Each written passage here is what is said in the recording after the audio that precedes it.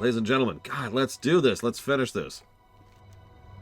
Dionys Arca. Illyria and I have scouted this area before, alongside some of our best soldiers. We stationed encampments on either side of the station, but I fear they'll come under heavy attack, and they need reinforcements. First order of business, teleportation beacon. That should do it. I am adding the coordinates to our beacon matrix. Walk in the light. Now that we've established a foothold, we need to rendezvous with our soldiers. We have Army of the Light encampments to the south, near where the Legion is kept, keeping their strongest warriors in some sort of stasis. Illyria went to scout the area. Find her. See what information she's gathered. Lend what assistance you can. Illyria is leading the forces there and will be able to direct your efforts.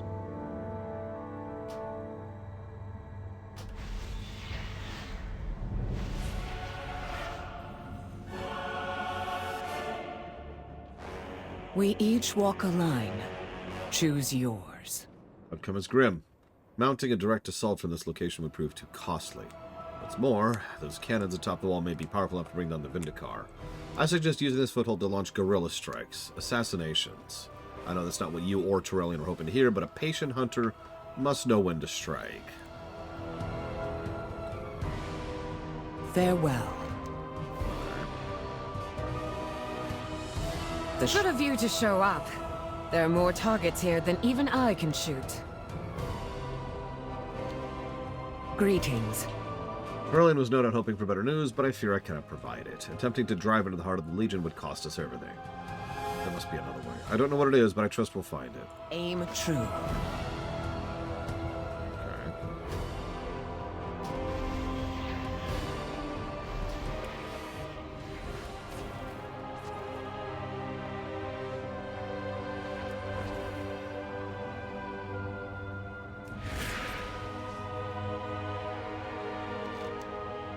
We didn't come this far. This is the Legion's heart, and is fortified as such. An assault now would be madness. We will need additional preparation to tip the balance. Oh, thank God. If that quest right there wasn't there, we'd just be doing the raid right now and skipping, like, the other half of the story out here. I just want to give you a shot of Antorus really quick. As you can see, it's, well, there's an ocean of fel below us. We're also actually beneath the surface of the Earth. That's the crust of the planet up there above us. We're kind of dug in here.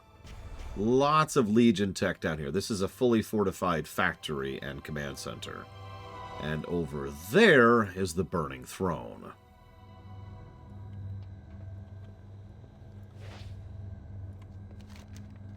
We fight for home, for family. Magni sent for you. I will direct our forces to establish a foothold outside the Legion stronghold, while you speak with Magni. All right, Magni, what you got?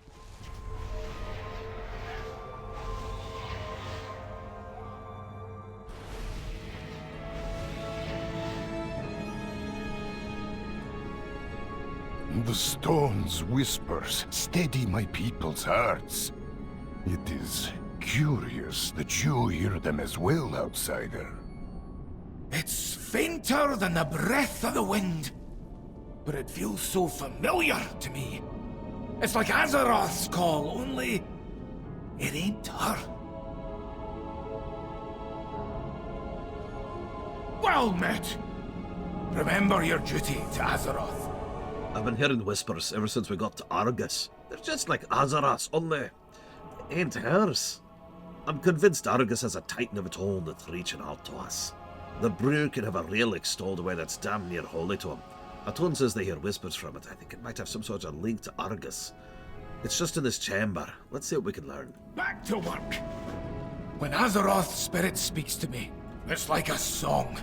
There's beauty in it, even when our message ain't exactly clear. Argus's soul ain't like that. He's tormented, broken. Careful, or his pain will overwhelm you. Yeah, what's happened to Argus? Stand upon the stone when you're ready. I'm just going to add a story positive for this, just by itself. It's hard to even put into words the horror that Argus, the person, has been going through over the last however many hundreds of years.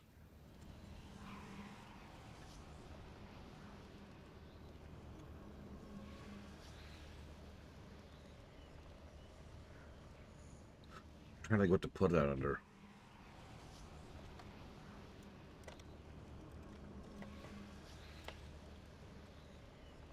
Azeroth cries out in pain. He needs us to see something. What is your bidding, Master? The circle nears completion. The mortals must not disrupt the rebirth. Those who will not serve shall be destroyed. It is the only way. Serve or die. Become the instrument of my wrath once again, Agramar. End this incursion of the light. So that's Agramar. A Titan. Agramar! The fallen Titan now serves Sargeras! This is bad. Very bad! Yeah. Yeah. Now, you probably notice, hang on, he doesn't look planet-sized. Titans can dump themselves into Keeper-level tech, you know, essentially as bodies. We've known this for forever, but we just saw this in the Tomb of Sargeras, because the avatar of Sargeras was exactly that. It was functionally a Keeper designed to house Sargeras' soul. So that's what Agramar's walking around in. A body Sargeras built to house Agramar's soul. A reprogrammed Agramar. These stones have tales to tell. For Azeroth! Azeroth was right and sent us here. We have to stop whatever it is Sargeras is planning, or we may not have a home left to return to when this war is over. You should go back to Torelium. Tell him what you've known. Our world must be healed. Yeah, Agramar's original body's gone at this point. Thanks, Sargeras. And I agree completely, Masterman. I think Sargeras thinks of the light as his enemy pretty much exactly as much as he thinks of the void as his enemy. After all, the light's been opposing him for quite a while now. And you know how Titan think works, right? If you don't agree with me, you are the enemy. He even said it right there, flat out. Those who do not serve will be destroyed. That's it. There's no subtlety there. There's no layers. Serve or die.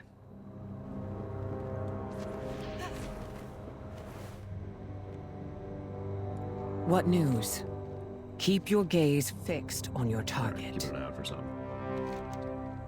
We fight for home, for family. Light guide us. Sorry, I'm just making sure we're on the right Walk quest. in the light. There's a lot of daily world questy, padding-y stuff I'm just kind of trying to skip over, so forgive me. We have already secured the ground near Nathrax's hold. It's one of the Legion's chief military fortifications. Striking now and hard may be our only opportunity. Dire Titan. The Legion must have harnessed the power of its soul to regenerate its armies in the Nether. If we can destroy it, the Infinite Army... So did you catch that? Would become finite. Taking away the Legion's advantage would give us our best chance to save Azeroth. I will meet you at our staging ground near Nathraxis. The Vindicar must be ready to help us secure the hold at a moment's notice. So in case you didn't catch that, and I don't blame you, the idea here is that Sargeras, supercomputer, has decided to go ahead and bypass the limitation of the setting.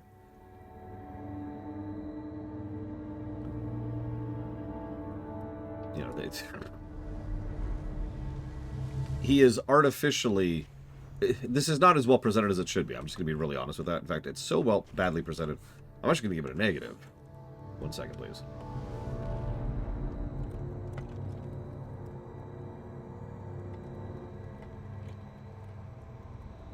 So, yeah, the idea here is that demons, when destroyed within the Nether, are permanently gone. And, yeah, that sucks, but that's how that rules. That's a rule for the whole setting. Elements destroyed on their plane are destroyed. Dead destroyed in the Shadowlands are destroyed. You know, blah, blah, blah. It's true for the whole setting. So the idea here is that Sargeras has essentially created a physics-breaking device using the soul of a Titan in order to force the demons to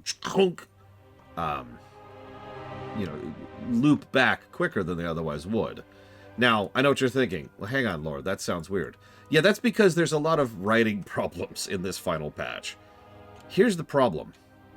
There's two possibilities here. Both are interesting, but they talk about it as if it's both, and I strongly believe that someone somewhere in the writing team wasn't connecting with someone else, because it's either A, they're bypassing the fact that they die in the Nether, therefore they can regenerate even in the Nether, or B, their normal regeneration outside of the Nether is being sped up. But they act as if it's both, depending on which line of dialogue we're going with. That's why that's a negative, because if... Pick a lane. That's all I'm asking. Pick a lane. Both are terrifying. Both are a huge edge for Sargeras and for the Legion. Both are horrifying, considering that you're essentially burning off Titan's soul in order to accomplish this. But anyways.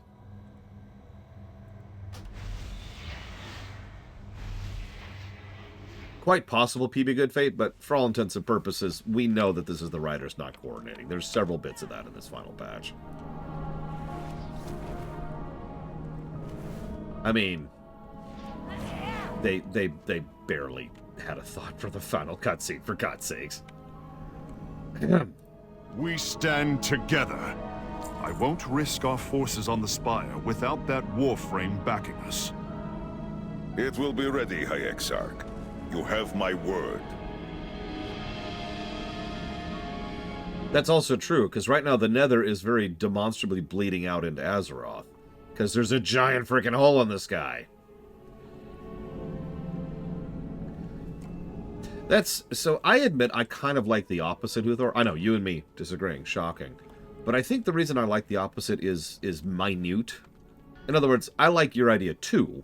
It's just I like the other idea a little bit better, because it's the idea that Sargeras, this super genius mega computer robot, has come up with a way to break physics. And it just kind of adds to the nature of how eldritch Sargeras actually is.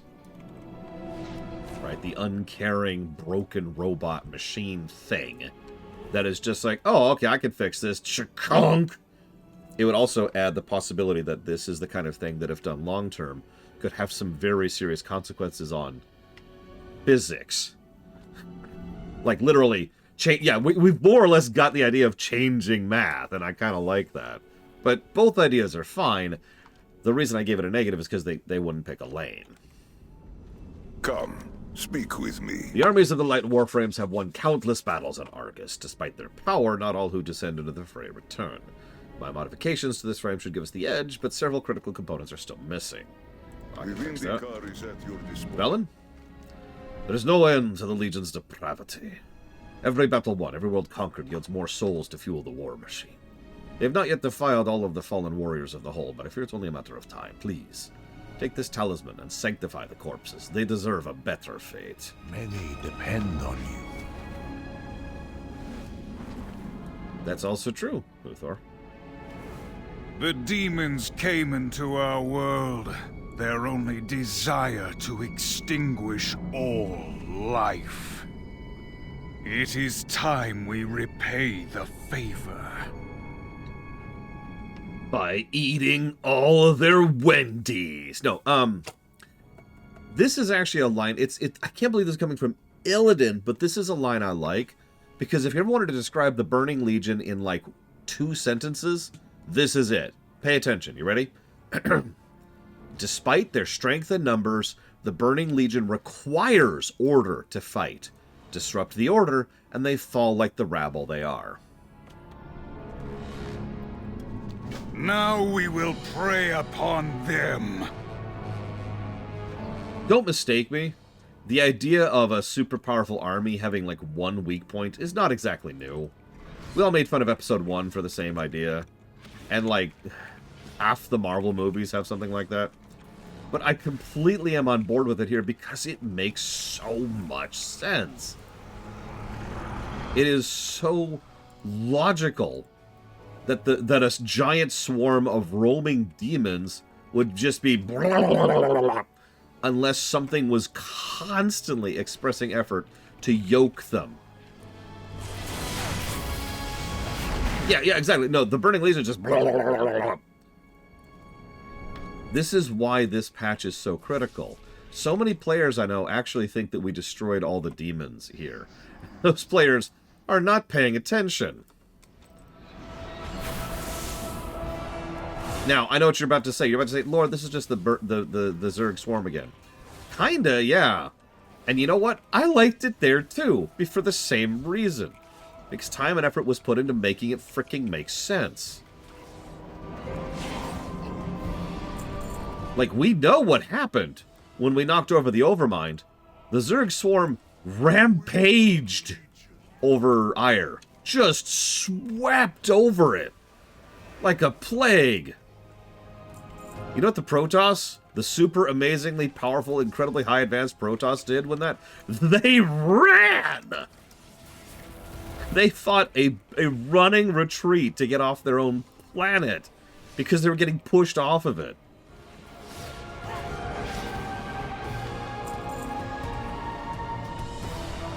So, yeah, I like this kind of thing when it's done well.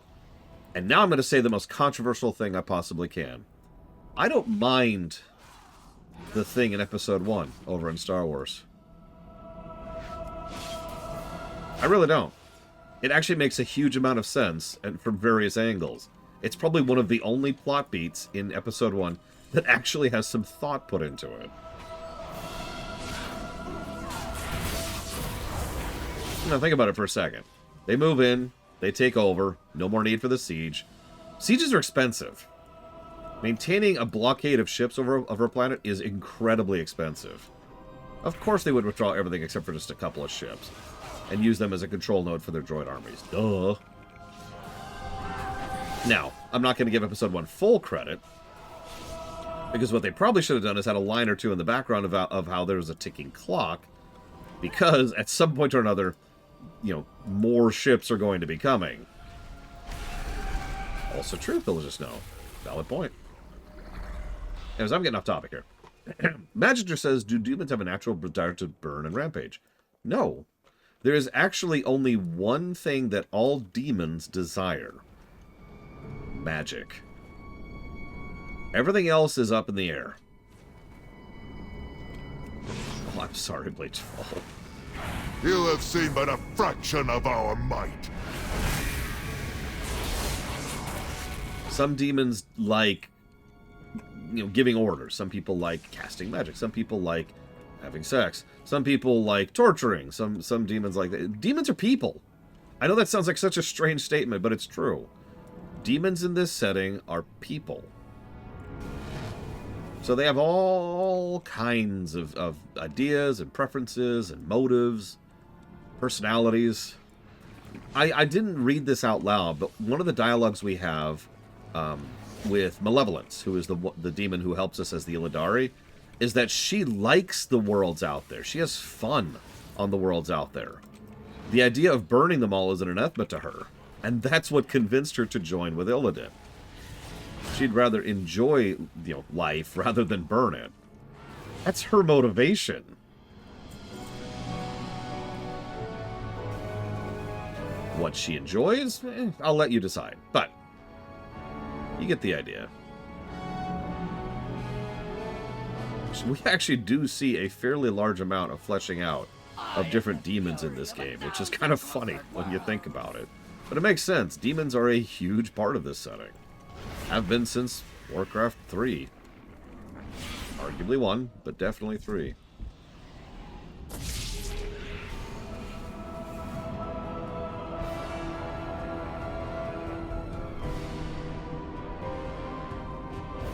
Oh, 100%, Magister.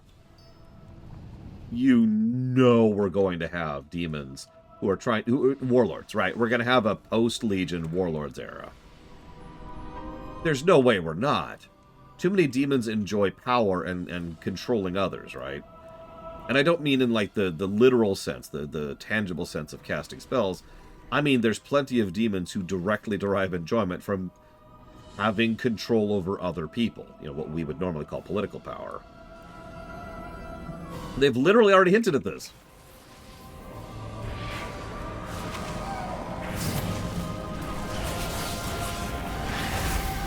The Lords of Argus. That actually does sound legit. Would it be right to kill off all the demons after this? It's such an odd question, because the answer really is no. There's a lot of demons that probably should be culled, but all? It's a rare setting where all of something should be purged. Oh my god, look at my inventory! Hang on. Let's. I have many hang wares. on. I'm gonna have problems here if I don't do this now. Give me a second, please.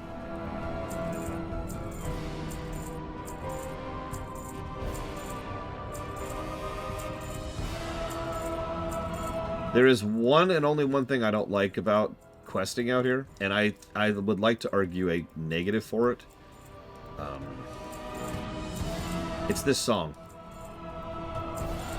It's a great song for the tone and the vibe, but it plays for an area where you're supposed to be questing and doing endgame grind stuff. It gets old. And that is a gameplay negative, specifically. Because you are essentially encouraged to constantly be listening to this song. It gets old. This is not the kind of music that should be playing for just randomly going and doing quests in the Crocun Wastes, you know.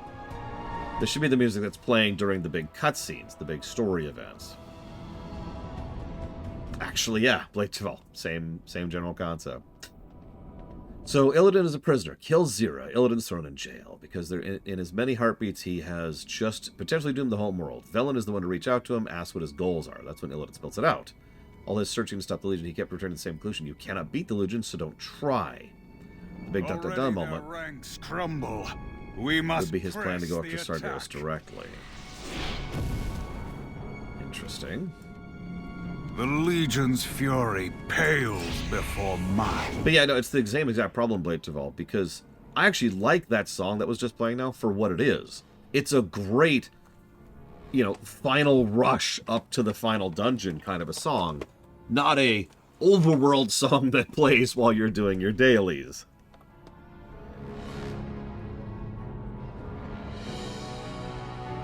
Speaking of which,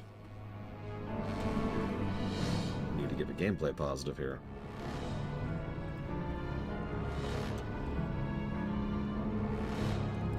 Yeah, exactly. You don't play Pandemonium while you're roaming the overworld. Great comparison.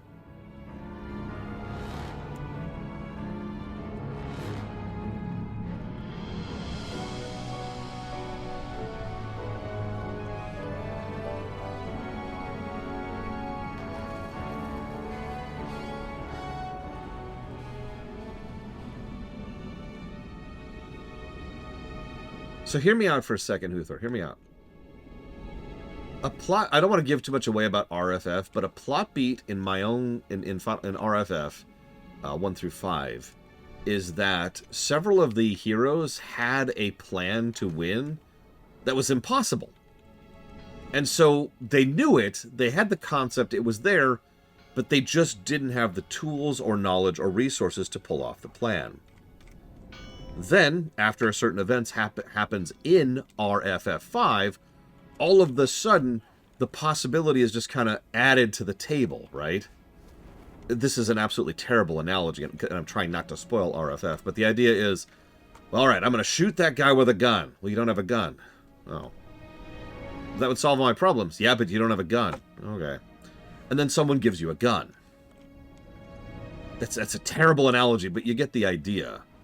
I like the idea that Illidan and Velen both kind of come up with the idea that the problem is Sargeras. The problem is not the Legion. The problem is not the demons. The problem is the supercomputer that's running them. We have to go after Sargeras. But how do you do that? And the answer is you can't. There's no way. And then the events with Magni happen. And then the gun is put on the table. Get it? Not all who wander are lost. The light will guide your way. I lend you my strength. Our warframe is almost operational. Just needs a good jolt to revitalize its systems. Warlocks in the pools below infuse pieces of Argus with fell energy to create living siege weapons. If we can extract one, we can jumpstart the core. Remember? Even number of facets. No occlusions. It has to be just so. You got it, Ramul. What's a facet? We've been presented a rare opportunity. Our scouts have spotted 2 Shivara priestesses in the western fell pools. The inner circle of Sargeras' chosen never leave the walls of Antorus. If we take them out, we might be able to sow fear among those closest to the Dark Titan. Make you them are wrong, Illyria. Those closest to the Dark Titan do not have fear. Or free will. Eridar are adept at manipulating the fell that courses through this world. Those who do not shape into living weapons build other armaments like the Spires of Woe. The Spires will make it difficult for even a small force to penetrate the main stronghold. We must dismantle enough of them to clear the way. Once the spires are out of the way, we will make our move.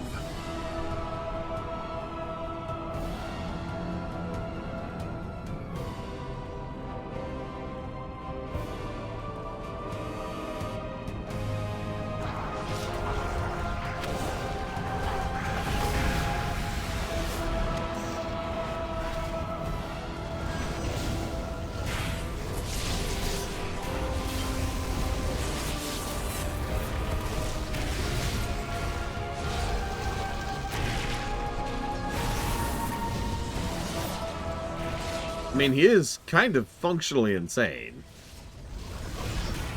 Even in canon, he's just cuckoo for Cocoa Puffs.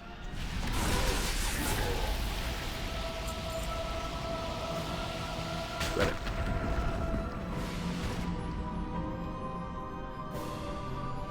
You know what? Hold up. Ah, that's better. It's okay. I literally have a playlist called Final Dungeon.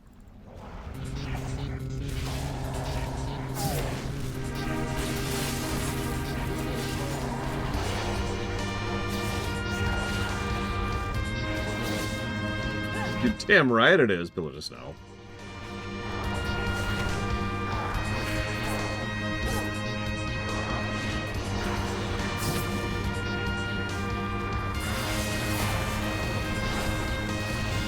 That's a good point, Master Man. That's a really good point.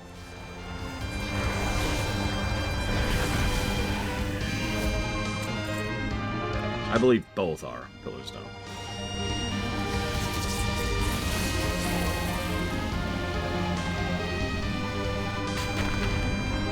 See, the problem is, I think you and I are actually of the same mind, Uthor. We're just bothered by it to different amounts.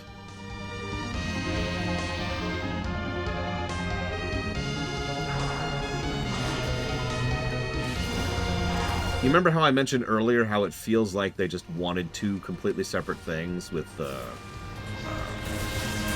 Argus soul thing, right? I have a very, very strong feeling, especially given something that's going to come up in future cutscenes, that this final patch had a lot of writers not talking to each other.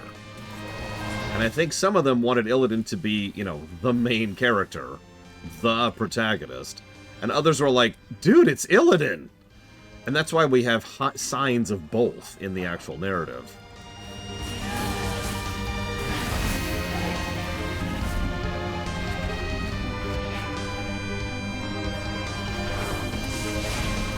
Because, like, Illidan's the villain here. Let's be clear. He's not, I'm sorry, he's not the villain, but you get my point. He lucked out more than once. We must all embrace the inevitable.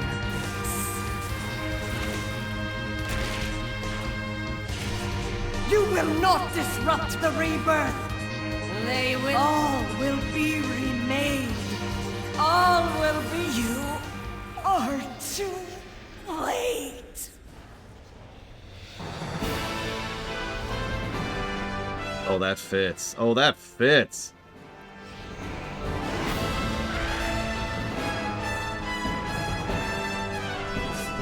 It's on random, by the way.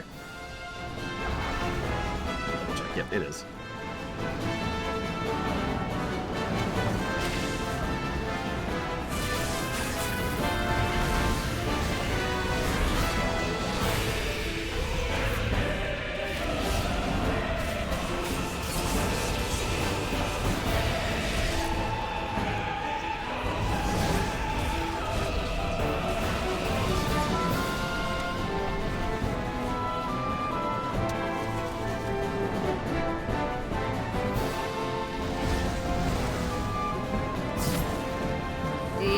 dare set foot in the sacred pools, suffer.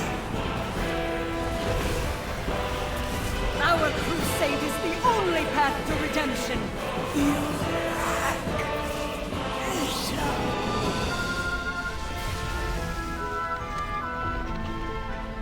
True believers.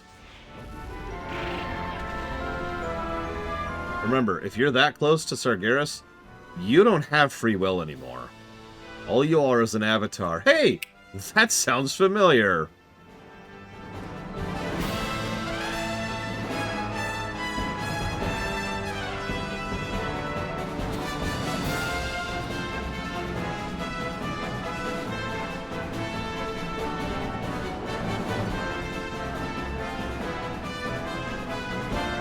I like that idea too, Hither.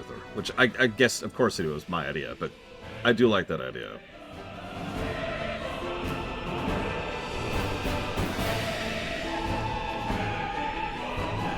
I mean, come on. Fell-marked horrorscape in front of a giant demonic fortress staring down at the planet, your planet that they're about to invade. Come on. This whole area screams Final Dungeon. Evil draws close. No war is won by a single act, but without the spires protecting them, the rest of the hold will fall. My hunt is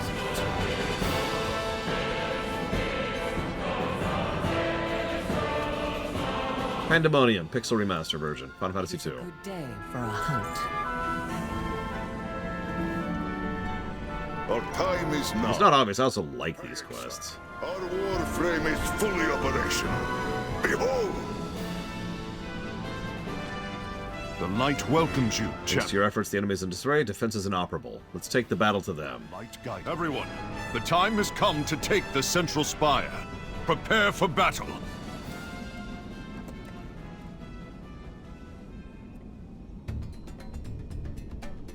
Hang on, one sec.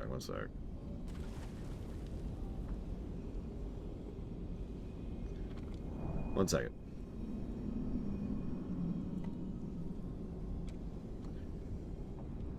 Okay. We will advance on the Citadel on the ground while you clear the way ahead. Expect heavy resistance. Nathraxis will not go down without a fight. Rendezvous in the central courtyard once he has fallen. Good luck.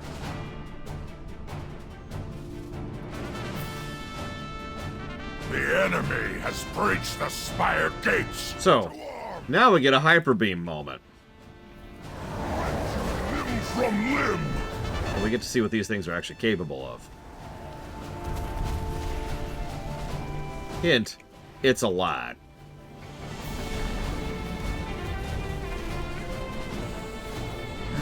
Dare attack us here? Your anguished cries will be a testament to all who dare assault the Legion.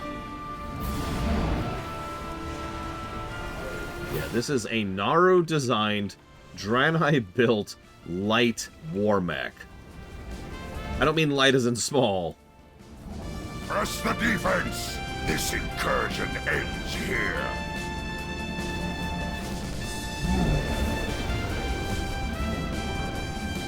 This actually might be a multiple Hyper Beam positive, because this is one of my favorite Hyper Beam moments in the entire game. Hi, Spartan. No shooting. No, these things are totally badass. You also get a tiny snippet. There's some storytelling here, too. It gets a tiny snippet of how the Army of the Light has been able to hold the line for the last 26 years. Actually, yeah, later all.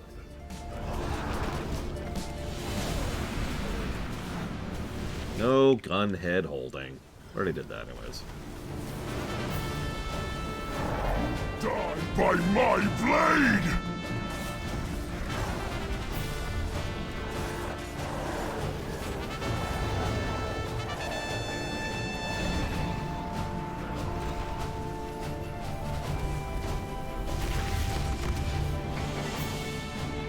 By the way, really minor point. You probably didn't even think about it.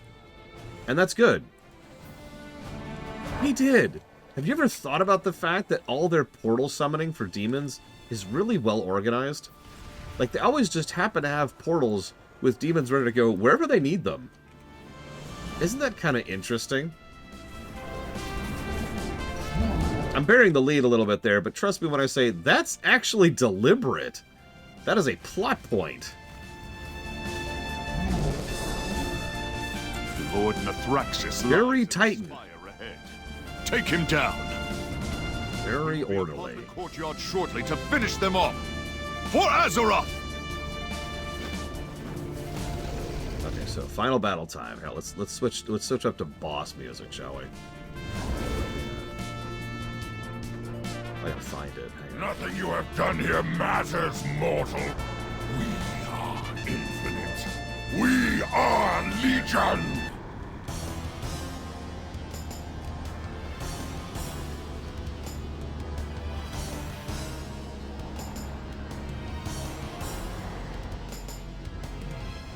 Bring it. You ally yourselves with the traitorous Draenei and their light, yet it leaves you so weak.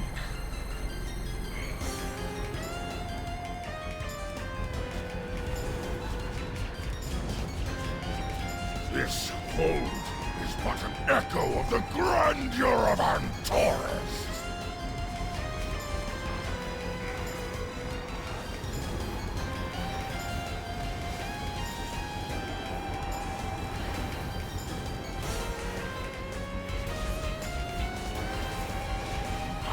Eagerly await your agonized screams resonating through its halls.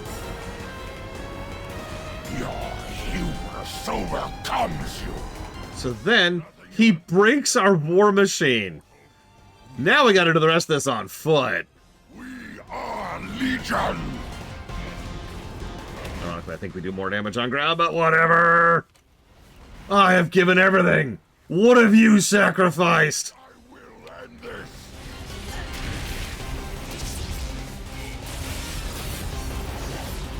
With my death, The day is ours. We await you outside, champion. Yet remember, in lore, we have never been stronger than here. That's true even as recently as War Within. These artifacts, at this point in time, are absolutely thundering with power. And we are at our peak fighting the most dangerous enemy we have ever faced. So, yeah. Us 1v1ing a Archimonde level Eridar Lord is not insubstantial.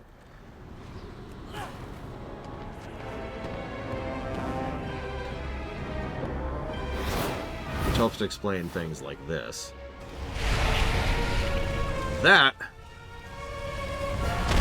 is a Titan.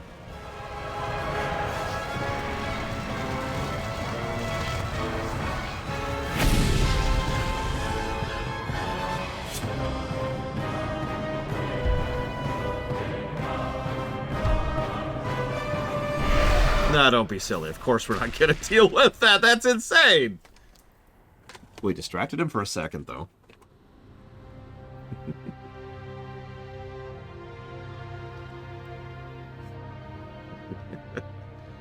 No, really. Actually think about that for just a second. He could have gone for the ship, and that probably would have been game. But we drew our weapons on him, so he came after us. Peace. So what Magni saw was true. Agramar lives once more in the service of Sargeras. The power at their command is immeasurable. The Vindicar cannot withstand their assault. The Titan Soul of Argus is the key to breaking the Legion. Our defenses must hold long enough to destroy it, or Sargeras wins. Yeah, it's not quite a Titan. Yeah, it's pretty much at the level of the Avatar of Sargeras. I would say stronger, because this actually does have a Titan in it, whereas the Avatar of Sargeras was the Keeper body that held a Titan soul. So this is still a step up from the Avatar of Sargeras. Functionally, what you're looking at is a Keeper body with a Legion soul inside of it. probably the first time we've gone higher tier than when we fought Lei Shen. If you force me to put numbers to it. Yeah, so there's Broxigar. All right, anyway, so moving on. We fight for home, for family. Walk in the light. I lend you my strength. Now that it has been thoroughly tested, we can now use the Lightforged Warframe as an ability. The Vindicar is at your disposal. Broxigar actually was in Legion. I didn't show him off because, not much to say there, really. We welcome your help. Here we go. This is the quest I've actually been waiting for. Let me jot down some positives really quick.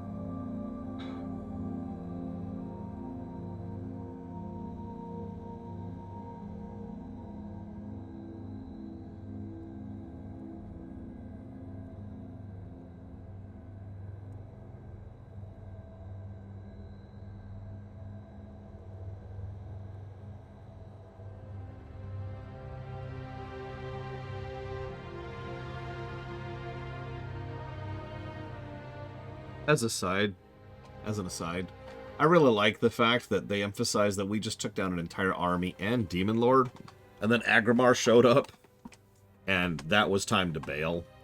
It helps emphasize the variance in power levels here. We know the Legion to be formidable, but recent events demonstrate we do not have the necessary strength to continue. We have come too far to fail at this critical moment. I know of a relic on Eridath, which sounds much better. My ancient home, that may be our salvation. We must take the Vindicar beyond the surface of Argus. I have given our plight much thought. As it currently stands, we will be destroyed if we challenge Antorus. There is one hope, one treasure that may give us the edge we need. We called it the Crown of the Triumvirate. A lifetime ago, my brothers and I crafted a relic designed to bring prosperity to all.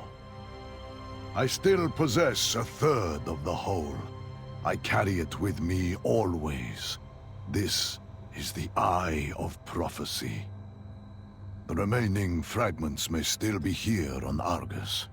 We must go to Eridath, where my brothers and I once ruled.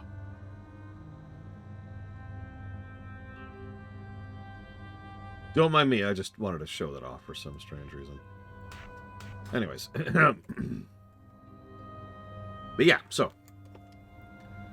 He's actually had that gem with him since BC. They referenced it briefly all the way back then. I wanted that mount. I noticed they re-recorded it, so he says Erida. I wanted to talk about that briefly. Every time. You had to get exalted and then have a bunch of money. That's true.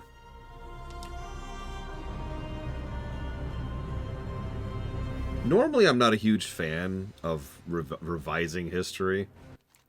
But honestly, I was completely down when they just ripped all references of those two assholes from World of Warcraft. Just ripped them out. Because screw them. And they were just light little jokey references anyways. Right? So it's not like we really lost anything by no longer calling it such and such ice cream or making an NPC named after them or whatever.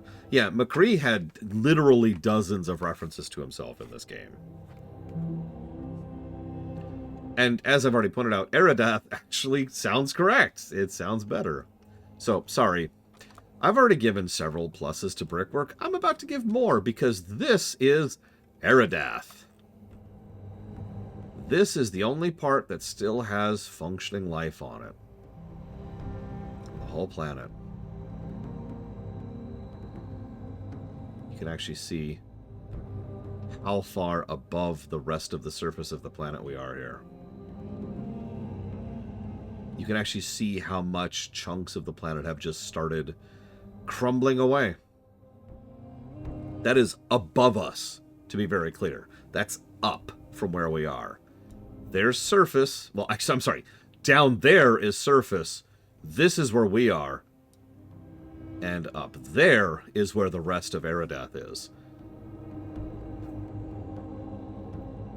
I love it. I love the work on this. If you pay attention, you can see the city lines. You can see the streets and the buildings and the lights and the trees.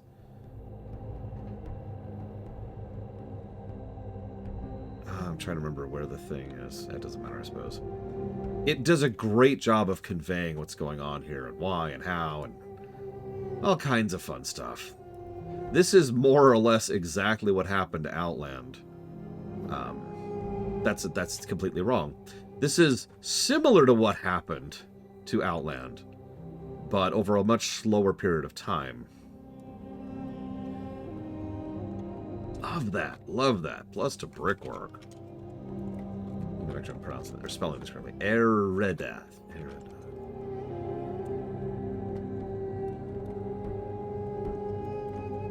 I think there's any way to recover it. This is Warcraft. They have crazy good terraforming tech. But do you think anybody's willing to go into the Nether to grab this planet, pull it out of the Nether, assuming they even can, and then fix this place? Having said that, I think it is doable on a grand scale, on a like over years and years, and it would be kind of cool if we ever come back to Eridath. I think that would be cool.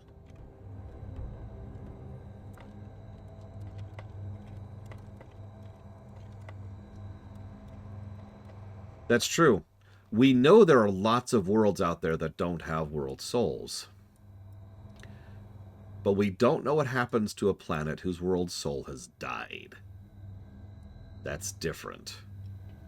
Well, I speak presumptively. I would think that's different. God damn it, Uthor. Something is amiss. Notice the music, by the way. Be just. What happened here, Prophet? Eridath was once the pinnacle of Eridar civilization. A beacon of progress that drew the malevolence of the universe to our very gates. The last time I laid eyes upon this place, I could think of nothing but escape. Talgath, my most trusted advisor, had betrayed me. I told him of my plan to leave Argus. I asked him to bring my family and join me. Instead, he went to kill Jaden. The rest, you know. Talgath is someone we've actually intersected with before, although I wouldn't blame you if you missed it. Talgath, you remember those swords that Silverfur is wielding? Talgath made those. We've also seen him peek his head in periodically during a couple of quests prior to now. Yeah, he's actually been around for a bit. This is some old buried lore. This is the, what do you call it? The deep lore kind of a thing. Talgath's name goes back a ways. Not all who wander are lost. You are the Instragam. I need to see it for myself. Our time is now, hero. Eridath. Looks just how I remember it. Forests, hills, Talbot. Oh, there's my old workshop is down there. You think if you had a moment, you could... Forgive me. You have more important things to do. Let me know when you're ready to go to the surface. May the Legion fall before...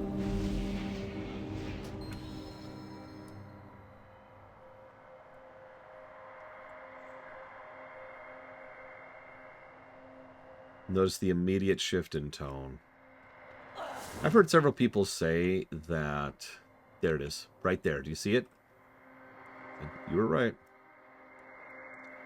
It's hard to pick out amongst that sea of death and green, but there's this one kind of bright yellow spot. Just to the left of that crag. That's the Zenidar. That's where we just were. So yeah, that's the first zone over there in the crust. The second zone is up here, hovering over the planet. The third zone is down below the crust.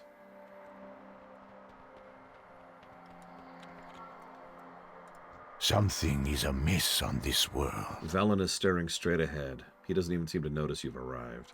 The light will guide your way. Talga is turned against us. No. It cannot end like this. Take the others and go, Prophet. That's Hatun, by the way. We will buy you time. The Broken from earlier. You do not have to do this! Please, keep my family safe.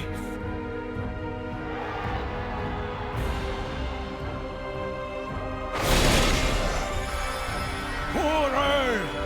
Help us! That is Kuure.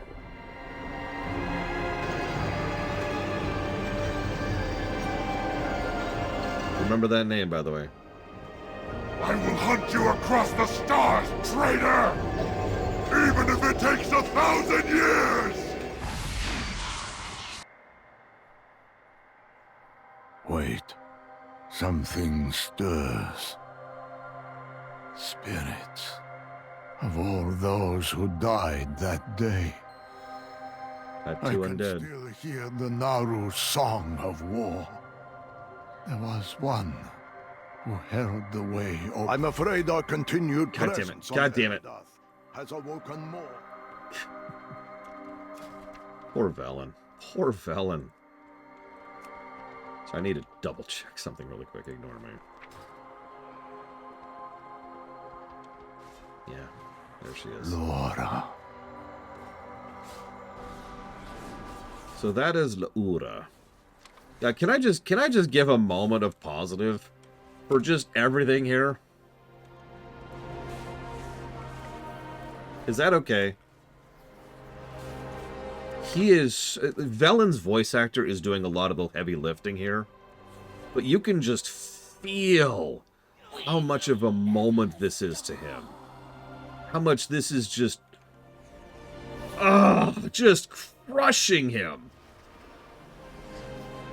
Velen's presentation and voice acting sells a lot of us on what we've known since forever. That Velen escaped from the Legion, bajillions of years ago.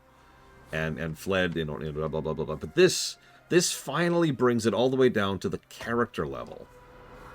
This actually makes it so that we can feel what the person was feeling during these big, grandiose events. You can read about the Holocaust, but what's happening here is we're seeing the perspective of someone who was there. We welcome your help. Many depend on you. Without faith, the battle is lost. This is the battle that raged while I waited in the Janadar. So many ran to join me, but Kil'jaeden inspired many more to stand in their way. My people were slaughtered without mercy.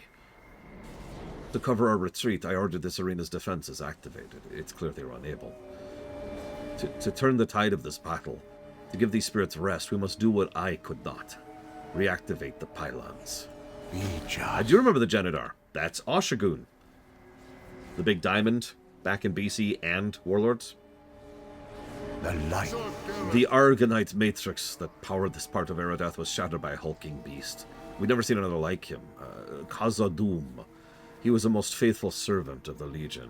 Yes, he is very deliberately named Khazad-dûm. He volunteered to undergo an experimental transformation to become the first of his kind. His arrival was the end of this battle.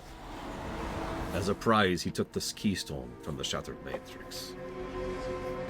So many were left behind.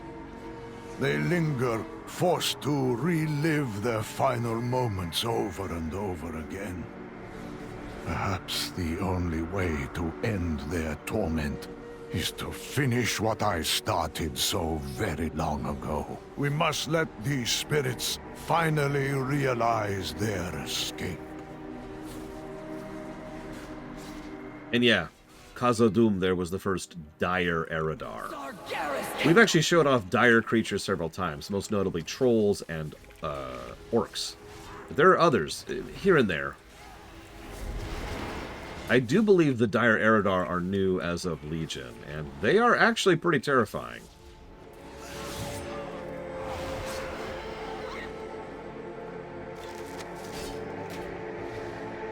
Yeah, they're big boys.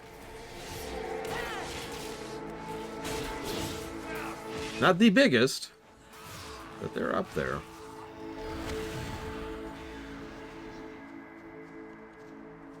I'm sorry. Legion has many plot problems, even this final patch, but whoever wrote this whole sequence, you know, Erideth's sequence, put some real thought into this, you know.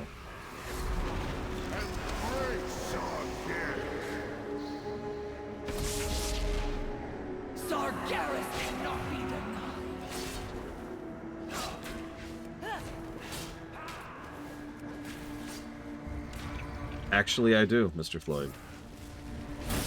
Remember that several people who worked on Legion took a bit of a hiatus. Obviously, Metzen's the big obvious one. I look forward to the day when we leave this shattered place behind.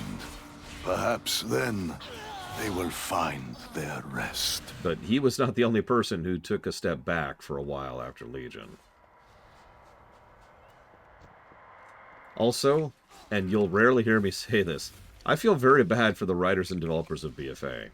They had to follow this. Several creators over the years have had to follow, you know, the big closing act.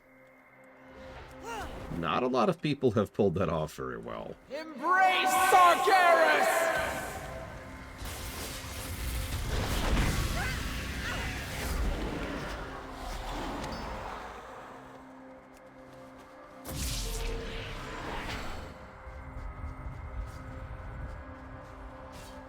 We actually briefly saw earlier Sargeras in his light form, masquerading as a being of light. There is nowhere to run!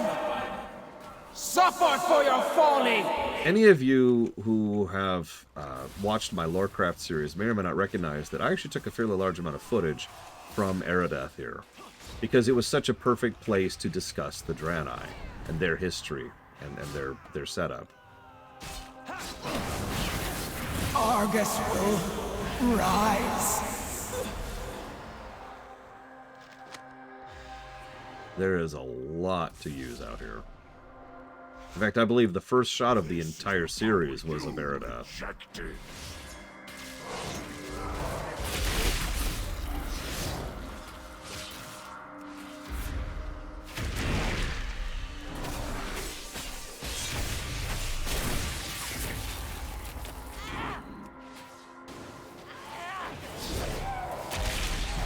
I'd have to think about it, Luke, because I know it's been done before. Did you notice he has people impaled on his back, by the way? Did you catch that?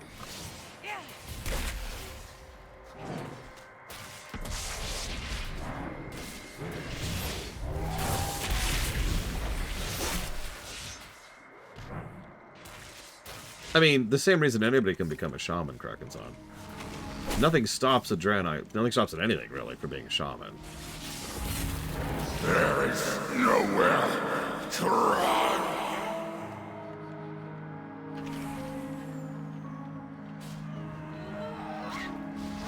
That being said, we see a little bit of that in Warlords with the Rengarai, which are functionally more druidic / shamanistic.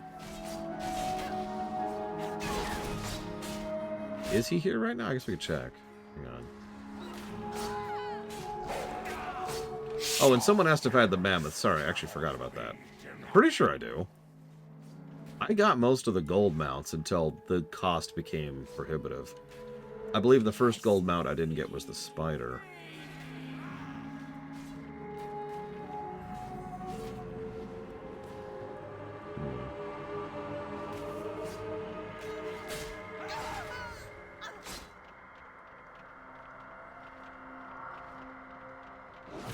You said to the left. I went left.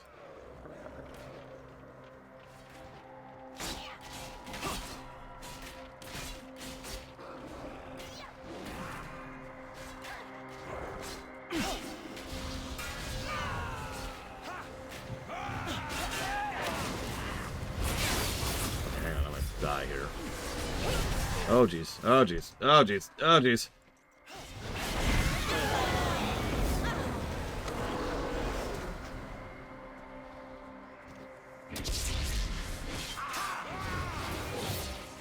Okay, I'm just getting overwhelmed here.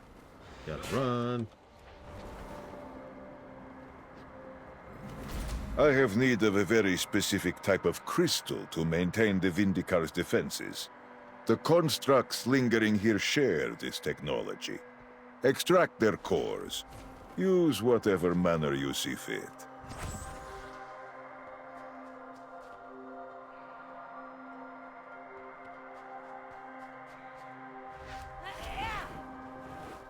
You're lying to me, Asmira Star. I think you just want me to not finish Legion today. Admit it!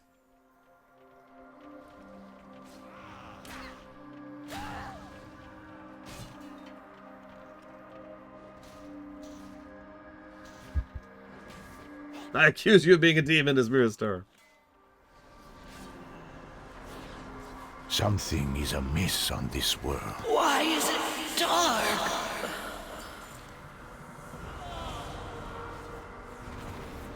Wait, what mount? Sorry, as Magister, what mount? What are we talking about? I've lost track of too many conversations. I still haven't even answered Loke's question. Let's see. I was thinking about something where they followed through and actually did a good job with it. I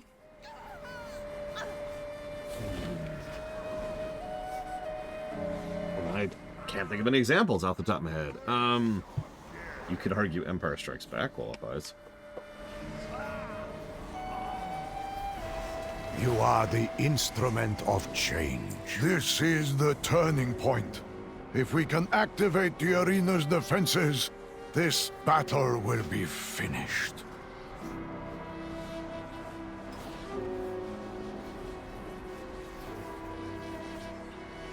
Sir Gillis cannot be denied.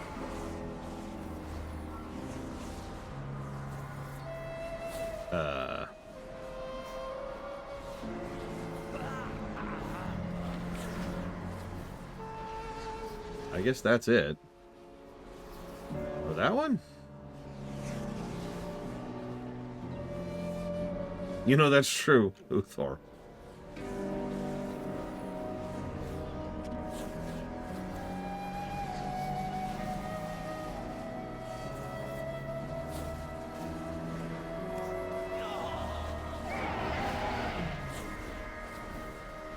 All prices here are reasonable.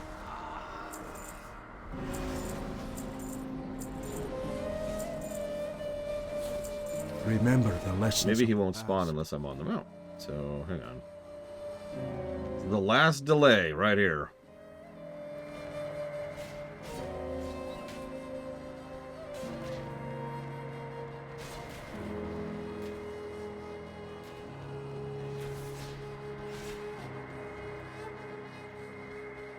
For real, we need to get on with this.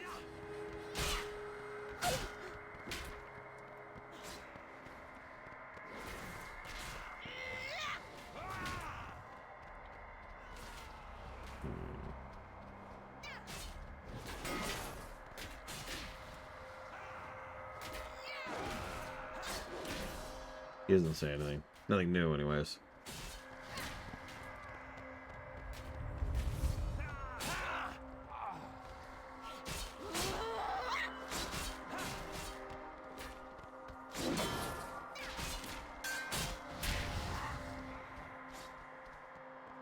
Yes! Flee! Flee!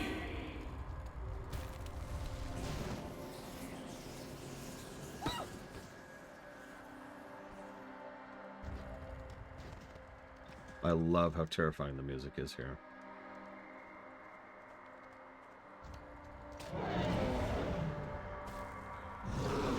Ah! God damn it.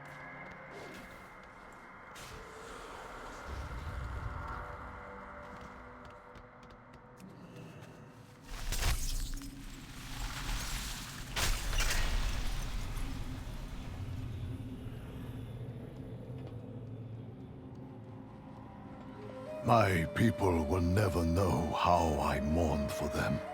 The depths of my regret as Argus grew smaller and smaller in the distance. I begged the Naru to go back. That is not your path, they told me. Is this what they intended? This is a fascinating thing. The Naru are not necessarily good, but I would argue that the only Naru who is overtly evil is Zira. The Naru definitely are very light, though. And, well, it's just such a Naru thing to say, isn't it? The lack of empathy, for lack of a better way to put it. It's not like the Naru were wrong. If Velen turned around and came back, all that happened is they'd all die or worse. But the answer just being, no, this is not your path. That is so Naru. Without faith, the battle is lost. We must continue on, but I feel Iridath is far from finished with us. We should take advantage of this relative safety while we can. Place a signal beacon. Many depend on you. Arcanon Poros, Prophet. The army of the light stands with... Isn't that Urel's voice actress? Your help is most welcome, Faria. But I love it, Huthor. It's so Naru. And I hope they do more with it in the future. Because as you say, we don't do a lot with most Naru. Not all who wander are lost. The light will guide your way. Now we begin our search for the crown of the Triumvirate. We'll start with the fragment Archimond carried, the Sigil of Awakening. To the east and north, you'll find all that remains of the great school of magic. It was there Archimond gained his mastery of the arcane.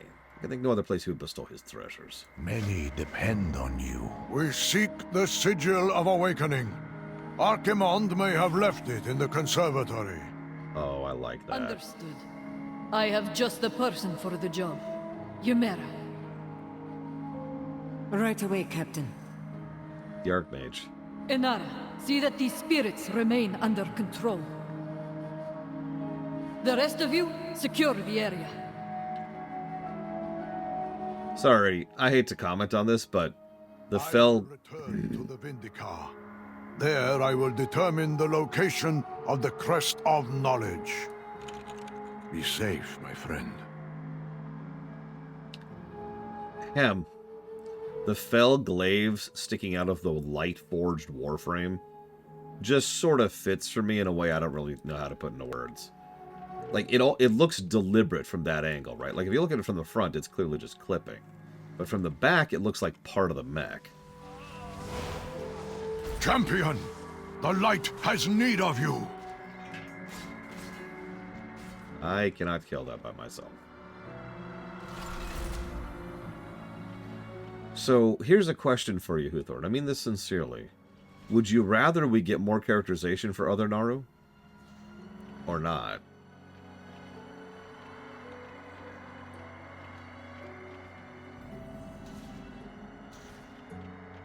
Because, yeah, Zira is one of the only few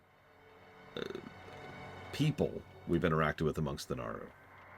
Most of what we see otherwise is based on their actions, like Ada or Ura. Or no. Oh, God, I'm actually screwing up their names. Hang on. So there's... That's not going to tell me, is it? There's the one in Akanai. And...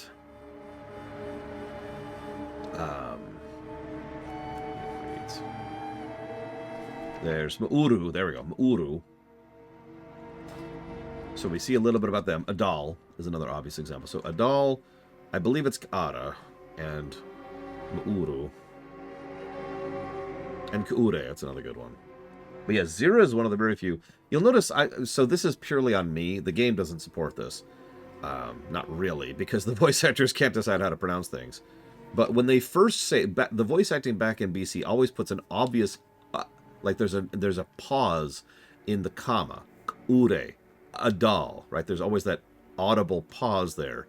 Whereas instead of saying Zaira, they always just say Zira, as if the apostrophe isn't there. Now, I've always done that on purpose to differentiate Zira from the rest of the Naru. I don't know if that's deliberate or not. Gatekeeper is inactive. This place has its share of secrets. Thankfully, I know enough of them to get started.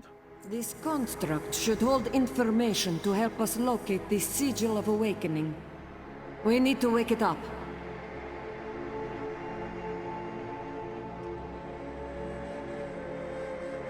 The Legion will stop at nothing. Be careful. I have an idea. The construct will be of use to us. We simply need to jolt it awake. We once stored great quantities of energy in conduits throughout the conservatory. They're still functional, but only just.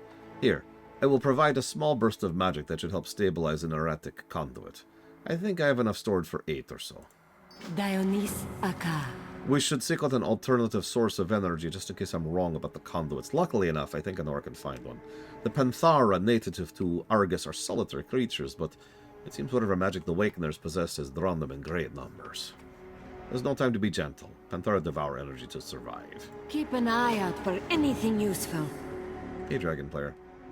Yeah, I know, right, Heather? Hear me out, hear me out. Let's have our cake and eat it too. Why don't we have the Prime Naru, like Zira, be freaks?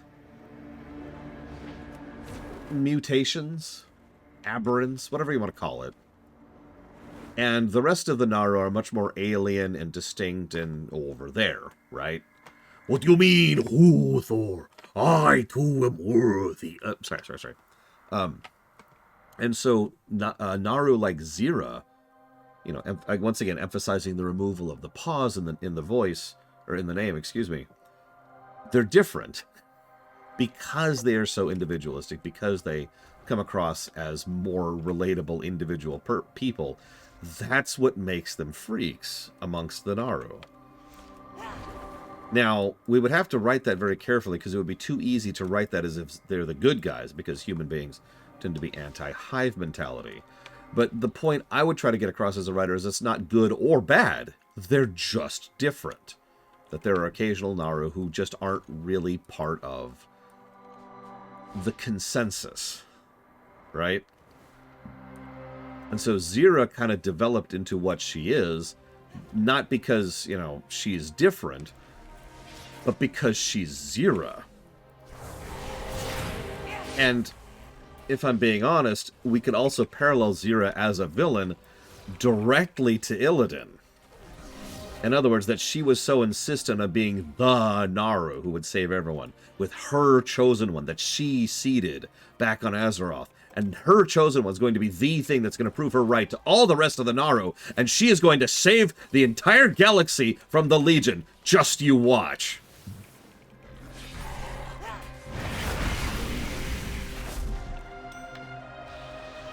Think about it.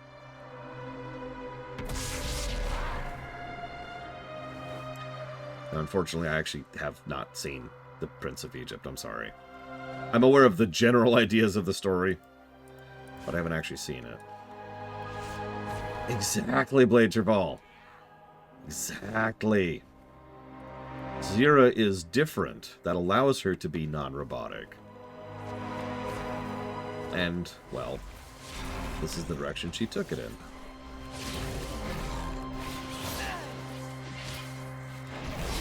Okay, thank you, Whisper. That is a good freaking question, Kraken-san. A friend of mine has had that exact same issue as recently as like 2 weeks ago. Farming anima to get a transmog. It's like, god damn it! Make anima cheap. Shadowlands is 2 expansions ago now. I'm telling you, we need that old content team.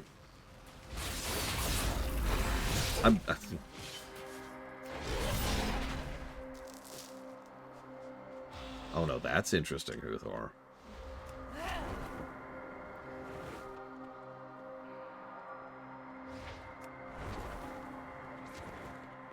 Oh, I like that, Huthor. I like that a lot. So, and I will use a direct example. Let's say I'm voicing... let's see which one of my characters is male. Alright, so let's say Swiftshot walks up to a Naru and is like, hey, I was supposed to talk to you? And the Naru responds with, yeah, you were. What's going on? Not much. Thanks for asking. Is there something you need from me? Yeah, actually. We need you to help us fight against the Void in this area. The Void? Okay, Void sounds bad. Yeah, the Void's pretty bad. And that's so great. I love that. I love the idea that they just talk right back to you in your same voice. That's great. Yes, yes. Commit.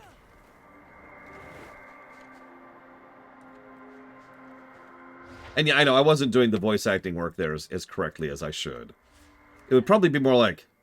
So Swiftshot himself comes across as very casual, right? That's his tone and vibe. Yeah, all right. So, hang on, let me try that again. Let me try that again. Give me a line for the Naru to say. Give me dialogue for the Naru to say. Because, you know, a Naru reaches out to Swiftshot, and Swiftshot's like, okay, hi. I don't... Normally, I'd offer to, like, shake your hand, or... I don't know. Should I bow? You want me to bow? I can bow. I don't mind. It's cool. And then the Naru says something like... Hang on, let me really think about this for a second. There's no need to bow, my child. You're amongst friends here, and allies. The demons have intruded upon our sacred sites, and we will now require you to face them in battle. Oh, okay. I guess I could do that. Is there anywhere specific you need me to go to do that? I mean, that's kind of vague. Swiftshot, you must enter the Temple of Light. Find the Void creature within. Banish it back to the Void whence it came. I've got a gun. You want me to shoot it with a gun? Can I banish something to the Void with the gun? Fear not, child. Your gun will do. I'm sorry, I'm losing it a little bit, but you get the idea, right? That's actually really hard to do.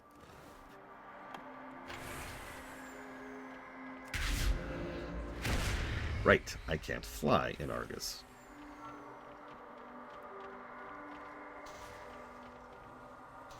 Heroes don't need plans, you know what I'm saying? It would be easier to do it in my natural voice, if I'm being honest with myself. Because then I could just act. So, you asked for me. I'm, Hi. I'm, Lore Runner. Some call me the Warrior of Light, and you... I guess you're a light thing? Should I bow? I'll bow. Thank you. Thank you for keeping me. I had hoped that would work. The lights are on, but no one is home. And then, you know, the Naru responds back to Lore Runner. Yes, my child. You are exactly where you should be. We have called upon you in order to act as our avatar of the light. Oh, okay, yeah. Go with that. Is there like a specific thing? I was hoping for more detail. Yes. You must go into the temple and find the void creature that is within, and banish it back to the void whence it came. Yeah, okay, I can do that. I'm more of a killing gods kind of a thing. Do you have any gods?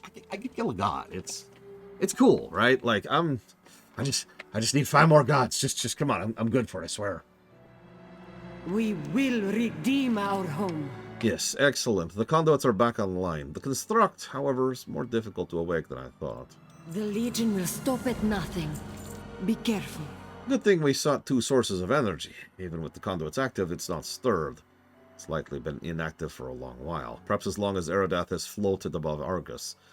What a long, lonely vigil it must have been. She is silent for a moment as she peers at the construct. Jostle it a little bit. One last burst of magic shall do the trick. I am going to need your help. Jostle it a bit, won't you? Sure.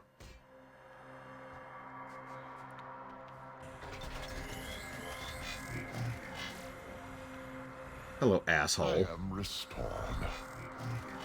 Oh no, I know that voice.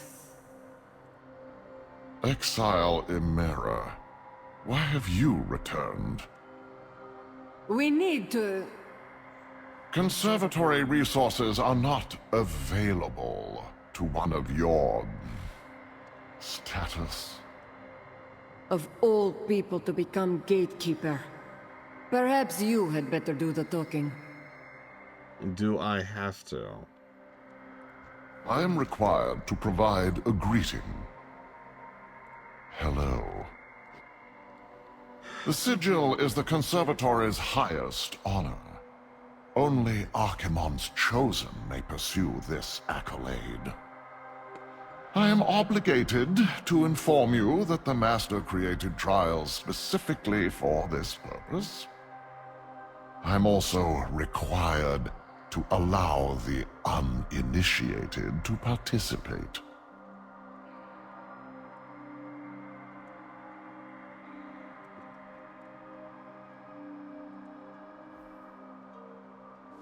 I am obligated to let us begin. If it interests you to know, I was once the keeper of the Conservatory's keys, custodian to all its locks and gates. To halt the ravages of time, I placed my soul inside this construct, and so it is I watch over the Conservatory for all eternity. It will forever be my burden to deal with the likes of you. Protocol dictates that I bid you farewell. My master Archimond was not known for his willingness to suffer indecision. He preferred to teach by rewarding frustration with more frustration, punishment with more punishment. Absolute conviction was required to succeed under him. The opposite end of the Conservatory, you'll find a large structure. Once inside, your goal is to overcome the obstacles placed before you. Emerge unscathed, and I'll be forced to consider your will strong enough to proceed. That gave me no pleasure either. Archimond expected greatness from his pupils. Only the most imaginative minds and the most adroit of intellects could ever truly fathom the deepest reaches of our magic. I doubt you can relate. The path to the left will take you to a set of 3 statues. Use them to collect your mark of cunning. To preserve the integrity of the trial, I will not be able to provide hints. If you do, by some miracle, happen to succeed, I will formally recognize your brilliance. Rules are rules. Archimond was an individual consumed by the pursuit of power. Only those who could match his lust would fare well under his tutelage. No, not for that. Get your head out of the gutter. You will fight what remains of Archimond's greatest pupils. These 3 once held such power of their own disciplines that the Conservatory remembers them now. Their echoes will try to kill you. Beat all 3 with limbs intact, and I will recognize your strength. Protocol dictates that I... Great. We will be on our way then. You, Imera, will have no part in this. But I will not deny you the opportunity to watch your friend fail. Someone do me a favor. Look up who voices Quorum. I may not be able to assist you directly, but I have information that could be of interest. Because, like, a casual glance didn't find it. Also, I love that we extract this guy. Which makes sense. He is a person. As weird as that may sound, whatever an asshole he is, he doesn't deserve to be lost on freaking Argus for the rest of his days roaming the Nether, right? He is an individual. He's not a ghost or arcane remnant or whatever. That's a guy who dumped his soul into a mech. So, yeah, of course we got him out.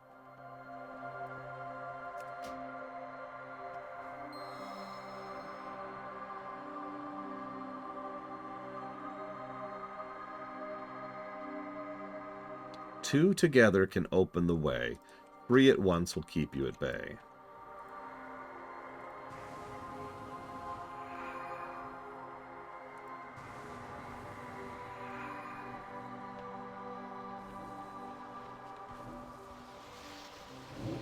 Yeah, unfortunately, WoW, like every other game in the entire universe, does not feel the need to actually keep track of who actually voices whom. Which is of endless frustration to me, if I might be so bold. Torment me! I'm going to say this one more time. If I, some random dude on the internet by myself, can keep track of every single voice actor for every single one-line NPC in the in the FF9 theater, then you can do it too, games industry. It is not that hard.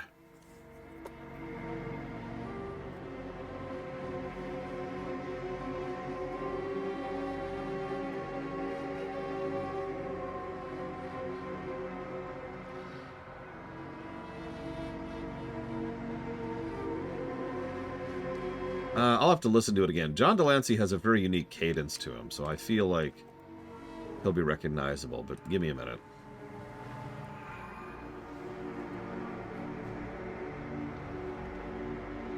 I don't think that's him, but I'll listen again in just a second.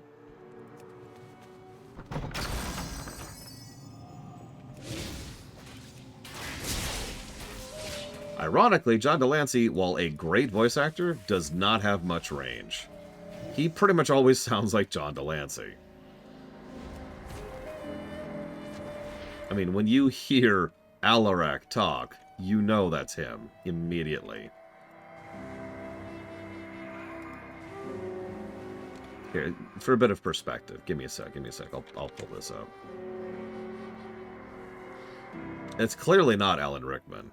They couldn't afford Alan Rickman for this.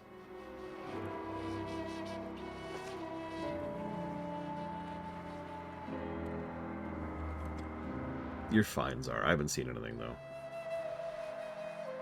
You address the High Lord? Okay, hang on. So there's him. So we'll come back to that in a second.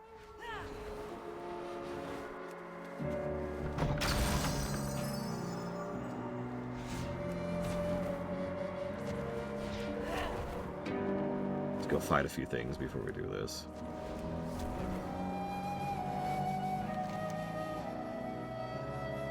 Come on, I want to kill you. Jarasu, Grand Vizier of the Conservatory. Yes, that's Jaraxxus. Same actor, by the way.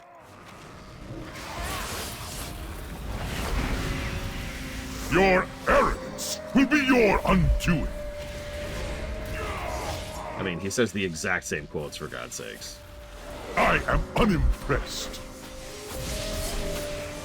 It is finished, then. Now, hang on. This isn't just a reference. This is the 3 best students of Archimonde. Of course, an asshole like Jaraxxus would be one of Archimonde's lieutenants, right? I will not restrain myself. Let us begin. Oh, excuse me.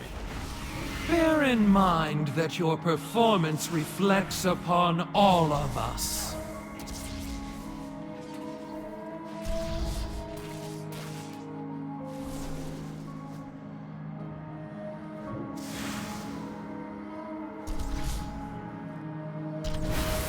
That's what I thought. I knew this was another one. This is Velisra. A little bit less known than Jaraxxus, because Jaraxxus has meme potential. This is one of the invasion bosses, both during the Legion launch event and during the invasions that happened around the island. You could stand to do better. And, as usual, same voice actors. Enough.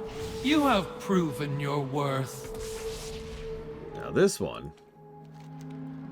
A fool's errand, but I will indulge you.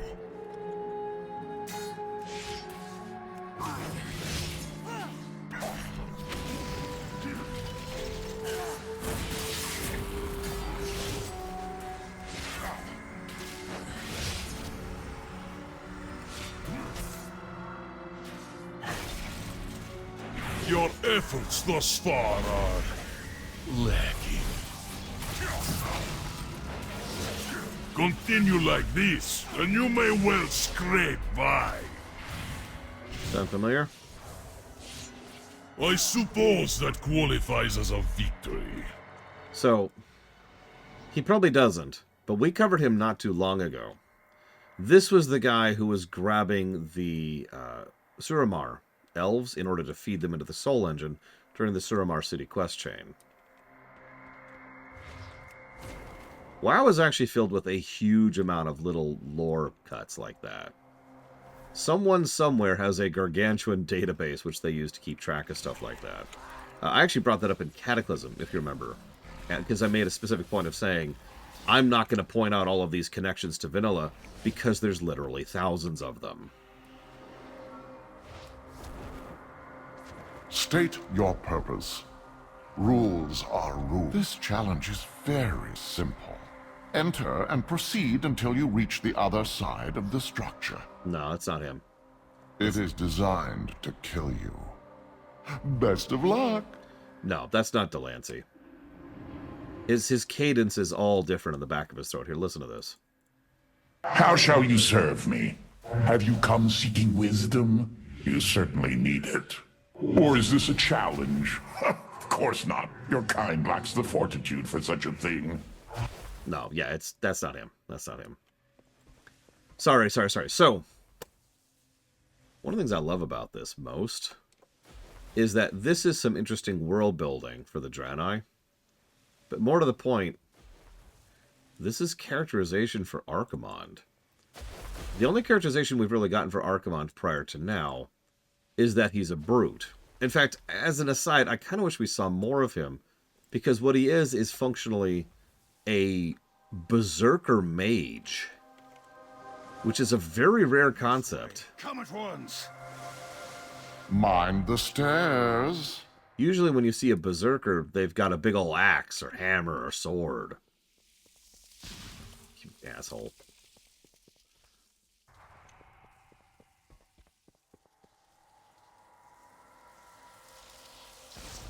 And now that's interesting, but this...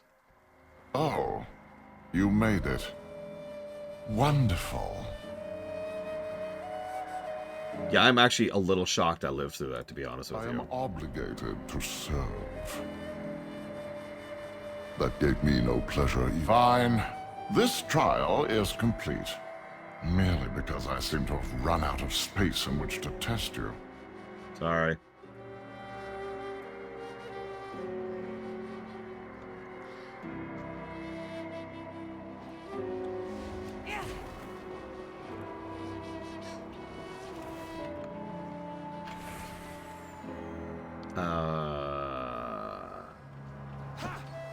You will not torment. Why can't you let us rest? It might be Jiraxis. Sorry, I'm not sure. I didn't really play Hearthstone. You know, that could be Darren DePaul. A, he's got the range, so he can do all kinds of things with his voice. And B, we know he was doing a lot of voice work for Blizzard at this point in history. Hell, he still is, for God's sakes. Let me check something real quick, because there's an incomplete database of the roles he's played just in WoW.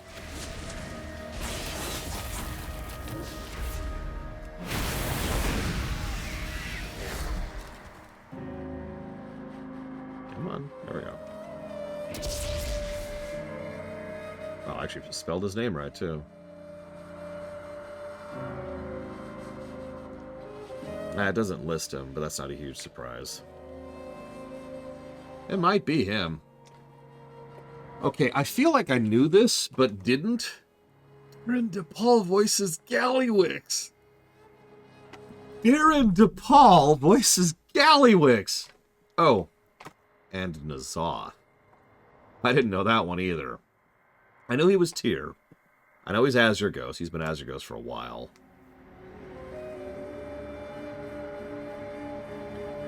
God, he does a lot of roles. I do not see this guy on the list.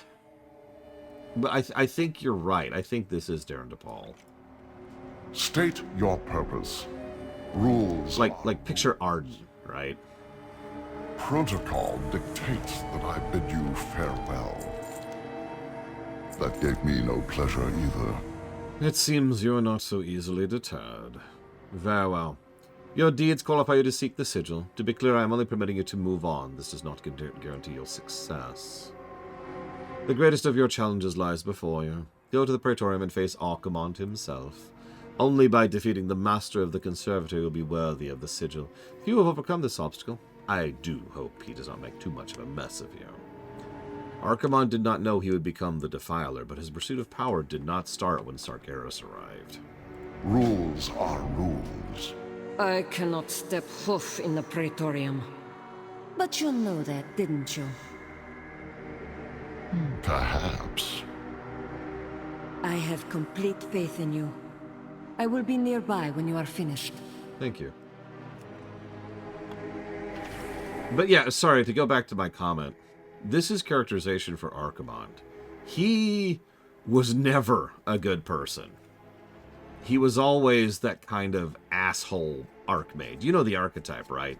The over-demanding, churning through apprentices, gets away with it because he's supremely powerful kind of mage. We've seen mages like that in WoW. Oh god, they do, Huthor, you're right. Ah, yes. It has been too long since I have humbled a pupil. Come, face me. Yeah, Archimond was a very ambitious aristocrat who happened to be a supremely powerful mage. Bad combo. I must confess, these trials do provide endless amusement for me. I should mention this fight was actually hard at certain levels, like depending on your gear. You think yourself clever for getting this far, but I know how it will end. I should mention, part of the reason we're having such an easy time is because we're pretty well geared. We have mostly 357 gear. Yeah, we're 346 overall. 357 is the cap for our level. And we're playing a Demon Hunter, and I know what we're doing. Nothing against my will. I will break you. A worthy tribute to my conservatory's teachings. You will do Argus proud. Claim your prize. Did you catch that, by the way? He still took credit for the fact that we beat him. You found it. Such power. I can feel it from here. Bring it to me, quickly! We have established a safe perimeter below. Before I answer that off the deep end, I want to show something off very, very, very, very quickly. This is an invasion. Now, I loved invasions. I did these constantly just for fun. You know why? The Legion's forces are Shut up. unprepared for your... So these are other worlds. There are several of these. And each of these is a very different biome, which has its own mechanics and gimmicks to it. Some have vine things, some have floating platforms, some have exploding terrain, some are molten stuff where the ground is constantly being covered in lava. There's all kinds of terrain-y kind of stuff to these. And then you have to push through the demon forces who are invading it. These were very cool. This is some of my favorite endgame stuff that they've ever done. And yeah, it was a great excuse to really show off some other biomes and to do some cool stuff. And yeah, this is very Zangary. Little different, but only a little. Only a little. And usually these would all lead to a boss fight, which was an actual boss fight, too. Fun stuff. Anyways, sorry, just moving on. The thing is, those were more interesting then than they are now. Because then you had dozens, if not hundreds, of players doing them constantly. Nowadays, well, you saw, there's nobody in there.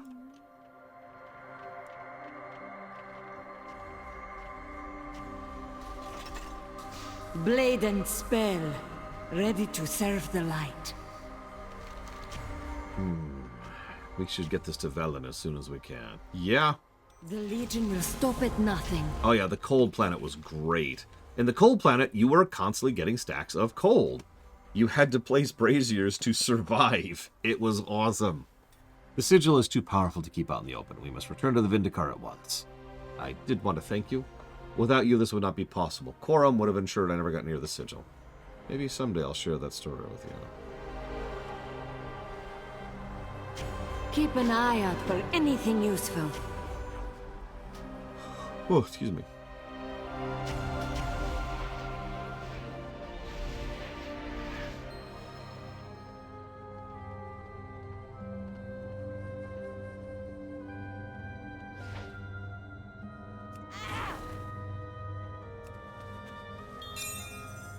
1 of 3. Technically 2 of 3. We welcome your help. You are We also just unlocked a new ability out in the overworld. Archimond was disdainful of the sigil's limitations. Without the rest of the crown, it gave him little power. And power was all he ever craved.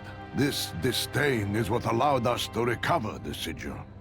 Had he anticipated its value to us, he most certainly would have destroyed it. I do wonder what he hoped to prove with his trials. Was the sigil itself the test, perhaps? We are one step closer to unlocking the Vindicar's true potential. All that remains is the crest of knowledge. Then the crown will once more be whole.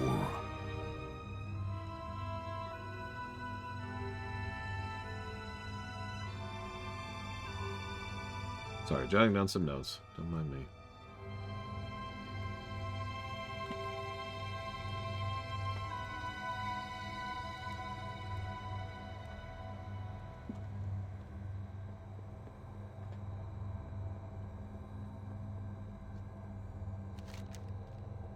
I will finish my hunt. The Legion brazenly advances on worlds beyond Argus, spreading its forces thin. Find their portals and kill the demons on the other side. I mean, Archimond was just a brute. And that can work as a character. So, who do I prefer more, Kil'jaeden or Archimond? That's actually an interesting question.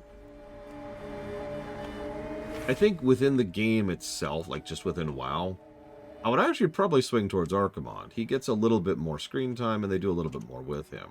If we count the greater lore of the entire setting, Kil'jaeden is more interesting. At least in ways that they never really properly fleshed him out, which I think is what hurts him. In response to Blade Traval, I would get stuck on the train. In response to Blade Traval, most notable characters are assholes to some extent or another. I mean, grab that.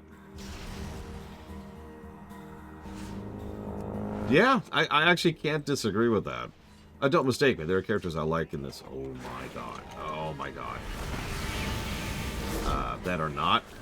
Quite a few. But then again, a lot of the really engaging characters tend to be dicks to some extent or another. Give us his name! Ooh, okay. Okay, hang on. Well, yeah, look at how they approached both Archimond and Kil'jaeden back in Warcraft 3, for example. This really hurts. Wow. Ooh, hang on, hang on. Yeah, Archimond is summoned, destroys Dalaran himself, and then immediately just charges up, yells at his subordinates for failing, typical bad guy behavior, and then assaults the World Tree personally, which is exactly what let us defeat him. Kil'jaeden shows up in Frozen Throne, gives Illidan a second chance to serve him, and starts moving through and operating around other agents, which is very Kil'jaeden.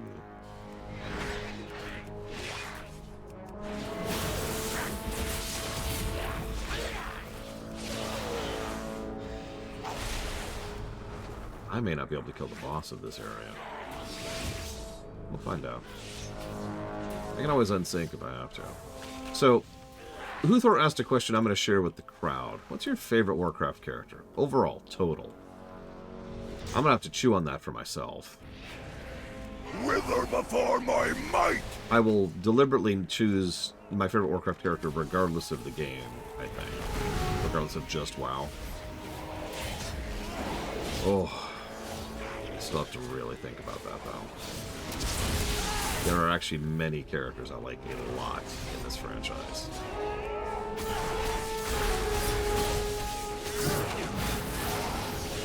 Man, these hurt.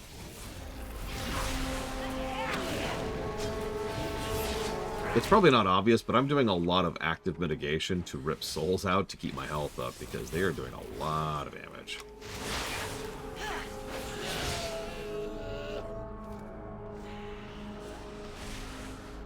I'm also trying to avoid recency bias, because, I mean, War Within did a lot for Anduin, you know.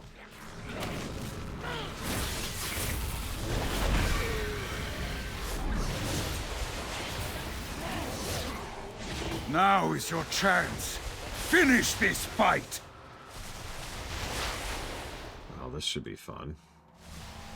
I might be able to do this. Swift and unmerciful. I need to be blowing... Oh my god, I need to not be blowing cooldowns on you. No, I need them for the boss. I need them for the boss! Ah! Dead. Just dead.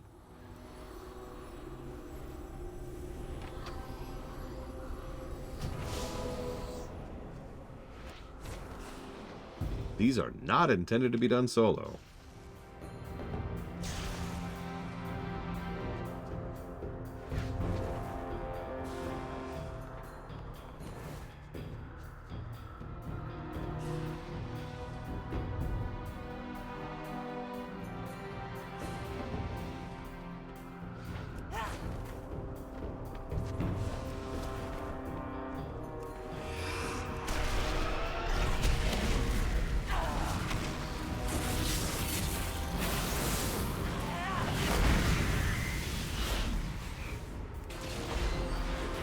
Oh crap, I changed my buttons. Oh my god, I think I'm gonna die from that mistake. Come on, do it! Do it!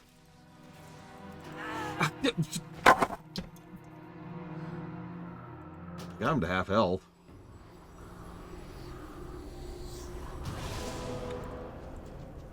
Oh, that's right, his health stays. Hey, I might actually be able to do this.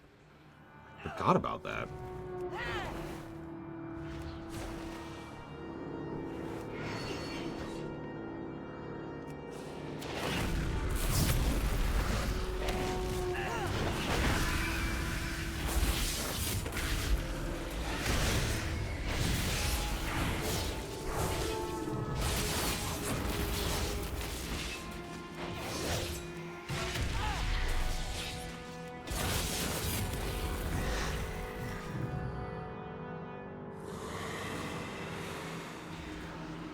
Okay.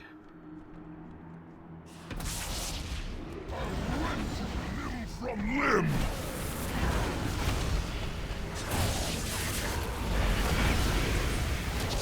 not sure I can manage the rest of this nonsense. There's just a few too many things in one bundle for me to take down. I don't think Thrall's a boring pick. Thrall is a very good character. Ignore the haters. Thrall's legit.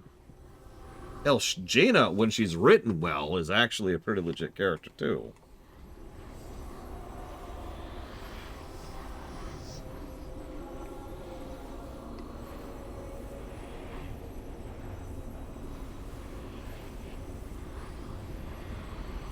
You know, when she's not a Dreadlord.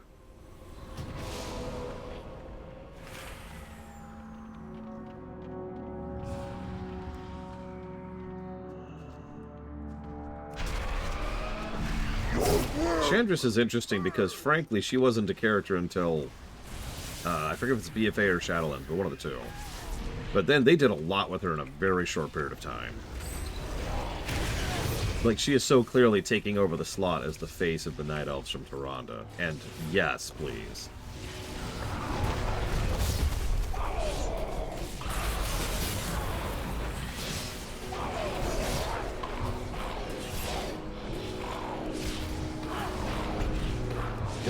God.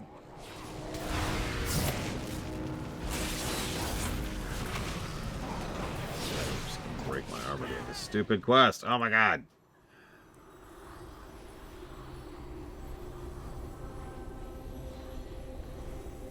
Bane arguably hasn't really gotten screen time yet. He had a very, very brief thing back in Kata. Basically a cameo in Pandaria. Yeah, I do believe that's it.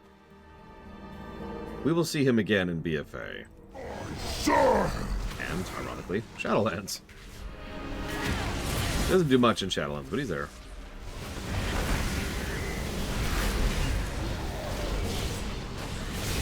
And Dragonflight, of course. Oh my god! Oh my god! Oh my god!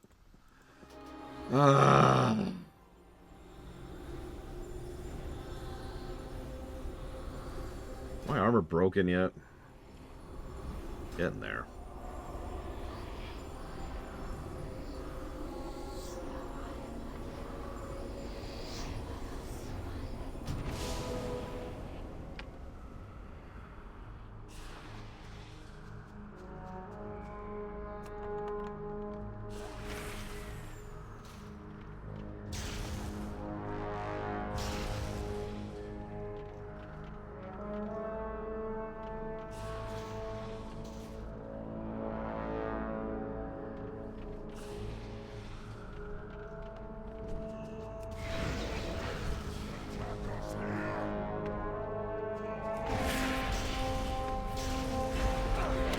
Jesus. I couldn't even start. I couldn't even start.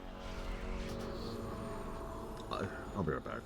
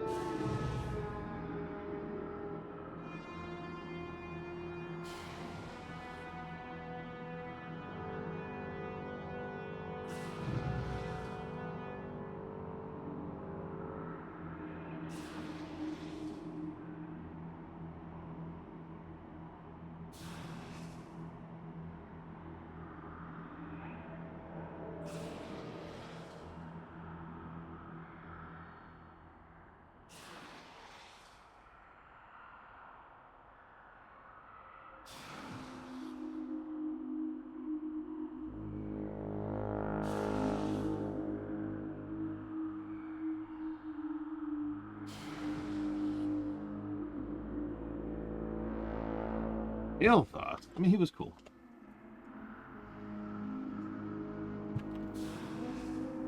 Okay, let's try this again. Oh, now that all my cooldowns are back.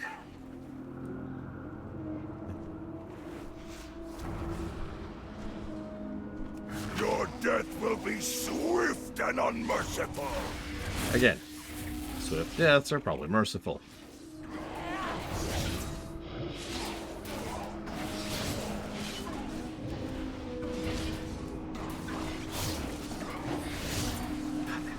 Oh.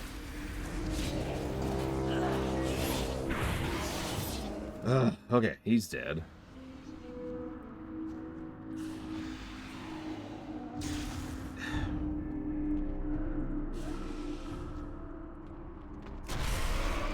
Your world will be purged.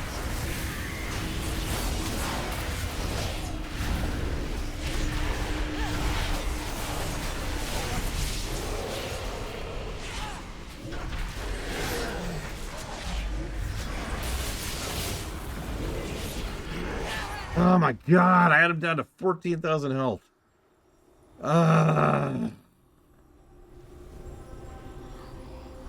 This is really not designed to be done solo. Gotta have a vendor on my back. Many deals for a friend of the Grummels, like you. I did kill the one guy.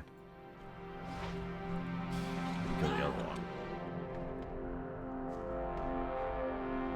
Favorite... Okay, so real talk, my favorite character overall is Thrall. But it's cheating. I know that sounds strange, but like, pound for pound, Thrall is rarely not a good character. And he has had a lot of screen time across literal decades. You know? It's like saying, who's your favorite character in the original Star Wars trilogy? It's probably Luke, because he's always there, and they've done a lot of great stuff with him.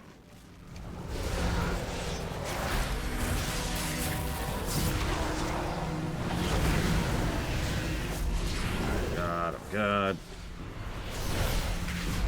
Why isn't it working? Do it!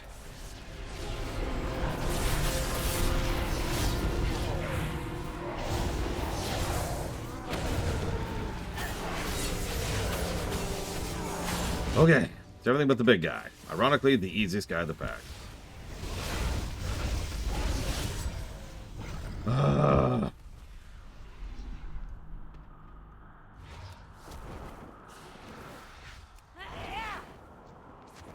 So pound for pound, you know, in terms of pluses to story, yeah, it's Thrall. I don't even feel bad about that. Of course, it's Thrall. You cannot hide from me.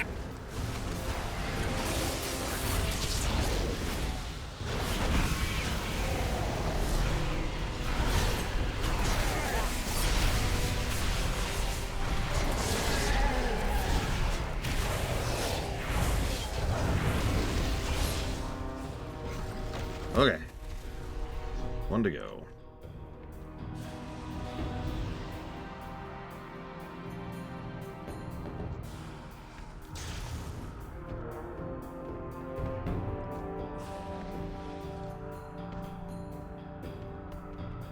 Yeah, doesn't he show up in Book of Boba Fett or something like that? As like a nothing burger character.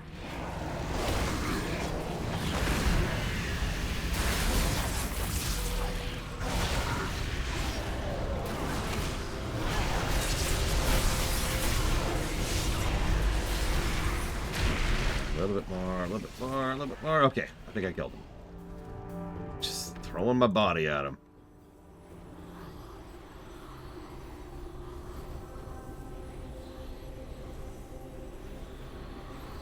Yes, Major Domo of Jabba the Hutt. Dewanawanga. Edaba no Skywalker, no Bata.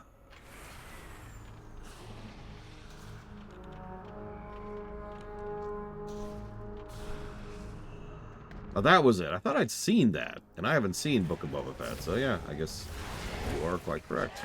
Those no just keeps proving me wrong. All she looks for at this point.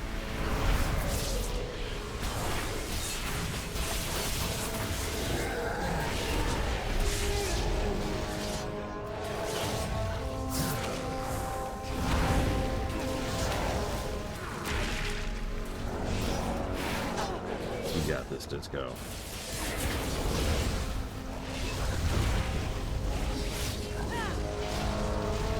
The first episode is, as of yesterday, actually, Muskerman. To the lives you knew, the Legion has come. So now I have to fight the boss. Finish this fight! I'm not sure I can do this.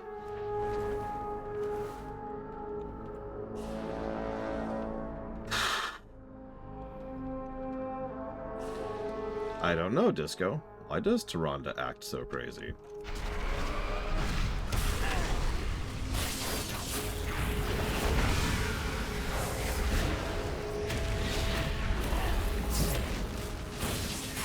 She does heed the voice of a loon. That is true. That's wonderful, by the way. Oh. No! No! No! No!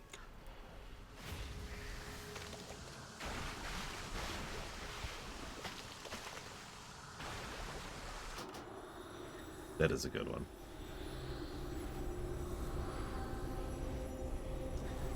Apparently there's one roaming trash pack left that just decided to roam into the fight.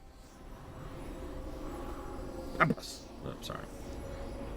Uncle Gal, that's the best character right there.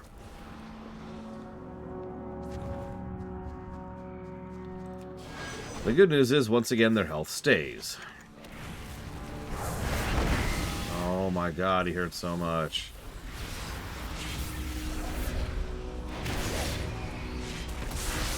None of his crap is interruptible.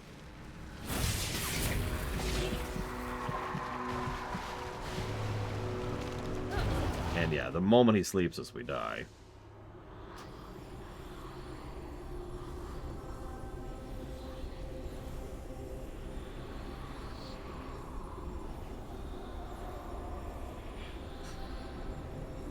You're probably thinking why I don't just go unsync. First of all, I'd have to then go resync. Second of all, it would completely reset progress on this, because this invasion doesn't exist unsynced.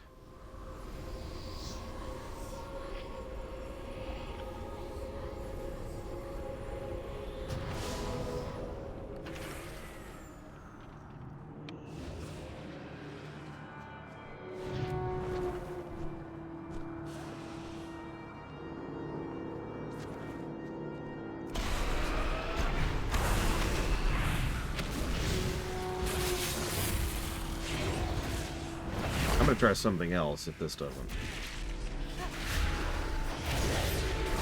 work. Which it won't.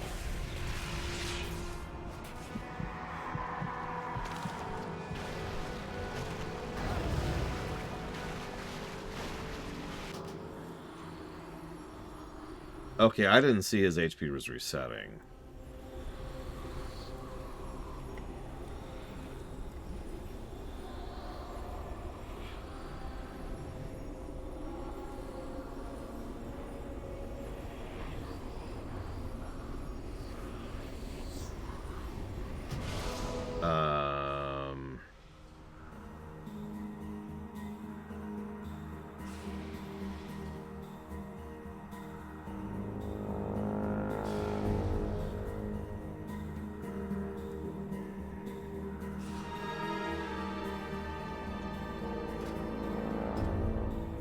No, none of this. I'm effectively soloing a dungeon boss.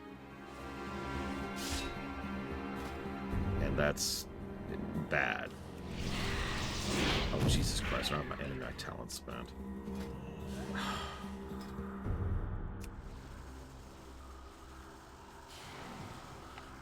Okay, okay. I accept. I suck. I lose. Let's go. This is incredibly frustrating.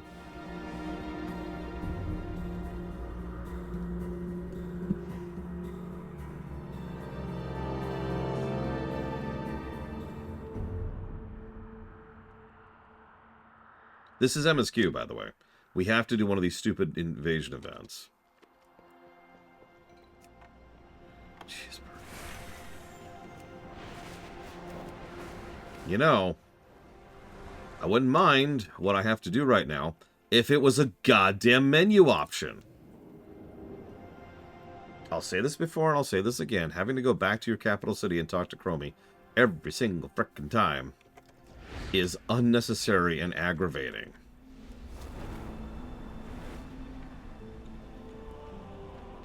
That's true. We haven't had cause to give gameplay negatives recently, just story ones. The game was like, you know what? I think we can manage a gameplay negative. And I do think this is a gameplay negative, because there's really only two options here. Either you're trying to experience the content legit, in which case screw you, or you're not, in which case you don't get to actually experience the content legit. This is a no-win scenario. But you can just bring friends. Uh-huh. Yeah, I need several people. Shut up, Raytheon! I need several people to come with me, get to level 67, experience lock at level 67, something a lot of players are very likely to do.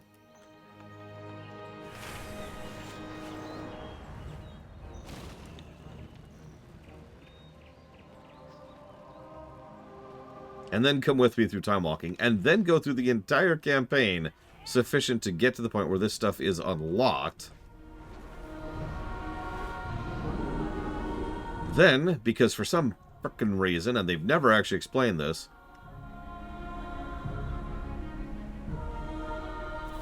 yeah, exactly, Uthor. Like, being unable to solo this doesn't bother me. It would never have given a negative to not being able to solo dungeon or invasions. For the same reason, I don't give negatives for not being able to solo dungeons. Azeroth must not fall. Problem is, this is MSQ mandate. I can't continue the story until I do this.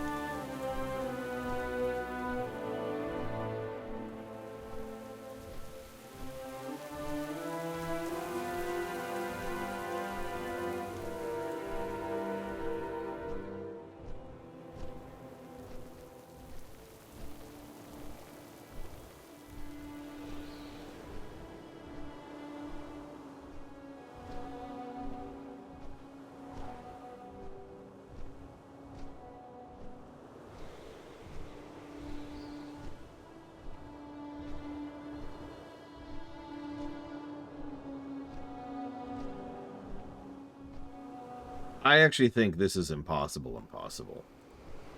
I think I am just getting stat-walled. He hits, and again, it's like trying to solo a dungeon boss. There's probably very specific specs with very specific setups that can solo group content like that. And I know that because there's a series of challenge runners who go out of their way to try and solo raids as a Death Knight. Impossible! Oh, hey. I refuse to believe she now leads the Horde. Not after all they did to our people during the war. There's more.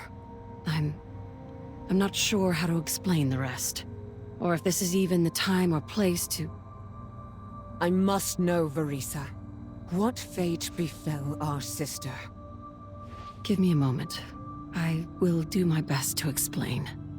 Okay, so that's neat and all. We had best discuss the matter in private. But I actually hate that dialogue. And you know why? Let's go here. Because at no point does she say, it's not the Horde, which would have been the relevant reaction to that. Instead, Illyria, who has only ever known one Horde, that would be the demonic Horde, by the way, is weirded out that Sylvanas would work for the demonic Horde. Which, that makes sense. But Verisa, rather than even beginning to try and correct her, is like, no, she's totally in charge of the Horde.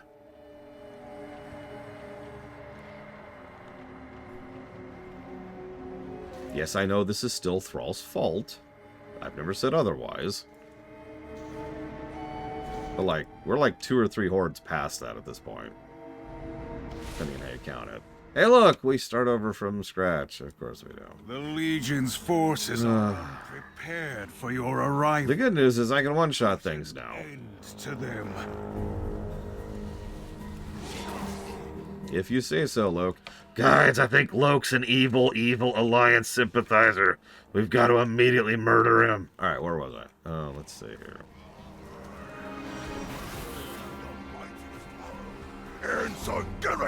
Real talk, though, and I mean this. As of this point in time, post Pandaria, any member of the Horde who sees themselves as no different from the demonic Horde is insane or stupid. I'm sorry. That is nonsense. That is pretty much the exact equivalent of... or dead. These fools should Yeah. have run when they had the chance. In fact, I don't even think there's a real-life equivalent of that. Standing.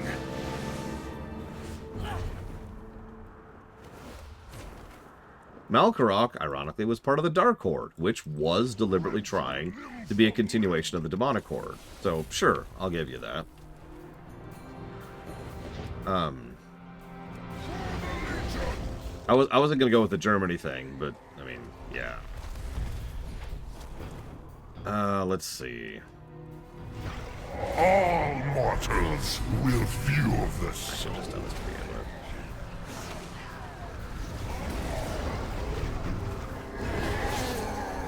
Bid farewell to the lives you knew. The Legion has come. Sup? Now is your chance. Finish this fight. Done.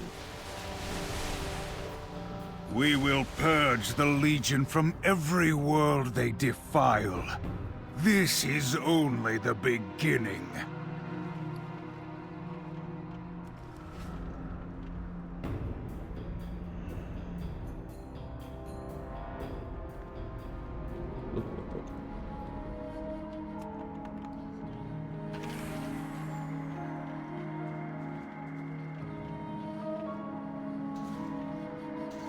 I do agree with that, Uthor, that Thrall was trying to create a cultural connection with the tribes of Draenor, and I'm going to phrase it that way very specifically, due to what can only be referred to as ignorance on his part. Ignorance and a little bit of Son of Moog syndrome.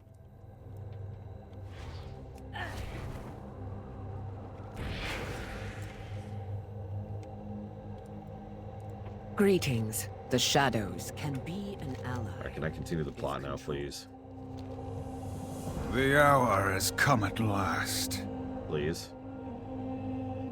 Please? There it is. Didn't come this far. Oh, I was gonna be pissed. We have a problem, Neverrip. The Legion has come to Eridath. When you claimed the sigil, it was as if we announced our presence to all of Argus. The eyes of Antorus are firmly upon us. But just wait, it gets worse. Velen took Captain Faria and her forces into the Aranor Gardens to search for the Crest of Knowledge. To my knowledge, they are now behind enemy lines. Come with me. We need to bring Velen back before it's too late. Dionys, Arca. Time is of the essence. We must not let the Legion capture the Prophet.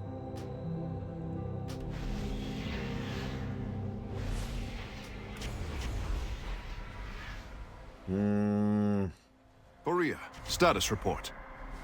Barat sent up a signal flare a short time ago. He is alive at least. I have heard nothing from the others. Then let us waste no time.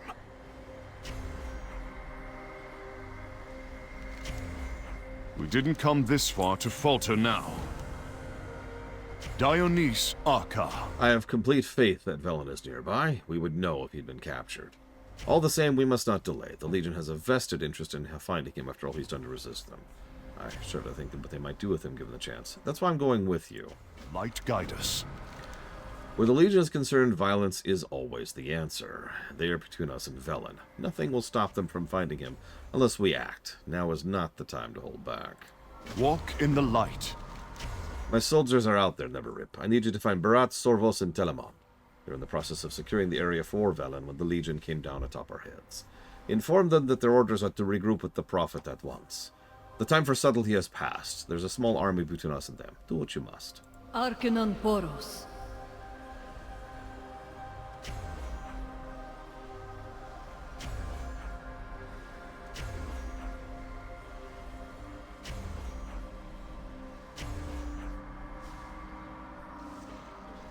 So, The reason I didn't answer you immediately, Loke, was because I'm actually not sure. They have not yet had a chance to fortify this area.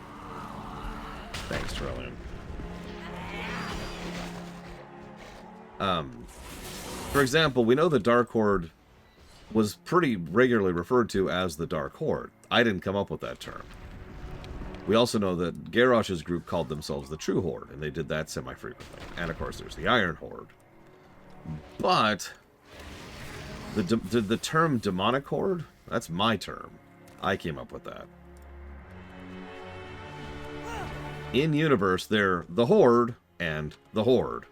Two very different organizations that have nothing to do with each other, really. One of which was consumed by demonic-driven orcs and fell upon itself in infighting.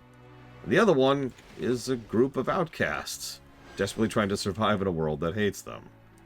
Bit of a difference there. But again, you are correct. They don't... Did I not pick up the quest? In-universe, the Horde and the Horde are called the Horde. Not yet had a chance to fortify this area. I like to be clear, which is why I do things like refer to FF7R1 as FF7R1. Because it's a clear and distinct clarification, so you know what I'm referring to. Let me put this in a slightly different way. There's Barat. Which video game are you referring to if you say Resident Evil 4? Or Tomb Raider? Or, Sonic the Hedgehog? Chrono Kai Christo.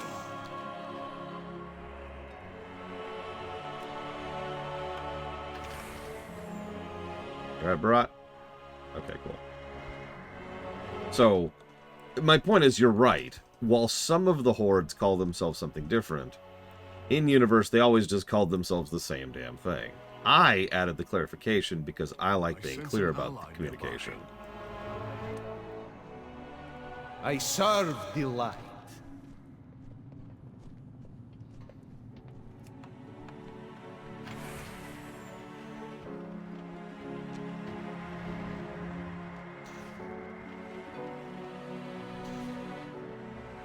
But I think the comparison still holds fast. Because after all, this is it. Sonic the Hedgehog and Sonic the Hedgehog are two extremely different games. Even if they're structured the same.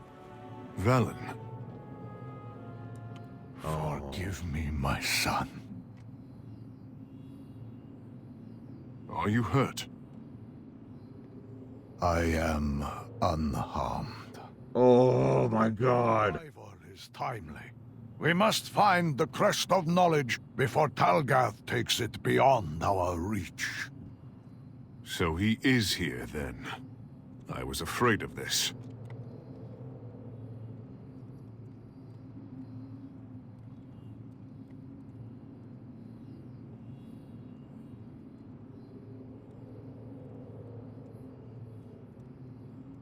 I'm sorry, plus a moment for that. That was powerful. Are you hurt? I am unharmed. Just the way... Velen's voice actor is doing so much carrying here. The way he said that. God damn. We fight for home. For family. You came upon me in a moment of reflection. He peers at you with a tired expression.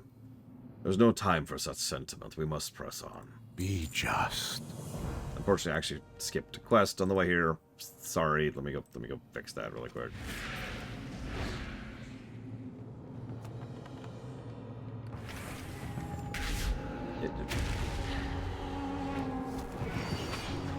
By the way, Huthor, we're not there yet, obviously.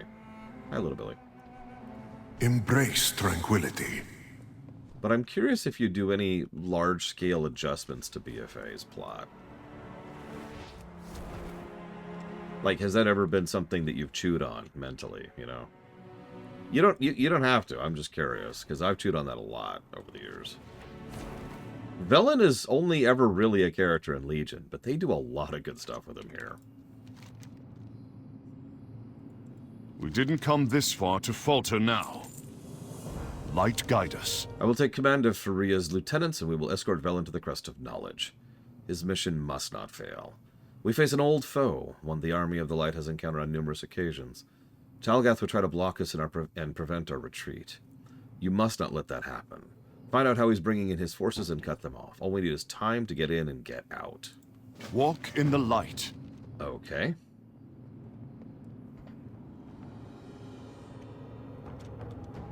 No and yes, respectively, Gum Gum. Well, yeah, honestly, Huthor. Most of the stuff around Herb just needs the polishing pass that they never got back in the day. Too many weird things, too many changing their minds, too many writers not agreeing with each other. That's an easy fix. Hello. They flee to the terrace. We have them right where we want them. Hello, Talgath. How are things? Strange. Spirits have congregated to hear Kil'jaeden speak, yet all is not as it seems. I sense a demonic presence. Find it amongst the crowd before it can stage an ambush.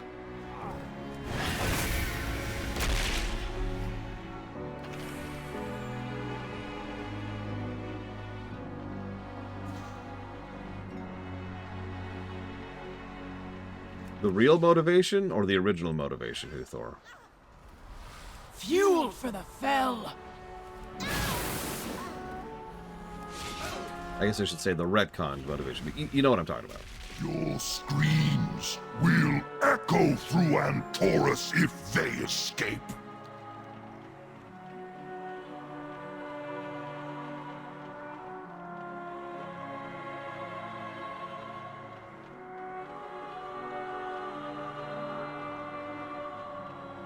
I would adjust a few things in Teldrassil.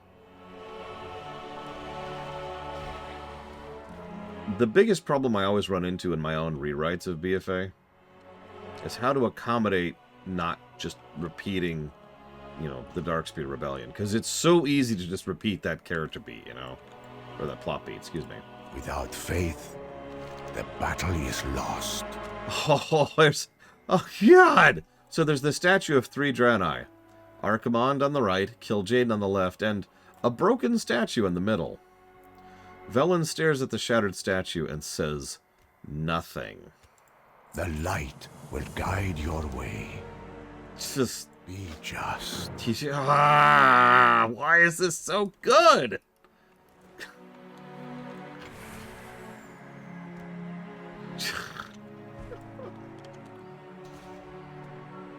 None can stop our crusade.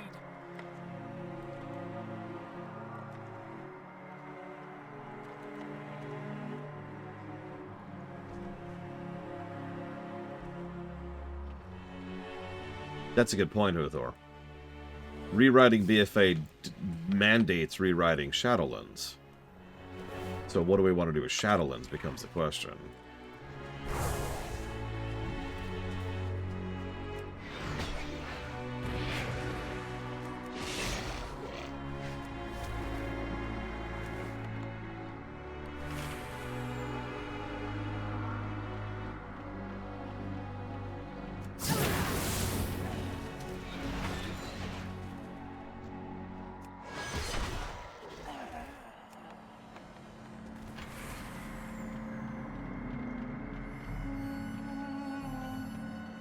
My only hesitance with just making it the 3rd Lich King is... what do we do with him? I don't want him to just be the bad guy. I don't want him to just take the place of the jailer. He's more interesting than that, in my opinion, and I feel like we could do more with him than that.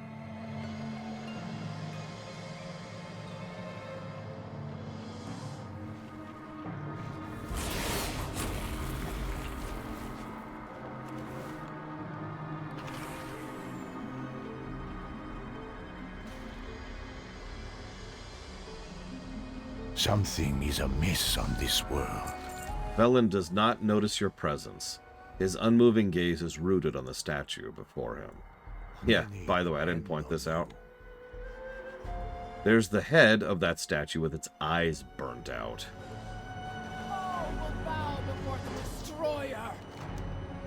You are the instrument of change. Velen continues to stare at the statue as he speaks. Thousands of years ago, when I was young, I made a choice. A choice that allowed my world to fall into ruin. A choice that made my people exiles. A choice that forever separated me from my brothers. I cannot leave yet. Be just. Swear loyalty to me. Pledge the hearts of your people to my cause.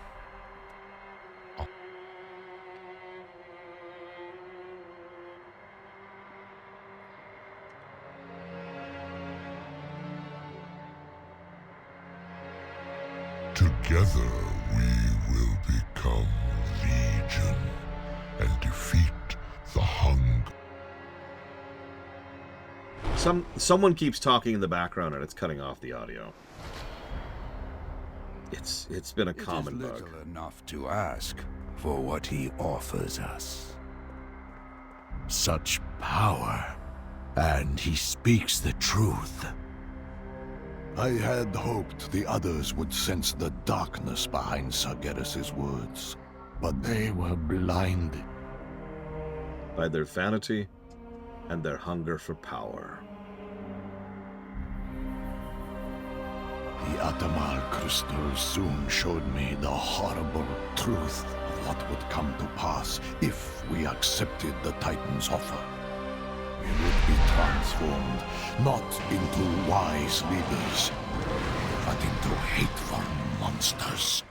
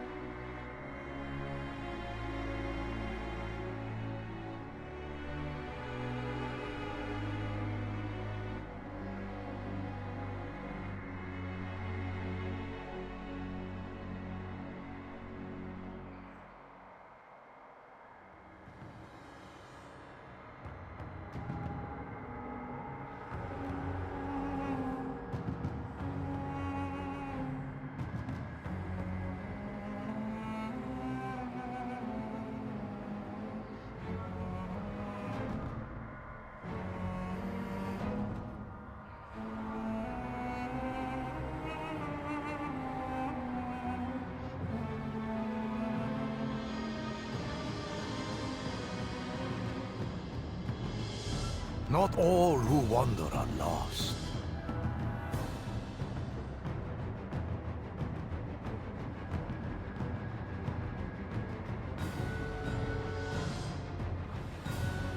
You are... Make way! I will deal with this myself. He's here.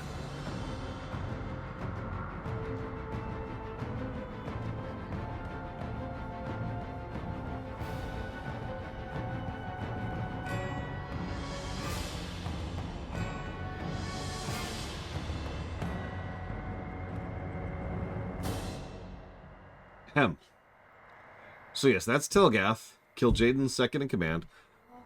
Probably functionally the leader of the Legion right now. Under Sargeras, obviously. We welcome your help. Ah, Telgath. There was a time I called him an ally and a friend. I put my trust in him when it came time to leave Argus. Asked him to call out to the others who would join me. I gave him all he needed to betray me and slaughter my followers. I do not know what brought his hatred to lurk there, but his machinations repeatedly forced my people to flee world after world. He made it his mission to hunt us across the universe. This must end. He must die. The light will guide you. How unlike you, villain, to stand your ground. A welcome change of pace, to be certain. Talgath, we need not come to blows. I offer you one chance. Stand down. Still the pacifist, I see. Face me! Something is amiss. This is a great fight that I'm about to one-shot, so just trust me when I give this a plus and move on. Be just.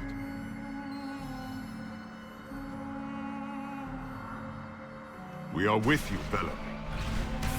Shitsa, you hide behind your allies.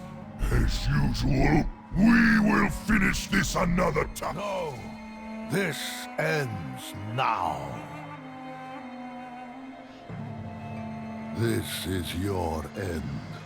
If there is a shred of goodness left in you, you will help us find the crest of knowledge. You are far too late. Nothing will escape the temple, not even the light itself. I see. Safe journey, Talgath.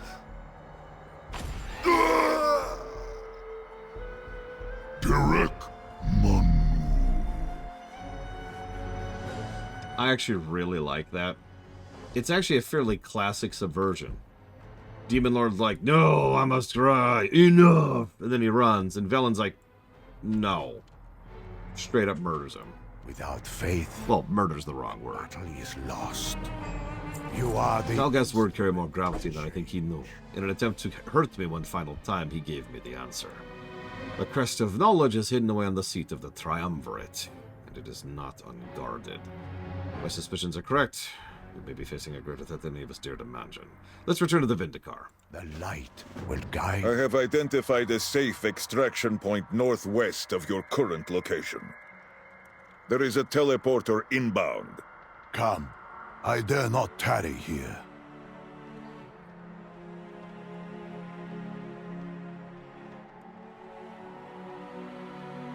Talgath's last words. Not even the light can escape. What did he mean? The darkness that lingers in the temple. The shadow that looms over all of Eredath. Is Laura. Impossible! She is a Naru! A being of the light! There is much Zira did not want you to know. Yeah.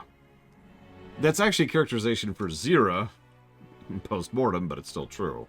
That Zira would actively keep the truth about the nature of the Naru hidden from the Lightforged makes absolutely perfect sense for Zira.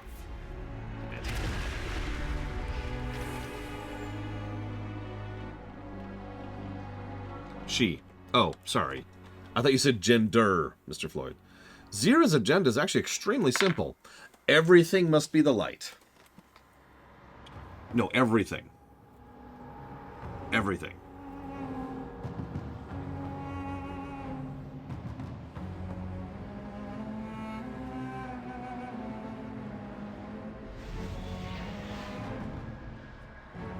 Everything.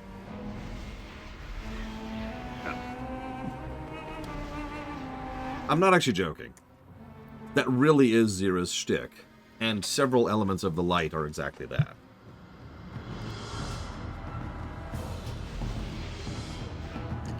This is why we distinguish between Zira and the other Naru. Yep, and the Void Lords want everything void. Go figure.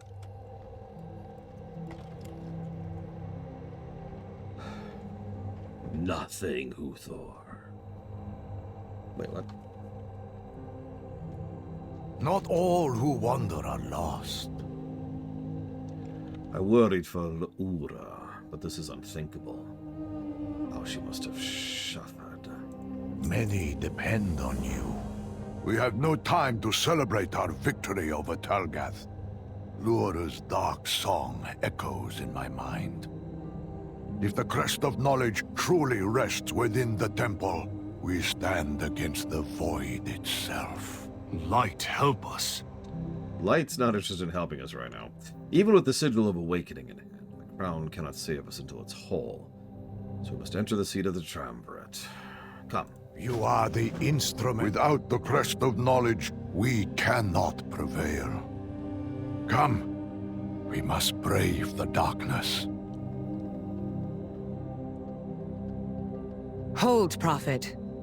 I have scouted the area. The shadows grip more tightly than you know. Yeah, interestingly enough, the last time Adal has ever made any true presence in the story was during a side quest in Wrath. So we actually don't know much about Adal, their perspective on things, or much of anything. As I pointed out several times, including during Warlords, Outland is very close to being abandoned content at this point. Like, they've almost completely walked away from it. Several people actually thought they had completely walked away from it until Old Soldier in BFA. Because that was one of the first references to Outland in years.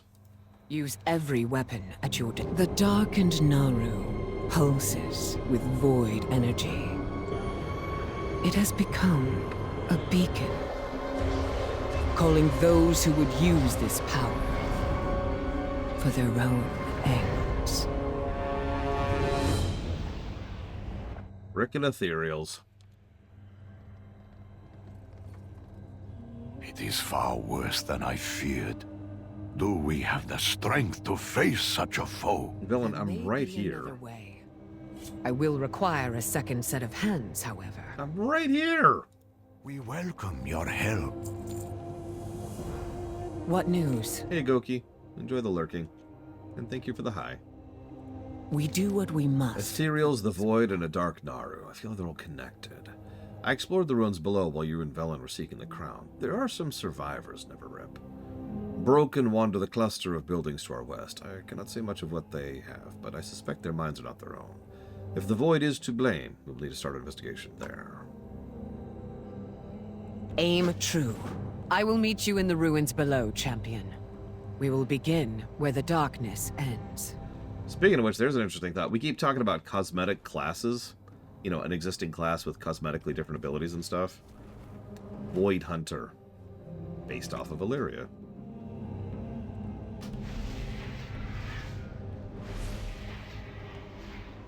Oh, God, that would be horrifying, Mr. Floyd. I love it. Yeah, that's one of those you notice almost every alternate timeline is doomed. Which makes sense. It is as I thought. The Void's corruption has reached them here. I am certain it had help. Take a look around. Call for me if you find anything of interest. Look inside yourself and see the strength of the sigil cultivated.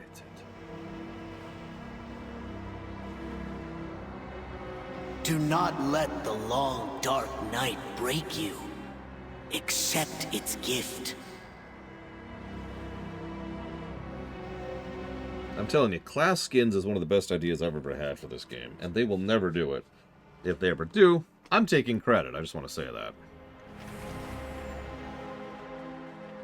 Calling it right now. They'll never do it.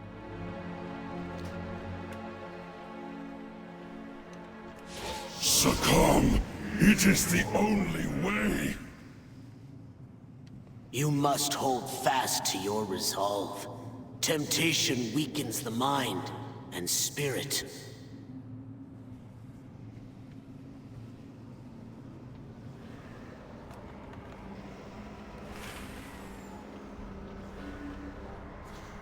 So what you're saying, Creamy, is I must have faith of the heart.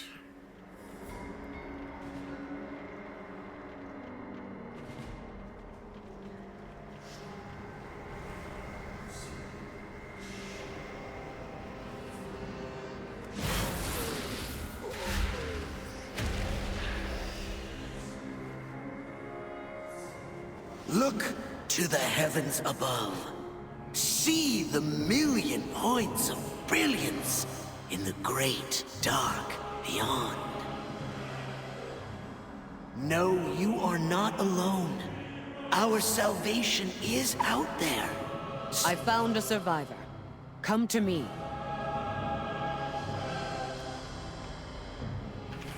Sorry, it's a Star Trek reference.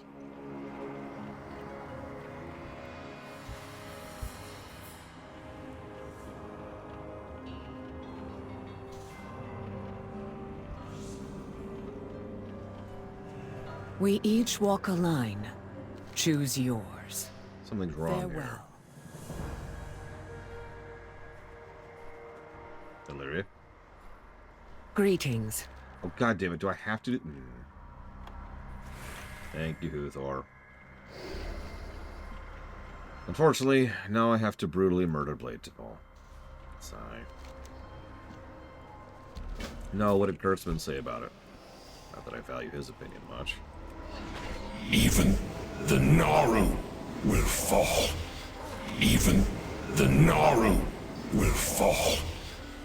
As I have such power, I will show you. Well, that's a pretty dumb quote, Mr. Floyd. Naru be praised. Which, yeah. I am free. That sounds like Kurtzman.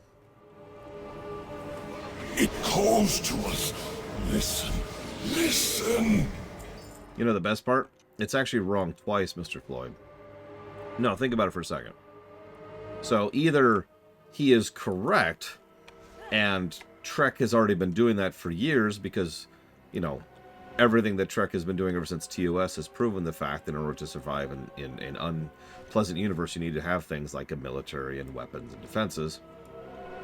Or he's entirely wrong, and people and Section 31 really isn't all that terrible, and that's the point, is that they're an idealistic take on something that's otherwise usually fairly cynical. Either way, he's wrong. There's no winning there. Keep your gaze fixed. Okay, here we go. Come on out. We mean you no harm. A voice. Archon has never heard this one before. We found your messages. Yes, Archon did call, but he was not expecting.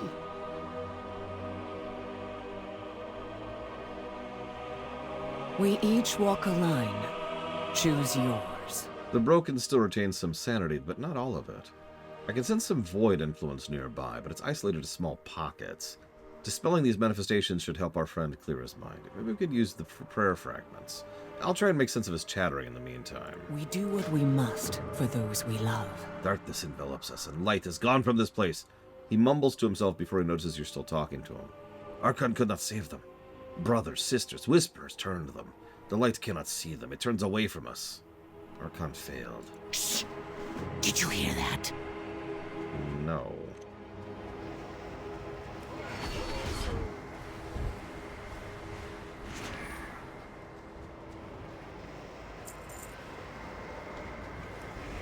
Succumb! It is the only way! So, I've talked a lot about Void and how it operates. There's been vague tidbits about the Void, especially in Cataclysm. But really, try to be surprised, this is probably when they really started developing what the Void is and how it operates.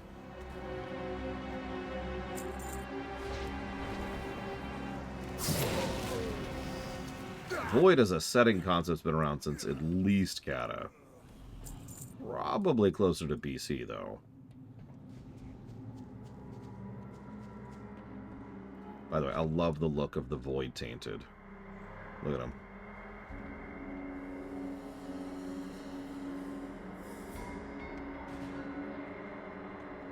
Yeah. So, in fact, this story arc will continue to crop up in every expansion from now onwards.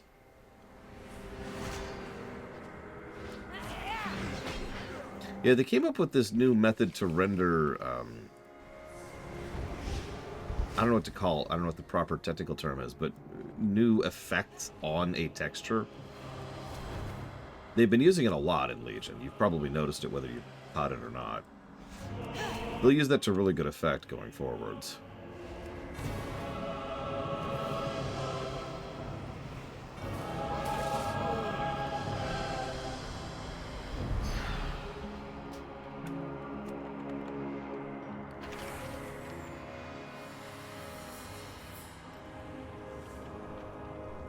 Archon, was it? Can you tell us what happened to your people? Archon knows, yes. Archon listens. He peers suspiciously at his surroundings, avoiding eye contact with you. Close your ears to the whispers. You feel the Void's influence retreating. Perhaps now we can find out what's happening here.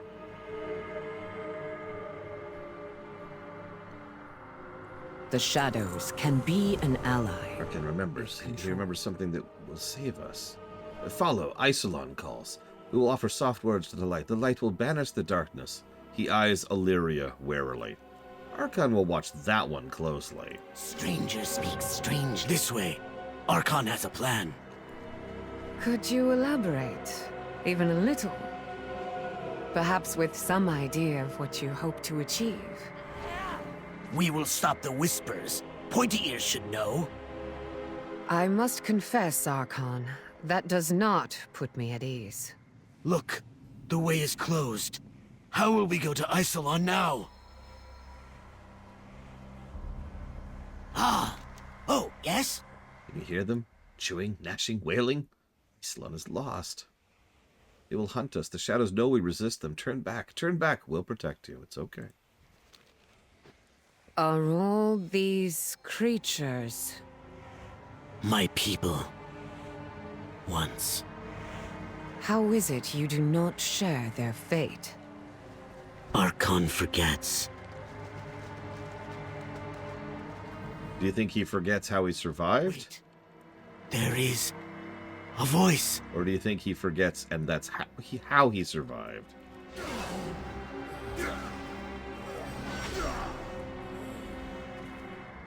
We still hear their prayers.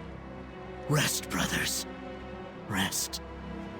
At least their suffering is over.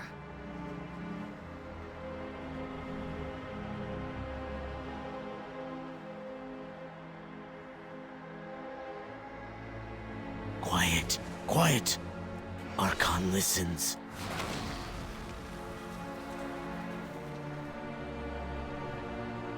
Where are these things coming from?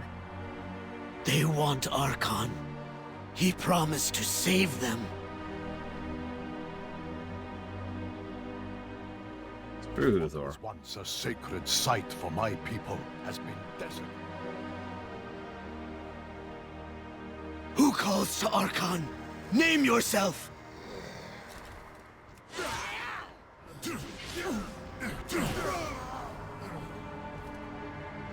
Did you hear that?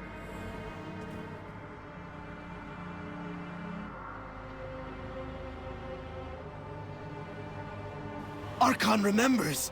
Isolon calls to us. Isolon will look to the stars again. That is not Isolon calling to you! Wait!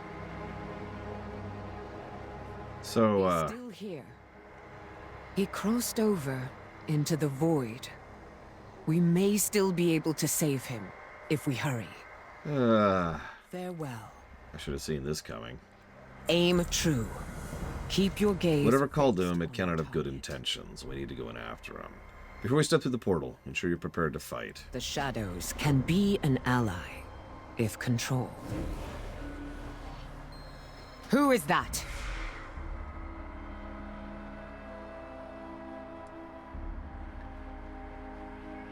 Do you like the tendrils of shadow coming out of all the corpses, feeding into the ethereal? Show us, please! Please! Let me satisfy your curiosity. Thank you! Thank you! Archon finally understands! It will Archon? all be undone! Archon. There's nothing but the void! Archon? You must know the truth! Resist their call, Archon! Please come back, Archon? Alright. What has Archon? I am sorry you had to learn this way. Rest now. Do you feel that? Something is pulling us back.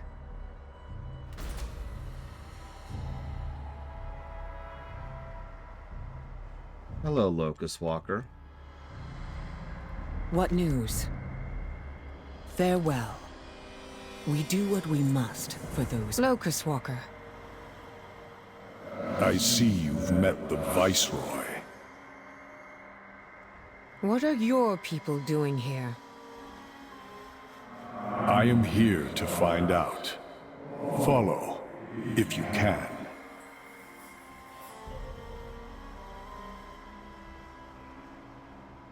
Use every weapon at your disposal.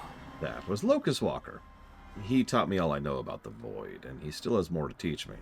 If he's here, the Ethereal's presence only intrigues me further. I had thought him the only one of his kind, but now I've seen another of his tangling with the Void. Come, we must play his game if we want to learn what he knows. He appears to have gone north to the Umbra Hollows. Aim true. This way.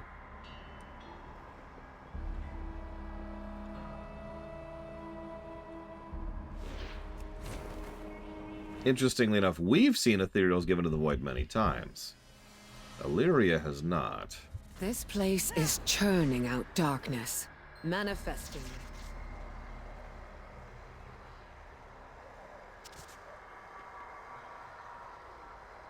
Explain yourself first. Such impatience. I believe you will find the answers you seek on the other side.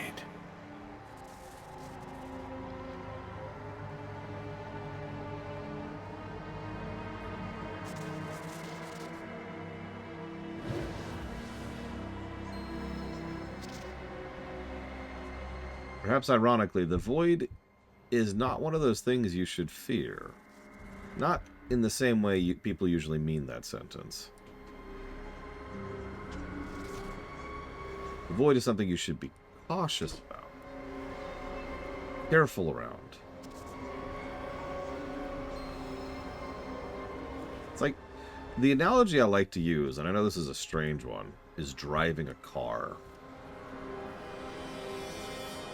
Driving a car is very dangerous on a daily basis, and it's very easy for it to go very badly. What is this?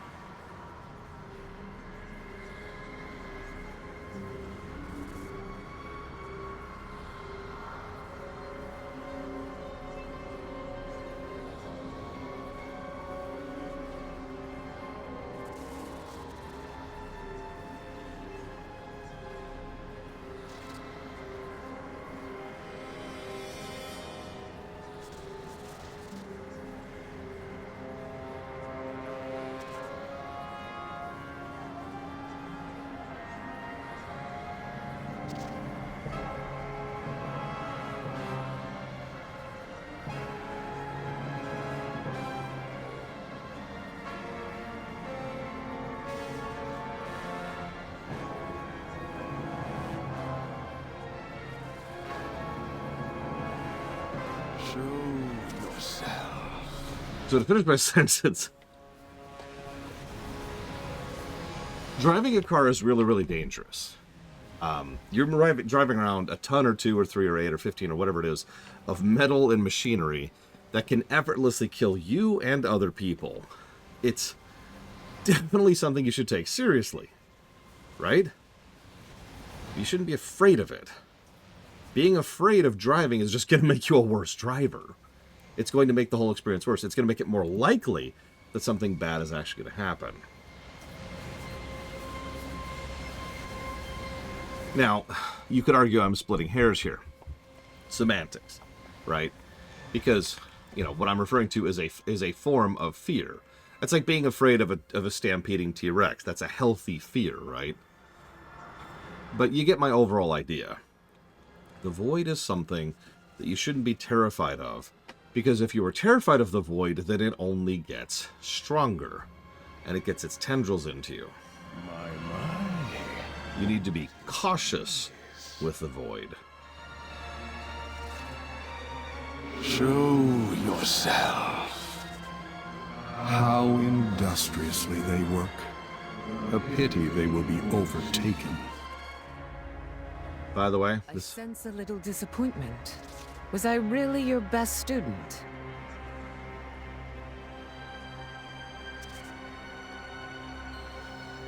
this is also when they really started using the void graphic on the ground. Like that. And can I just say, I love this effect.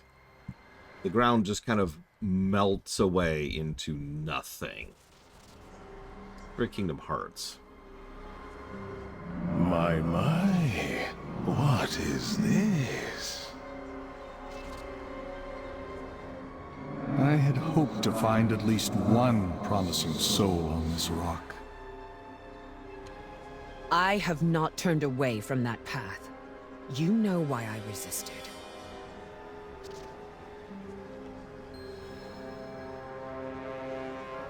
Soon all of Argus will fall to darkness. Of course the void is here and active. To finish what I started, Locust Walker. What? Can you go? With your attachments? What are you talking about? Look at it. Look at it.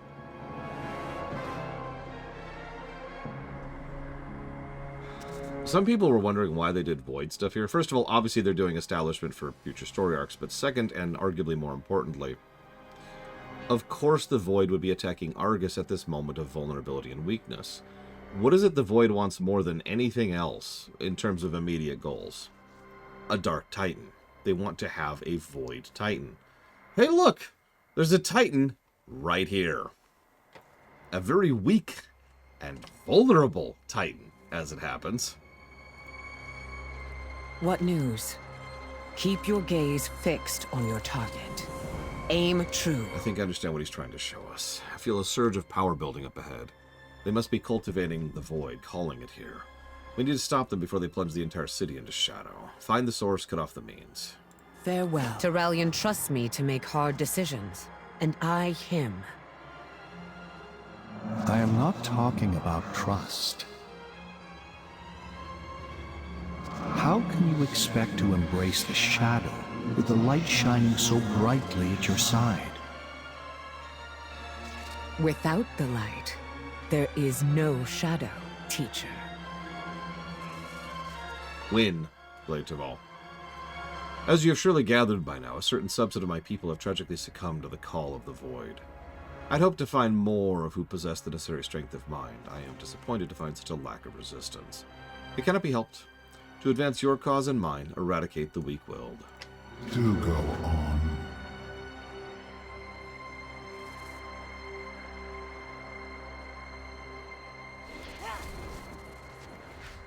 I'm barely joking about that. We have seen on a galactic scale the devastation a single Titan empowered by Fel has done.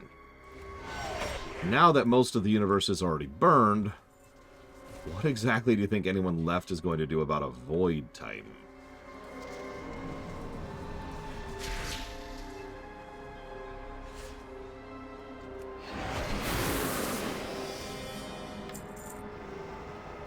succumb.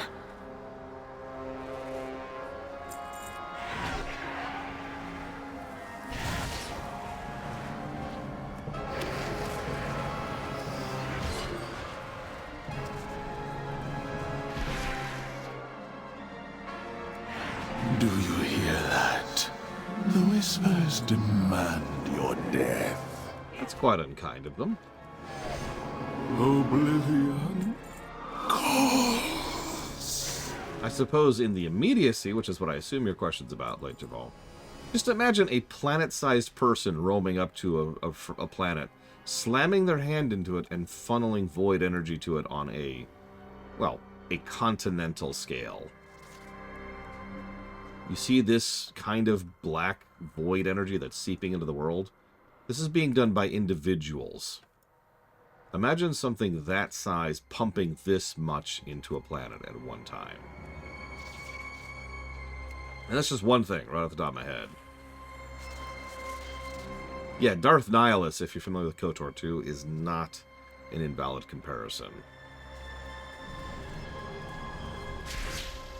Yeah, a Void Titan really would be game.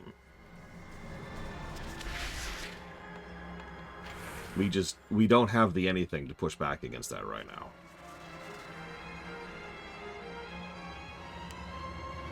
The good news is, to our knowledge, there's only one Titan soul left.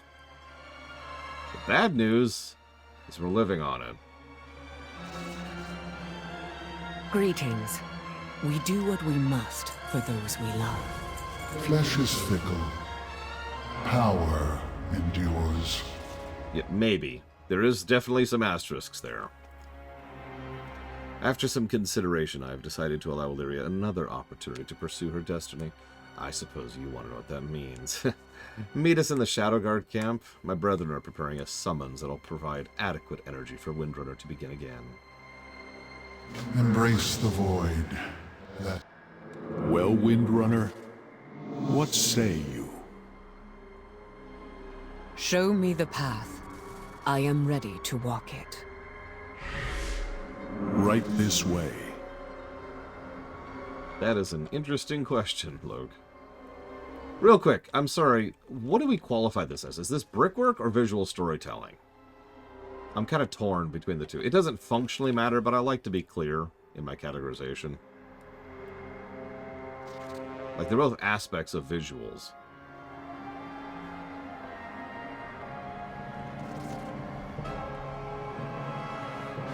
I'm seeing a lot of people say brickwork. Okay, I agree.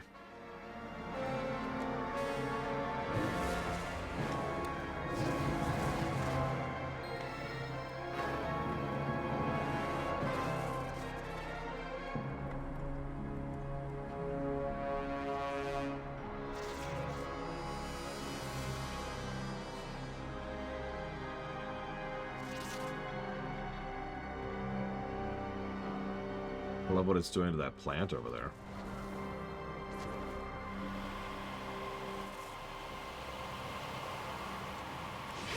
Die, fleshling! That's a good point. Brickwork is more atmospheric, whereas visual storytelling is usually very specific. This specimen will do. Prepare yourself, Illyria. Your friend here will hold its attention. That's my job. Kill things in one shot.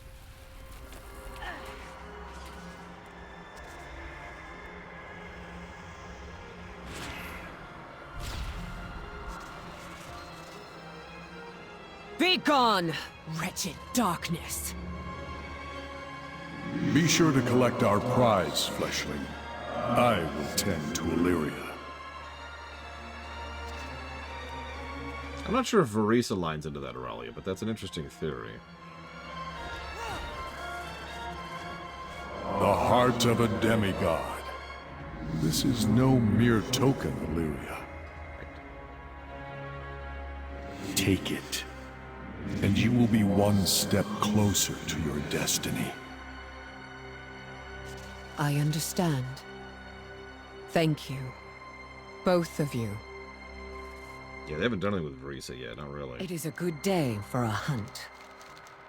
Keep your gaze fixed on your target.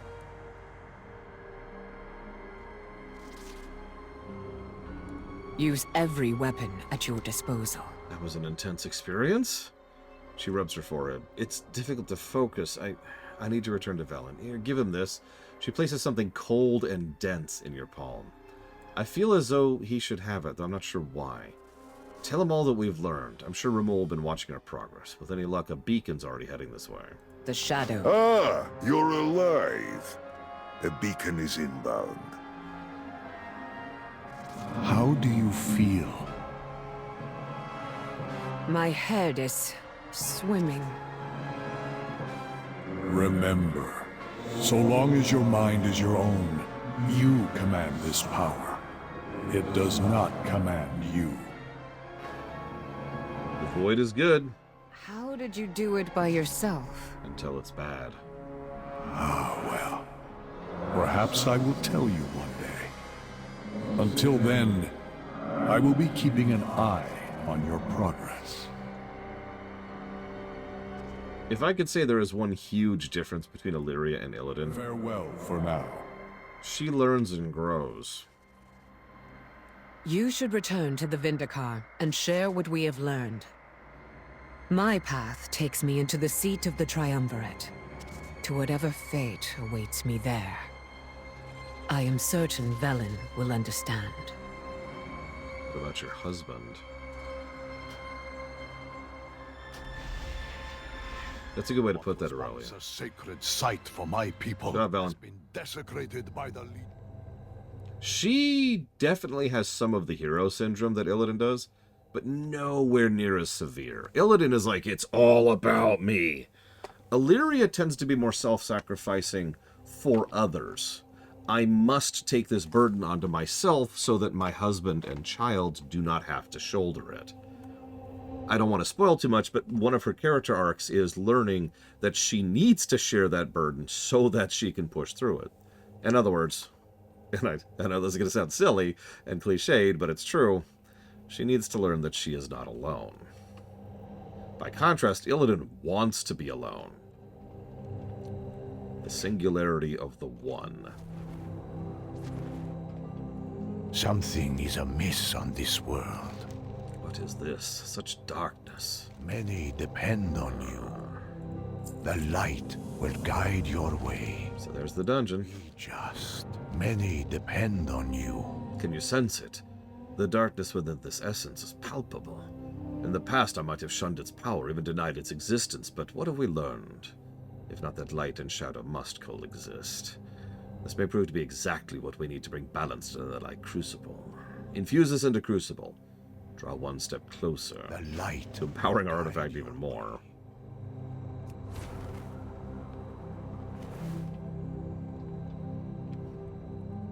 Ignore that it's already there.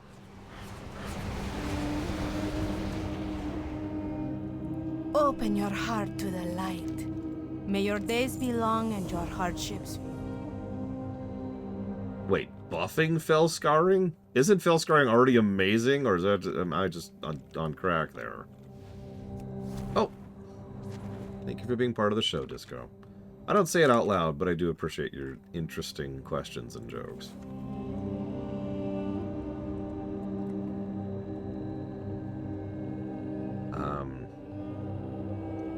And Conquer 3. Outlaws? I actually don't remember what that is, but I'll figure it out. And Satisfactory.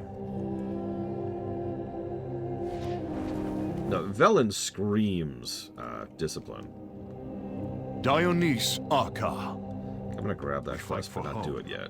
I want to do the dungeon first, which I believe we want to go up here, I think. Listen, I've heard of it before, Disco, I think. Maybe. I'm lying. I've never heard it before. You're lying to me. How dare you? Oh, God. Where's the entrance to the dungeon? The manual entrance to the dungeon.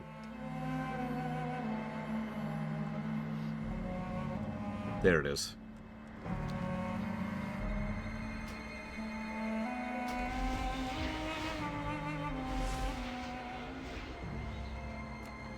So... technically, there are two other, like, we're going to be like, big climactic conclusion to Legion. Then we have 2 asterisks to do afterwards. So this is going to be a long stream. I've already told my family I'm not going to be there for dinner. And we're just going to run for the finish line at this point.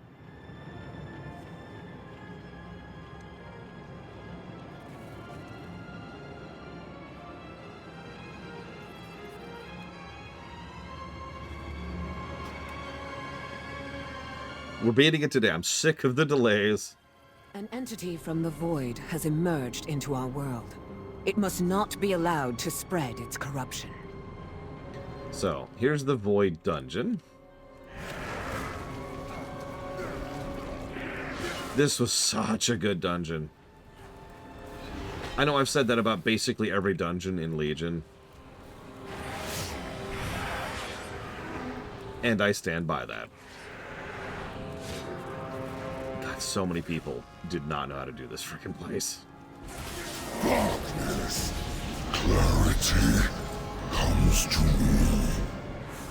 The void was weak. Champions, over here. Some Venom vibes there. Follow me. I love the partial void. God, I adore it.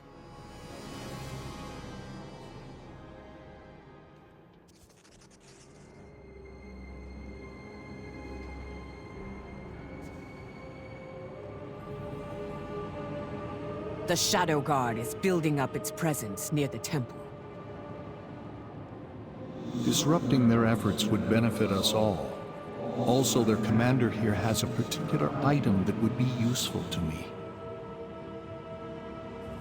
Just give the word, heroes, and we can begin the assault. We each walk a line. Let's do it. Choose yours.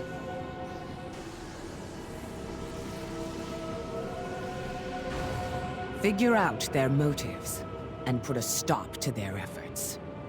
You can do that, Illyria?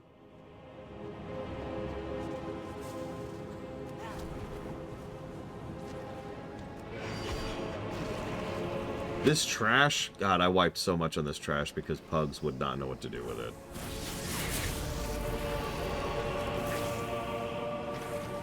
We will not be pushed out! Bring in more forces from the void to deal with these intruders! And yeah, I would agree with you, Aurelia.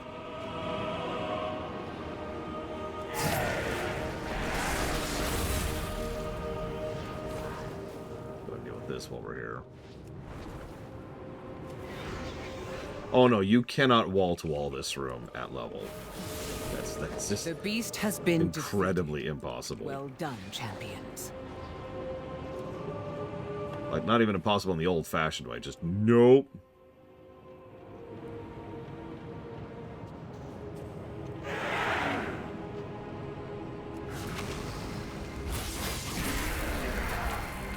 So the goal here, if you're not paying attention, is there's this nice big open area. Overrun! Get in there and deal with this incursion! I liked Grim Patrol. And you see how there's like a void. You can see it right over there. See it? You have to run to the void portals and close them. Some of this trash respawns, some of it does not. So like these roamers, these don't respawn. So clearing these out to give you room in the middle is probably a good move. In contrast, that void discharge is better off just avoiding. There's also terrain to be considered.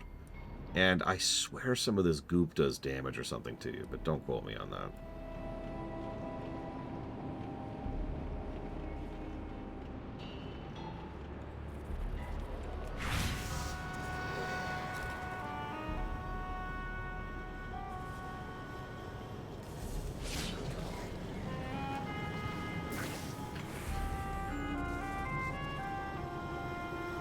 Yeah, like it or not, as much as I'm not actually a huge fan of the concept of seasonal content for many, many reasons we've discussed before, making Mythics, or Mythic Pluses, excuse me, seasonal was probably the right move to help shake things up and encourage players to actually do the freaking content.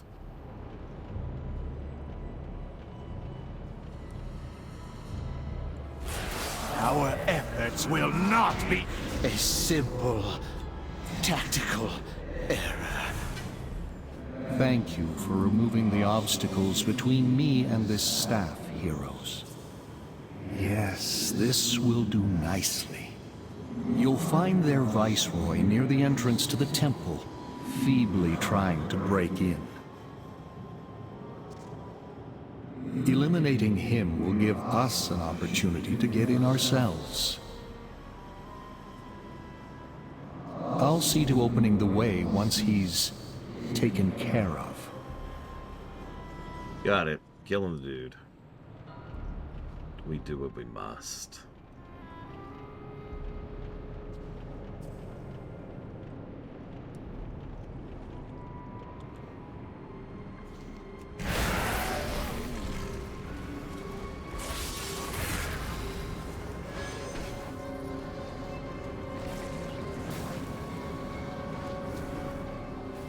So there's the voiceover. We actually saw him earlier as he killed, you know, Harpoon.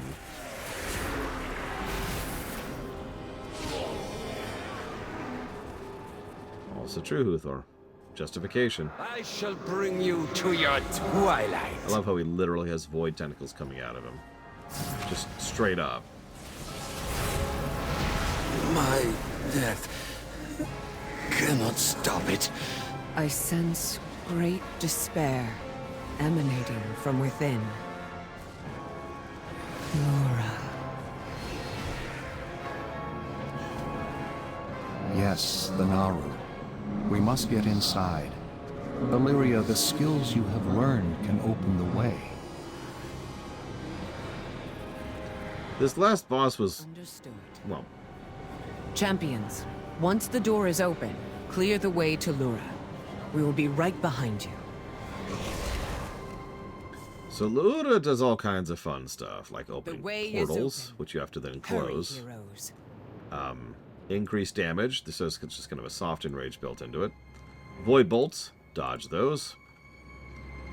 Be very careful about this. That does even more damage. There's the wardens. There's the ads. And Illyria does parts of it too. It's an interesting fight.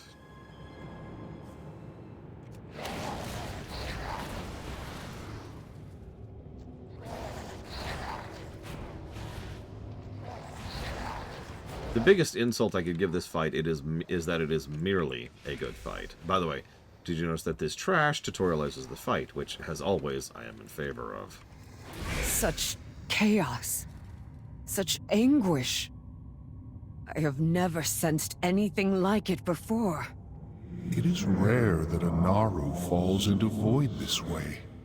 The few cases I know of have occurred when mortals were involved. What fascinating implications. Such musings can wait, though. This entity must die. So this is Laura. She's been referenced several times. I think it's she.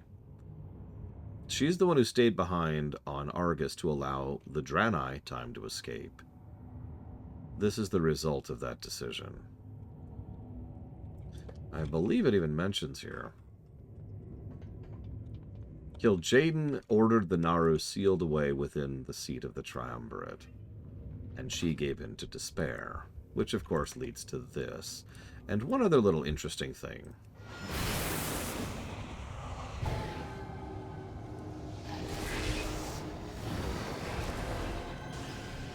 Take her shadow for your own, Illyria. Do as I trained you. Incoming!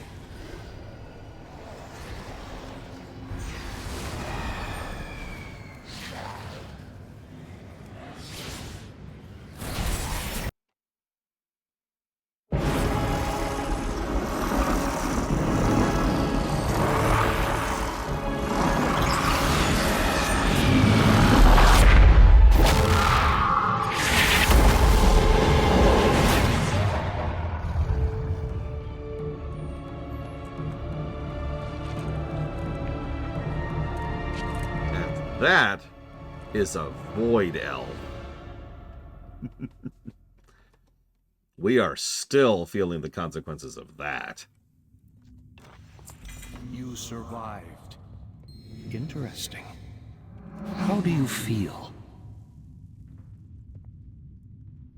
The voices are louder now, more insistent, but they do not control me.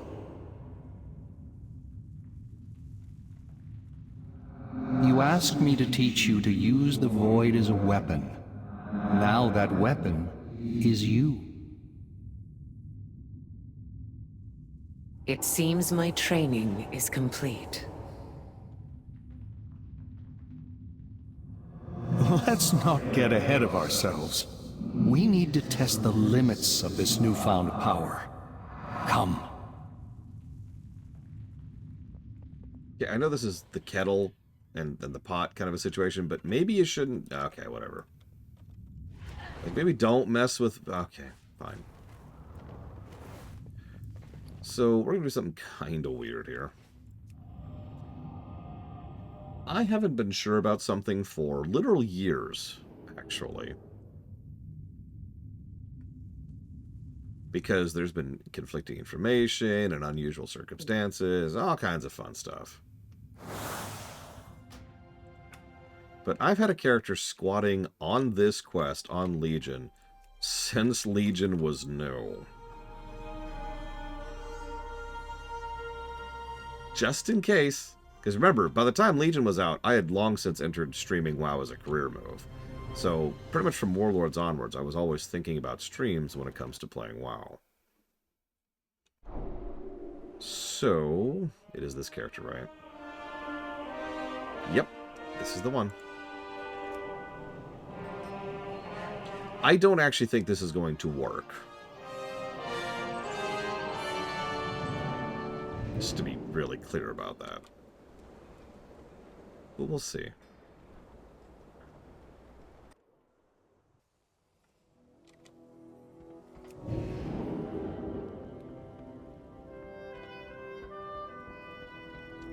Question, Uthor. Did they add the heritage quests for the allied races alongside the allied races? If they have, it changes a couple of things. That's what I thought.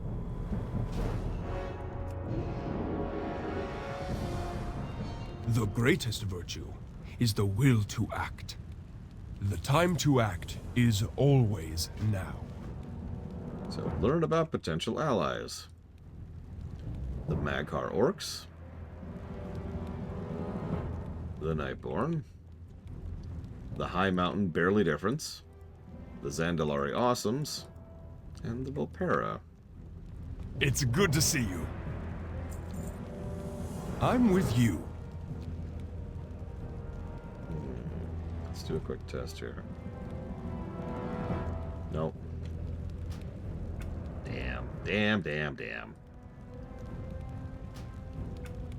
Yep, no. I actually fully expected this. I've been squatting on that quest. When did Legion come out? I have been squatting on that quest for years. 2016. It has been almost a decade.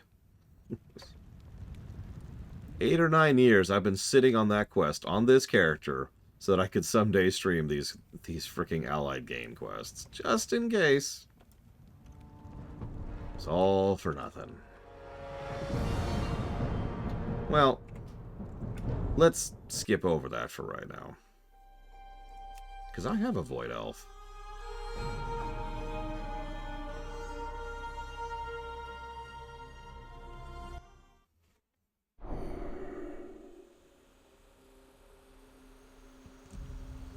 Hang on, real quick, before I go. One last time. Okay, we're good.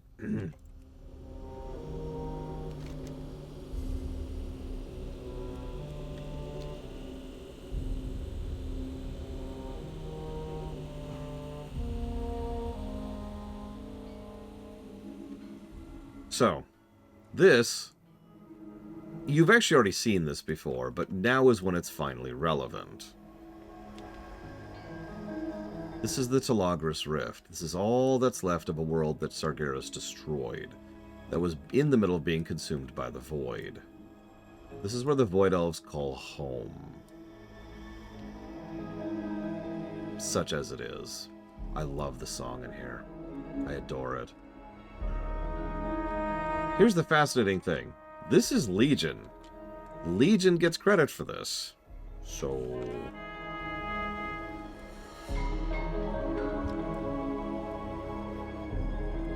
for how small it is, I want to argue 2 brickwork positives immediately. This place is shockingly gorgeous. Even the way they do that skybox in the distance is brilliant. Look at the level of depth that has.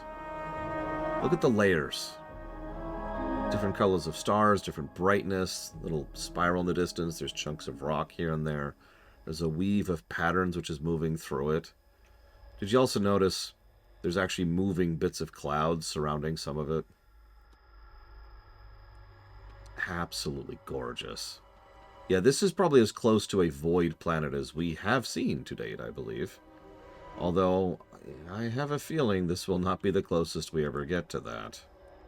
Oh, I can finally get rid of the stupid title. Battle Lord. What would Gailota be? Starcaller. I like that.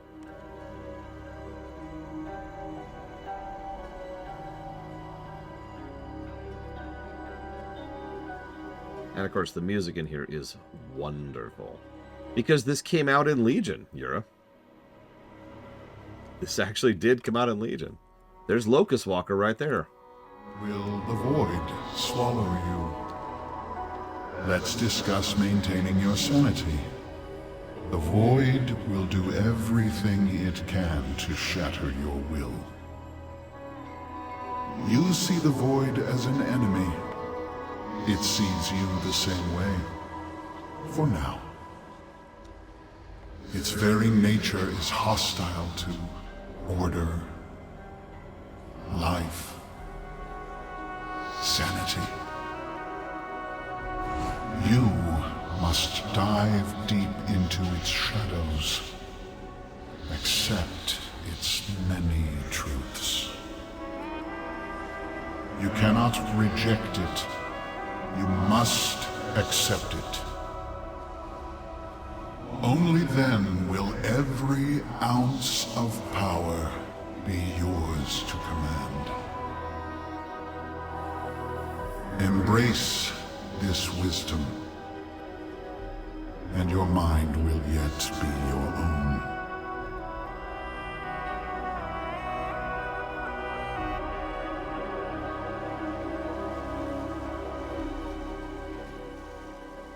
Oh, God, I adore the music in here. It's just the right amount of morose without being melancholy. Everything has a price. I'm probably using my words wrong, but I think you get the willing idea. to pay it. I greet you. I was a spellbreaker once, you know. There was an accursor enchantment I couldn't handle until I became this. The one spell I couldn't break. Funny, isn't it? There is strength in shadow. Anaria Shola. The path long denied to us open at last. Farewell. We no longer need fear exile for the pursuit of knowledge. So, yeah, the Void Elves have been around for a while, but they were hidden. Of course they were. They're Void Elves. There's actually something that they mention during the Priest Order Hall quests, you know, the ones I did off camera because they were boring and grindy. But there was one little snippet of interesting stuff there. It's when they had to unify the Shadow Priests with the other priest orders. And they found an entire order of Shadow Priests who had been shunned and hated for years, which you can understand why, but is also very stupid, because it made them so much more susceptible to falling, to being corrupted. Only by accepting the Shadow Priests, so that we could do things like give them benefits, backing, research, information, personnel, personal connections. Of course Shadow Priests were giving in to evil. They were, like, I'm sorry, this is such a stupid concept. It's like, okay, listen, Asmiristar, I want you, because your name is purple, because you're a purplist, I want you to go live in this gutter, okay? Now I know You're going to be tempted to give in to the purple because I'm shoving you into this gutter and denying you food and resources and a home and a job, okay? But go live in that gutter and stay there because you might someday give in to the purple. So go into that hole.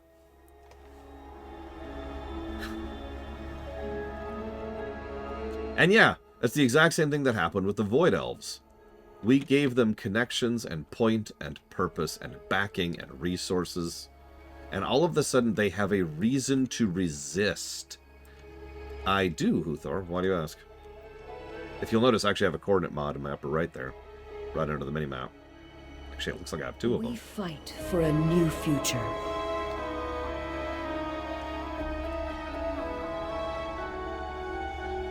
Oh, I'm sorry. Did you want me to talk to her? I greet you. Some may question my free use of magic. But I say if we're going to give ourselves over to the forces of the void and risk our sanity, why not have some fun with the power given to you? Do not fear the shadows. In our own. There she is. That's right. Don't you want to be one with the purple, Esmira Star? So yeah, sorry. This is actually who I was looking for earlier. This, ladies and gentlemen, is a void paladin, which has fascinating connotations and potential complications. I really hope they do something with this someday. The universe is full of mystery. Some... Thank you, implications. I misspoke, I'm sorry. Headaches. Some look out in the night sky and see only darkness, but that is only time the stars can shine. So too is it for the Rendorai. Our greatness comes from the fact that even within the darkest of shadows, we can still find ourselves. Sherelle Aron. And she is wielder of the Eclipse. Now, there's several ways we could look at this. A faith-based void wielder? That doesn't quite make sense. However, a shadow priest with martial training. That's interesting. Baladash Malinore.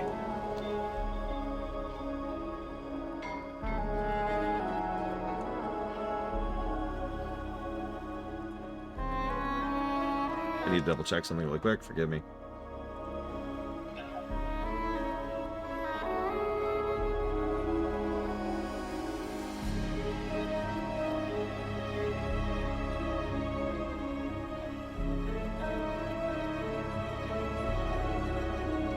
That's what I thought.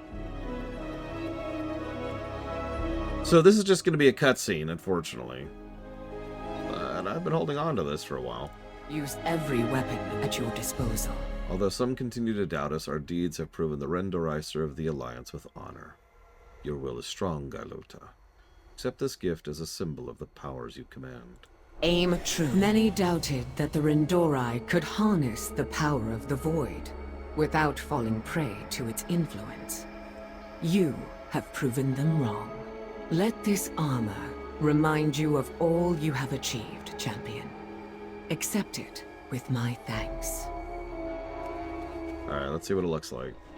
What news? There's not much heritage quests for allied races. There's not much to say about that. It should be further back a bit, because this is a Legion set.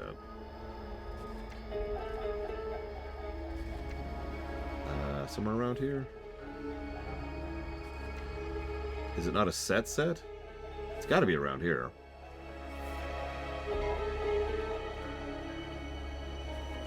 It might not be a set.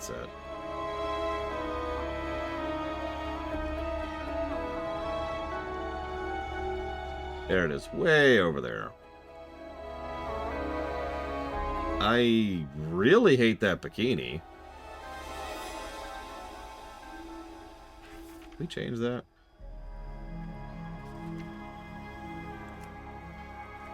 Hang on. That... Damn, the wings are part of the chest piece. Oh, that sucks! Okay, no, hang on. I can make this work. There we go. There we go. May your feet find good trails. Ladies and gentlemen, what do we think?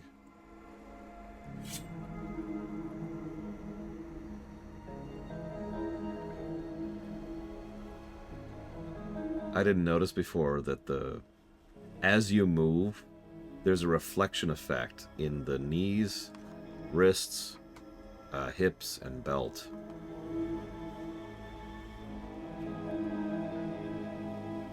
I like it.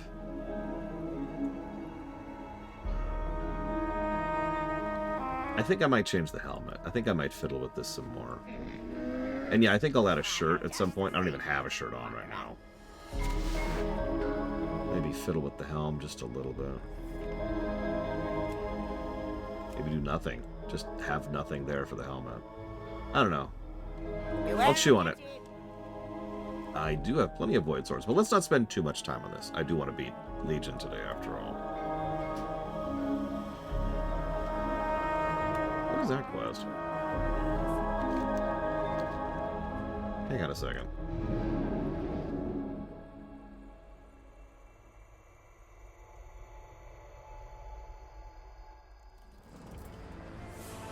I love those wings.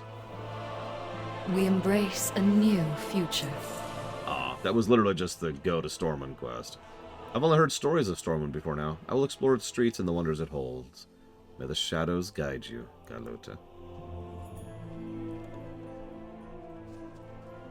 What is this? Oh, it's classic now, isn't it? Isn't it? I knew you would like my wares.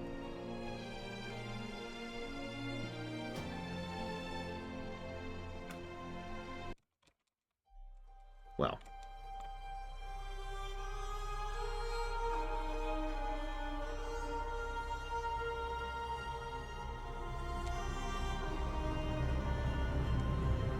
Where is she? There she is.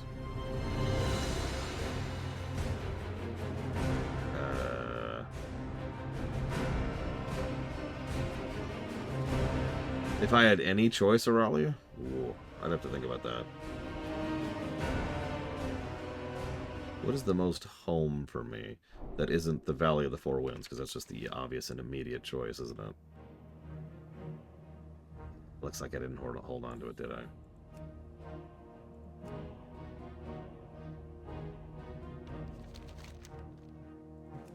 Yeah, I didn't hold on to it.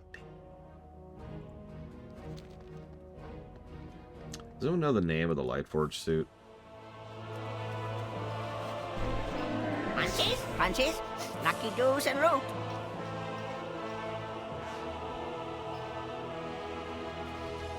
There it is.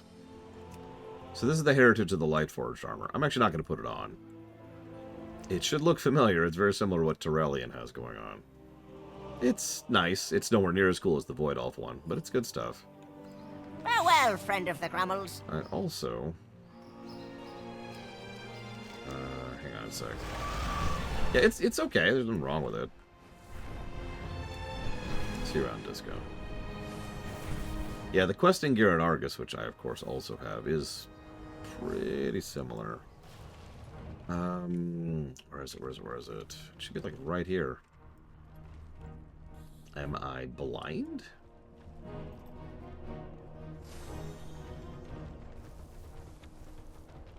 Did they move it? They moved it. There it is. I see it. I see it.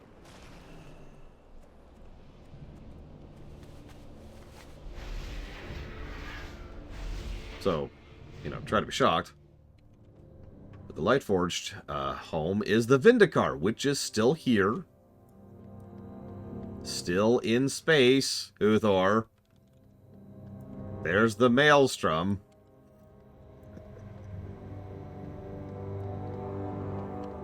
There's actually not much going on here, really.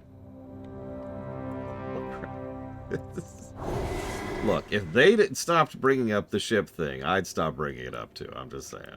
There he is. There's Quorum.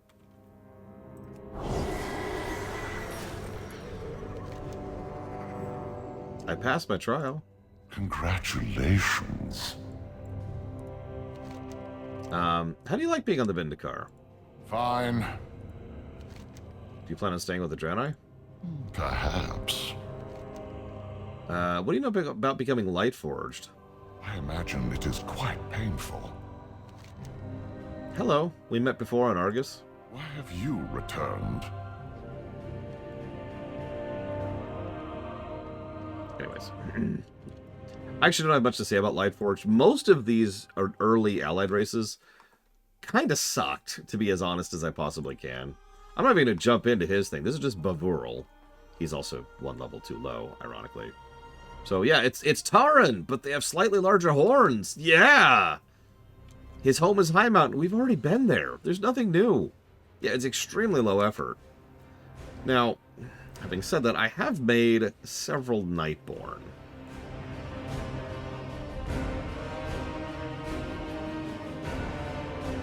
Nightborn are Night Elves with a few different cosmetics. And a great backstory. So being able to make Night Elves on the Horde is always nice. There it is.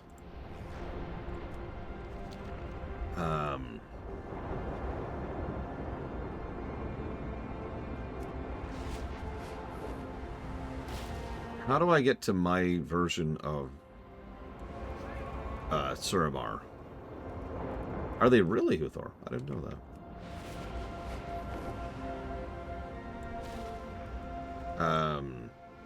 Just head down? Okay, just head down. Or a portal in Lorgrimmar. I'll go with Lorgrimmar. To Lorgrimmar. Might be faster, you never know. If there's not a portal, I have $1 in Hearth. Lorgrimmar. Oh my god. That's really close.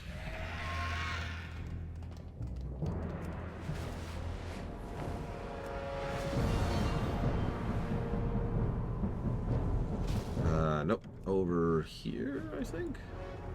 Nope. Maybe? God. It's been a long time since I've ever really messed with... Oh! Yep. Hey!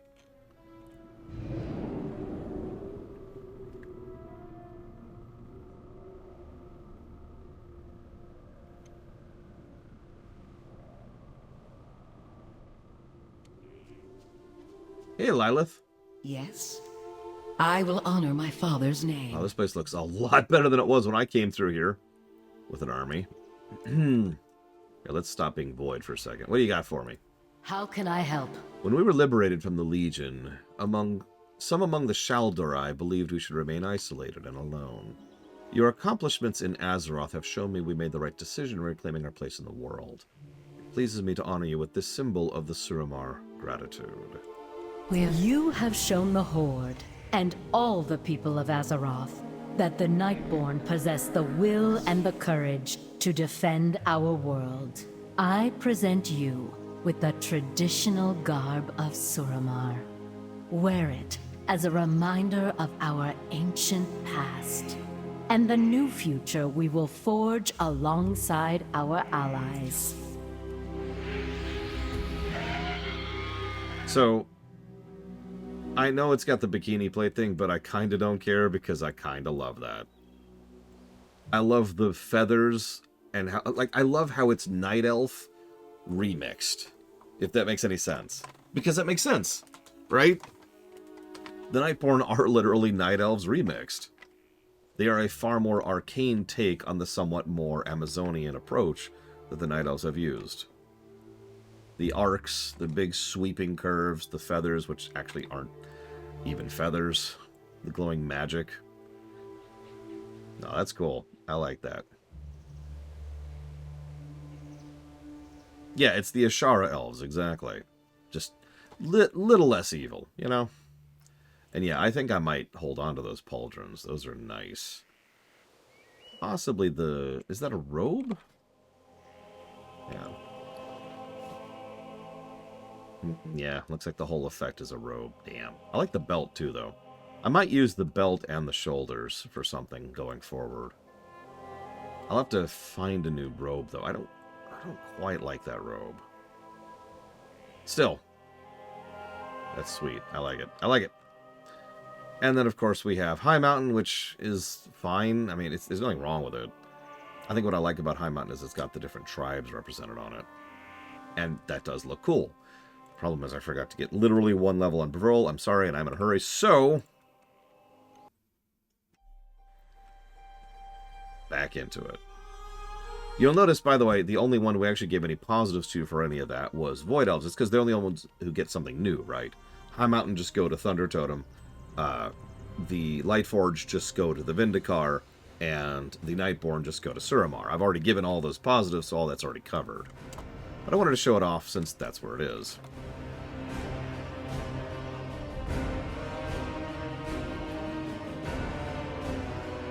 Yeah, you know what? I think I agree with that, Uthor. Agreed.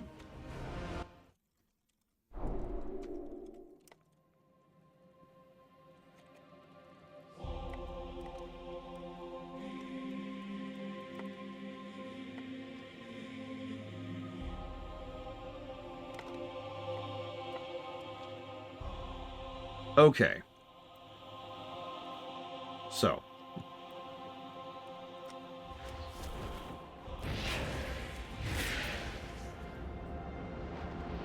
Yeah, once again, we'll see it again in Dragonflight. There's a lot of that. We are very close to the end game, finally. Finally.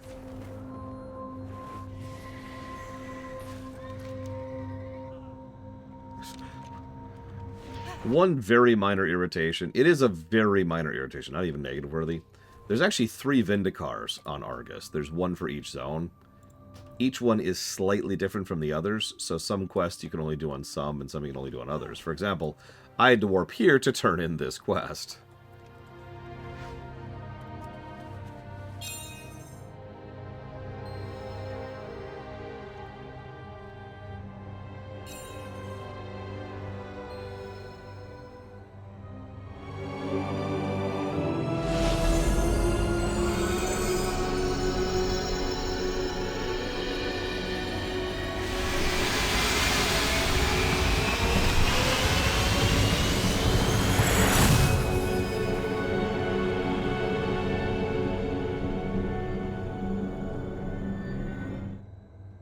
Frankly, I liked the original colors better, too. It was more Draenei. It was much more Draenei in tone. I even called it out. Remember when we first saw the Vindicar? I made a point of it. This just looks like a Naru ship. It's that same gold motif of the Army of Light, which is fine, but we're not the Army of the Light. Not all who wander are lost. It is a heavy burden I have placed upon you, Neverrip. I have faith you will not fail. Be just. It is done. My heart mourns the loss of Laura, but at least you brought her peace. Once the crown is in place, the Vindicar will stand against the Legion's vile assault, and Taurus will fall. You are the instrument of change. The crown is whole once more. Now we take the fight to the burning throne itself. Ready yourselves, and Taurus awaits. We've got one last thing to do before we hit Taurus, the Burning Throne.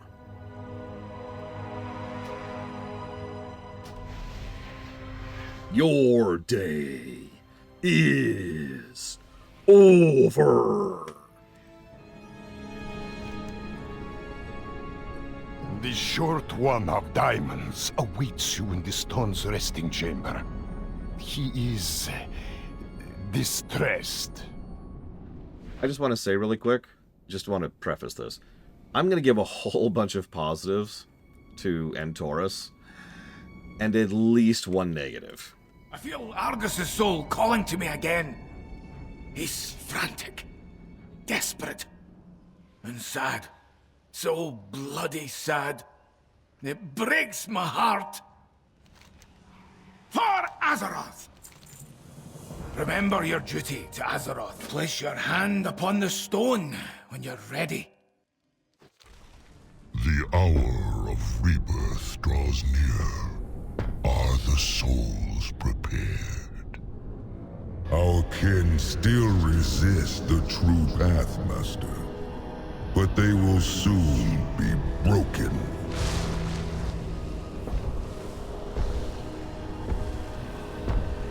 One still illusion. essence is needed to ensure the victory of my crusade. The Lifebinder will soon reveal herself. She will not escape me, Master. When my new pantheon rises, no power in the universe will stand against the Legion.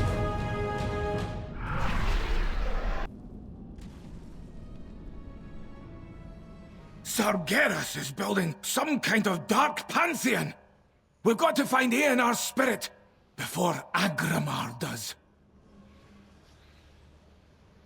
So, I know Huthor's going to disagree with me on this, and that's okay. I am allowed to be wrong. But I love this plot point. I can't even put into words properly why I love it so much. Here's the idea. We have spent the entire game, the entire franchise, actually, constantly pushing back against the Legion and preventing them from invading. Later on, they invade again, and we manage it again. Each victory, if you really sit back and look at it, is a barely thing. That happened in the War of the Ancients, that happened in Warcraft 3, and that happened during the Tomb of Sargeras. Each time it took a lot of effort and time and sacrifice and loss and death. And we just barely pushed them back. But Sargeras is doing something different. Sargeras has the souls of the Titans. And, yeah, Sargeras attempting to reprogram his fellow Titans to agree with him is an extremely Titan way of doing things, as he's already done with Agramar. So, yeah. Yeah, he wants his team back. He wants the Titans back and agreeing with him, because he's right, after all, 30 go to 10. But the reason I like this point so much is because if he succeeded, that's game. Sargeras and the Legion by themselves are something we have barely held off of, a bajillion times. An entire group of Titans? There's no winning against that. There's no victory. That really would be it. So, that's our second ticking clock now. The first is the fact that the Legion's currently invading Azeroth en masse, and the second is, if he actually turns those Titans, we cannot win. I speak for Azeroth. Back to work! Now, there's another quiet bit of brilliance here. Forgive me for gushing about, Legion story. I will lead my people through But this advantage, this thing that will guarantee us loss, is also something that can be turned into making it... No, we actually have one more as Miristar. This is something that can be turned into an ally for us, because they're not turned yet. And the Titans are going to be against Sargeras, which means even though they're not really good, and they never have been, they will definitely be allies. If we can free the Titans, we have an unprecedented edge. And once again, Illidan just got lucky.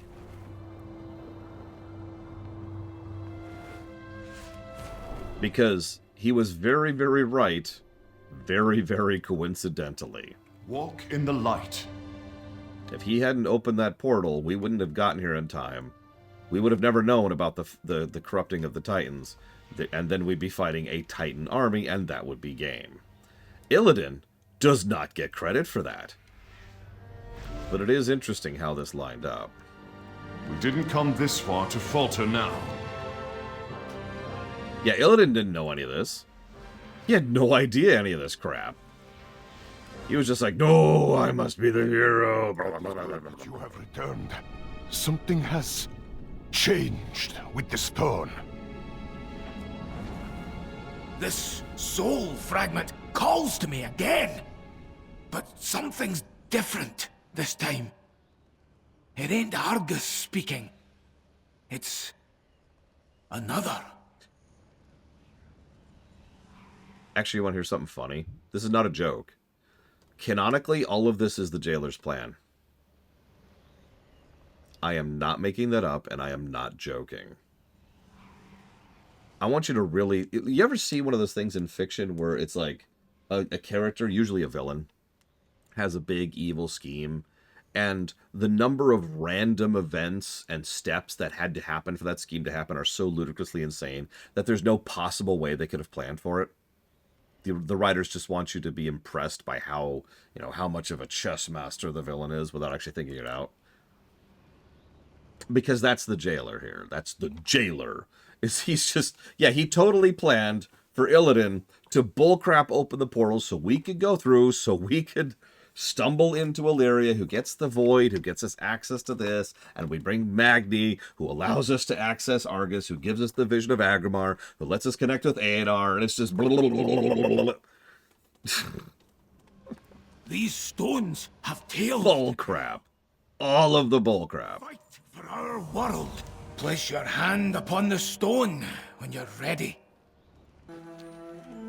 I remember the awakening. How life sprang forth all around us. I remember unity, until it was shattered by betrayal.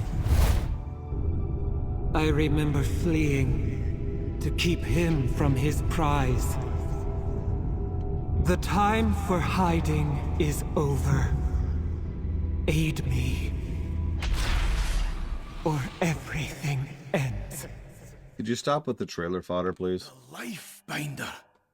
Somehow, she's the key to Sargeras's plan. And she's free for some reason. To be very clear, now, okay, Uthor is right. We won't be giving negatives for this if it's not in the game. That's how that works.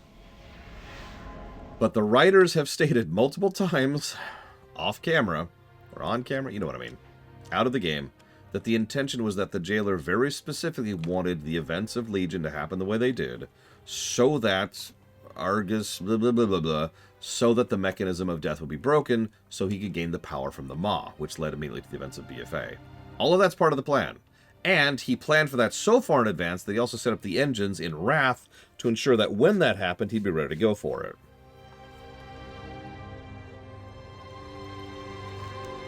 Is that it? I think that might be it. I think we're ready. I think we're ready. I think it's time. Light guide us. The time has come, Neverrip, to begin our assault on Taurus. Everything we have fought for, everything our friends and family have sacrificed has brought us to this moment. We will fire Light's judgment upon the walls of the accursed citadel and storm their seat of power. We will end the Legion. After all you have done, it is fitting that you have the honor.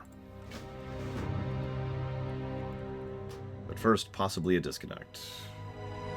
Nope, we're good. No, disconnect. Yep. Happens a lot whenever you warp around to that. That's been a bug since Legion was new. It was always the Primus. Which makes perfect sense, and there's no real support of, unfortunately. Is that copium or hope? I guess that would be copium.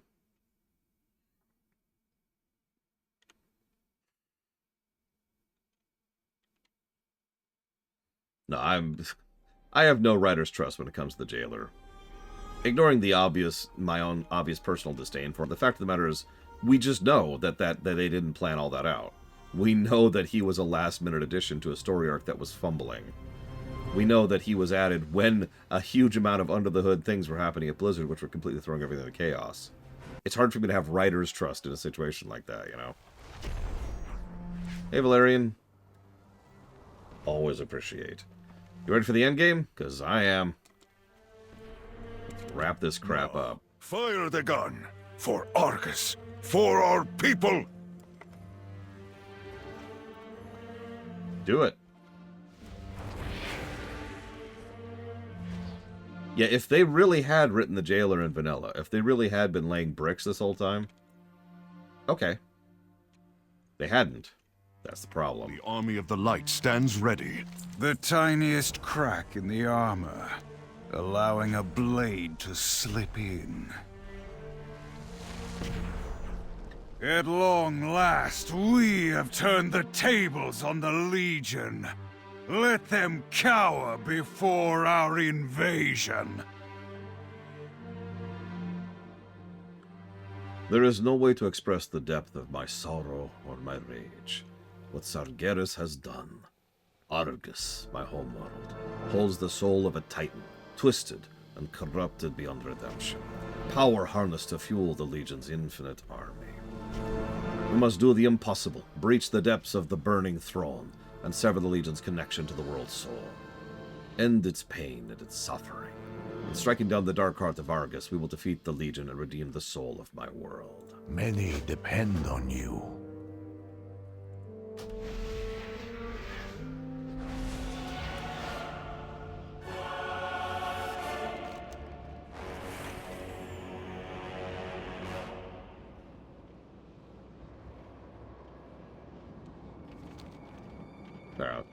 Map was weird. We didn't actually show off this zone because, again, this zone isn't really part of the plot. This is the gameplay endgame zone. Powerful Eridar are held in state. As we've already talked about, that's the problem. This area is for endgame grinding, which, well, isn't good. Because this place is mean. And frustrating to navigate and relatively easy to get lost in, and filled with a lot of very dangerous enemies. I am already going the wrong way. Hang on a second. I need to re-examine myself a little bit. There we go. That's true. There are no safe roads on Antorus. There's no safe anything on Antorus.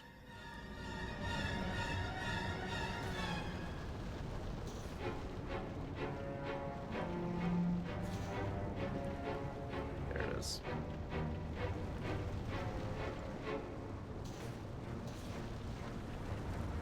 Ladies and gentlemen, welcome to the Burning Throne. The end of all things. We've breached the Light Forged! Secure this position! What's that? The Vindicar will draw all the fire we can, Torarian, but we cannot hold out long. You must disable their defenses. We will not fail you, Prophet. Champions! We'll keep these winged beasts occupied while you clear a path. We didn't come this far to falter now. So, first and indeed foremost, I know a lot of people who never even noticed that up there. That, by the way, is our third ticking clock. Just keep it in mind.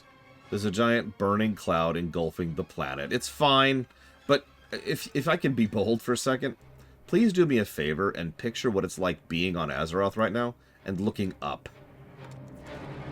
Just really think about that for a moment.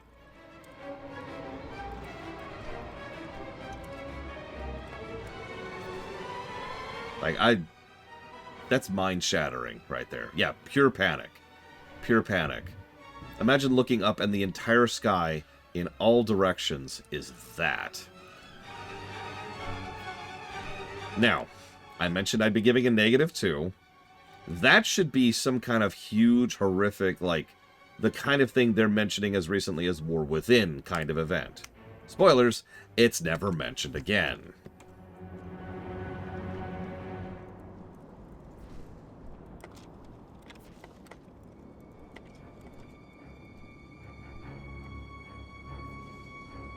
So, that's the negative.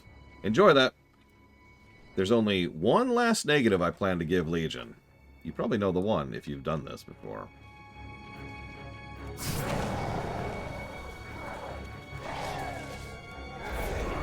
Oh god, what raid difficulty are we? Okay, we should be able to handle normal at 67. And Taurus is interesting. It's not particularly mean at the time, but it's one of the harder raids to solo, speaking from experience, or at least it used to be.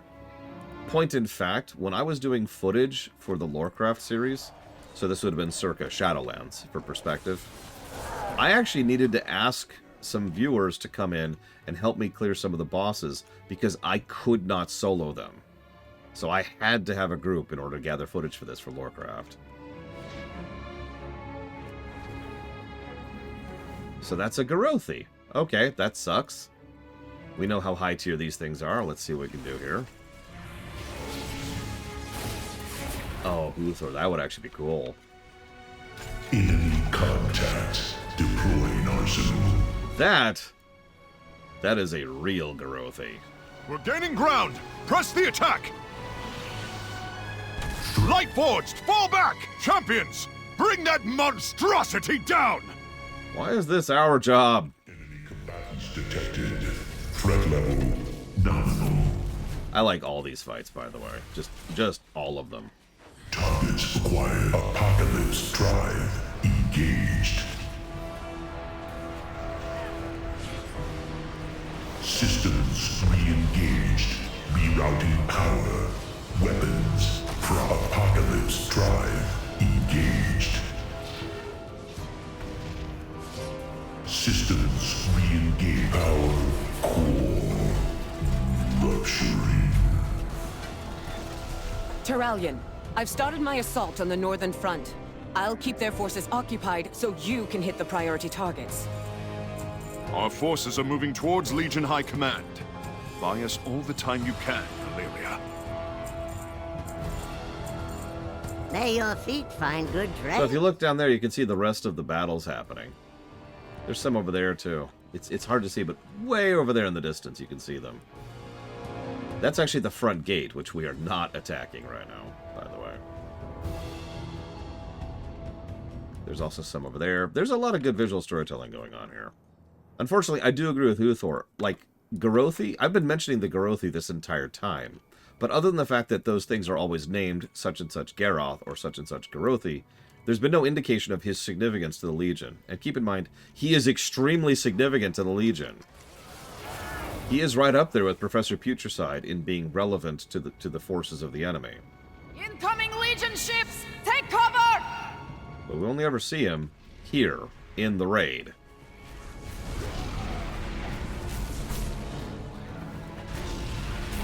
Like, I actually enjoy the idea that Garrothi devices and Garrothi drives and Garrothi enemies are this huge big deal of doom. And I kind of wish that they had, like, done something with that narratively rather than just calling them that and hoping that we'll pick up on the pieces.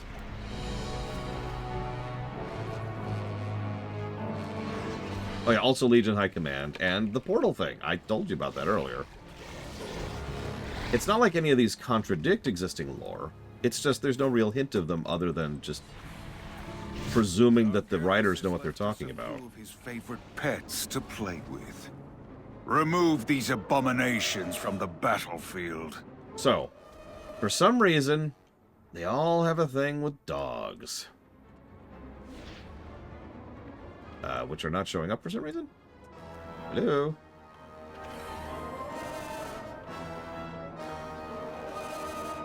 Come on down.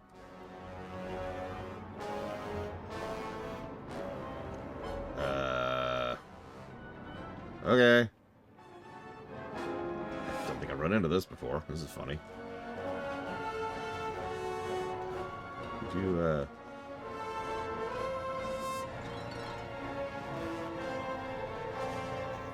Oh, there's a new mount? I'll have to see that. There we go. Hi, guys.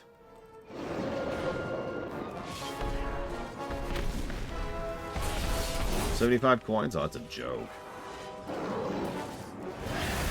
Might do that to recover tomorrow.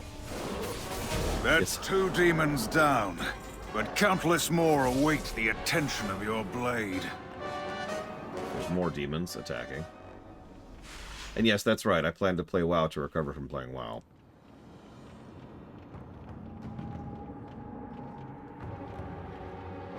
I mean, by all accounts, that was what they were doing. Whether they succeeded or not off the deeper end.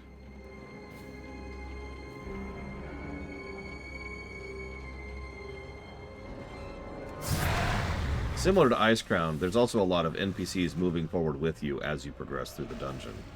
I like it when that happens. It's a nice way to make you feel like you're in part of something rather than just, you know, molten core. This is where you die! Really? Wow. All this and I just die here.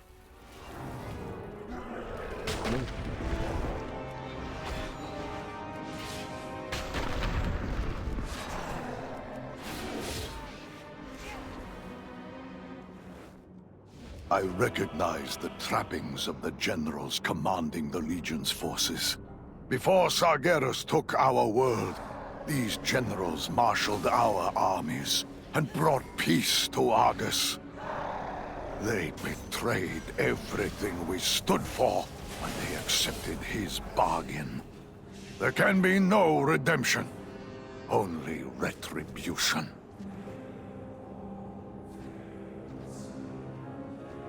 Okay, guys. Die or go away. I don't care which, really. Time for our first elevator boss.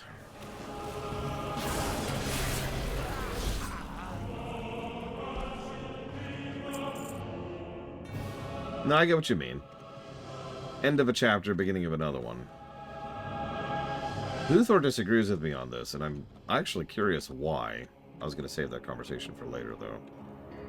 But, oops, pay attention, Mark, pay attention. In my opinion, the first chapter of WoW ended with Legion, and BFA began a new chapter, which ended with Shadowlands. Dragonflight is then the beginning of Chapter 3. And, by all accounts, the last Titan will be the end of Chapter 3. Can I just say I really liked this fight? It's an interesting take on a council fight. This is one engagement you will not walk away from! So yeah, very coordinated and organized leaders constantly leading their own forces from inside pods which directly connect them to their troops. The War Council has finally paid for their treachery. Without their leadership, the Legion will fall into chaos. This is such a fascinating raid, because as we're dissecting the upper echelons of the Legion, we're doing substantial and large-scale harm to the organization. But it doesn't mean anything unless we get rid of the people at the actual top, and free the Titans.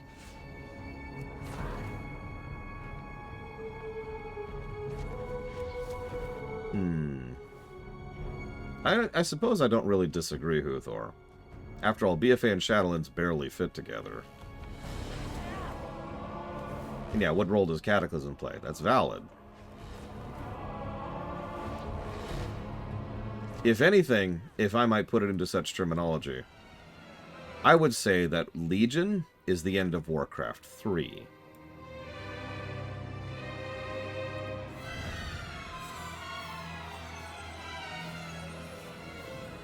Like, I think that's the most direct through line there. You could argue Pandaria and Warlords in that, and I would not contest that. So that's Warcraft 3, Pandaria, and then Warlords, and then Legion. But you could also argue that Frozen Throne ended with Wrath. Except Frozen Throne kind of keeps going too, so... There is a disturbance close to your location, the likes of which I haven't felt since the opening of the Dark Portal. If the Legion is using that hull to gather reinforcements, then it must be destroyed before we are overwhelmed. If I'm to use more clear terminology, the reason I say Legion is such a definitive end to a chapter... In our path has fallen. Yours is next. It would be because it was designed to be. I'm saying this wrong, but the intent is clearly there, right? Like, a lot of things are permanently concluded in Legion. I'm not even talking about, like, the big stuff. A lot of plot threads are tied up and closed off in Legion. Not all of them, of course. Warcraft's a big setting.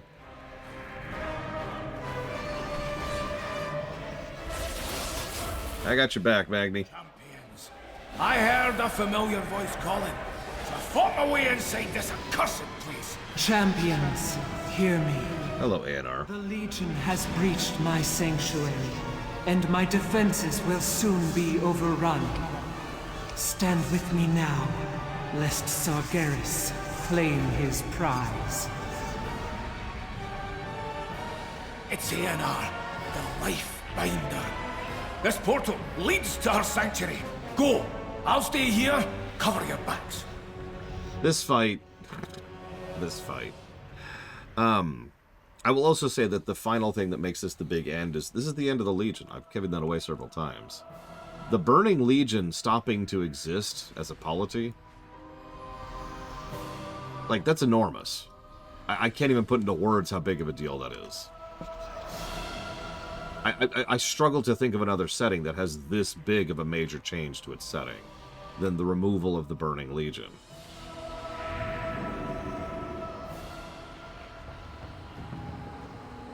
And yeah, the Legion has always been the apocalypse in the distance, right? No matter what else we do, at the end of the day, it's always been that quiet threat in the background. I was actually going to bring up the Ascians as well. Shadowbringers.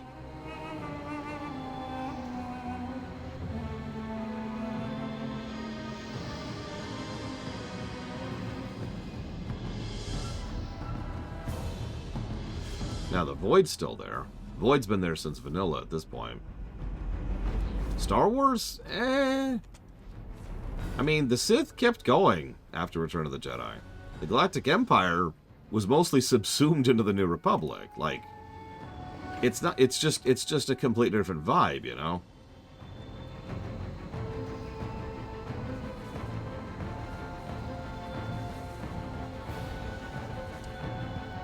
You know, it just occurred to me. There's actually one other setting I could think of that has a vibe like this. StarCraft.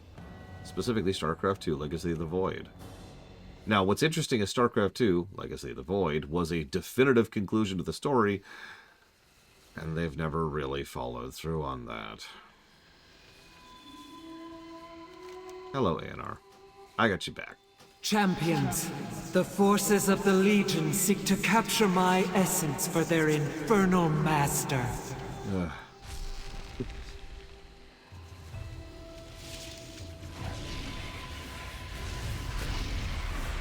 Like, I could see something like this working in Star Wars if they got rid of the Force. Or if somehow they were able to just completely remove the dark side of the Force permanently. Like, in a truly, no really, it's not coming back kind of a way. Which, by some accounts, isn't even possible.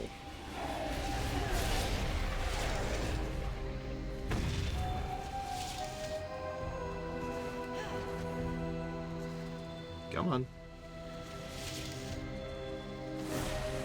No, Halo's a good example, actually. And the events of Halo 3? Back to your master. Is another good example of this concept. I almost said Reach, and I hesitated on that, because, no. Reach is great, but the beginning of the story, not the end. Is that up? That's up.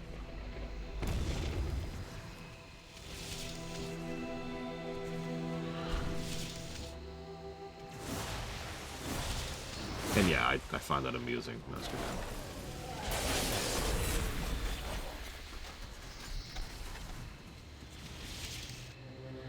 No, you are correct. Mass Effect 3 was a fairly definitive end of a particular, you know, galactic level threat. You are right.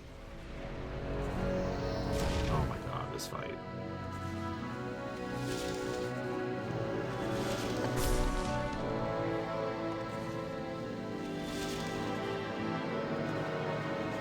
Hello, dearest sister. How goes? I'm finishing this game today, I swear to God. This is happening! Whoop, whoop, whoop. I'm in Antorus right now.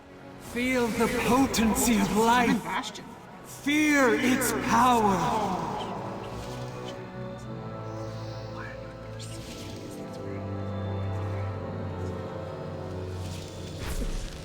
It's really, really hard to hear you whispering under all the, you know. It's going crazy. We will kill you. Oh, shoot, shoot, shoot. Pay attention, Mark. Pay attention.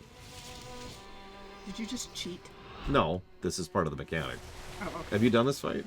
I don't know. This fight kind of sucks. It's a whack-a-mole fight. Darkness, you will know the might. I am, because I've done this before. Solo, even. Come on. Oh, that dude where you can jump. Pretty much. No, I like your first answer, Braglin. Hell. Where are you? Hell. I'm getting really weird randomness, unless it's just, is it always these two on normal? I'm asking legitimately, because I remember having to bounce between, like, all of the spawn points, not just these two over and over.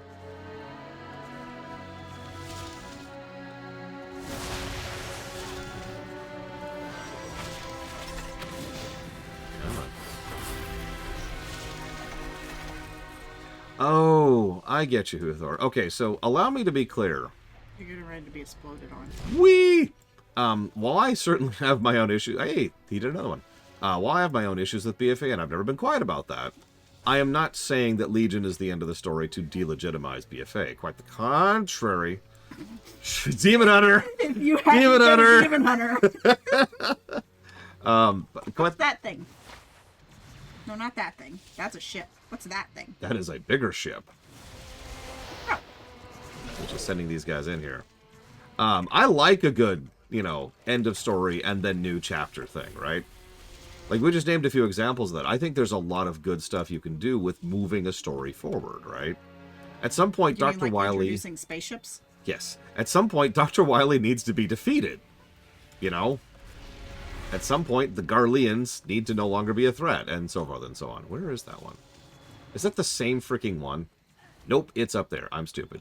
Up, please. Them before they reach me, or all is lost. Oh, shoot. I forgot about the bats. Oh, my God. Okay, I need to kill these quickly. Victory is nigh, champions. Dispatch their remaining forces. My resistance wanes. Wow. Should Sargeras prevail, all life will fall to darkness. Doesn't have a lot of health. The tormented cries of the Pantheon. I think we did it, though. No, it said defeated. In the core of I know, but I think we did it. Yeah, your quest hasn't progressed. It says that's defeated. Different character. If Sargeras breaks them, as he did Agramar, no power in this universe will stop him. Okay, I got my loot. And a lot of transmog. Release them, champions. Husband.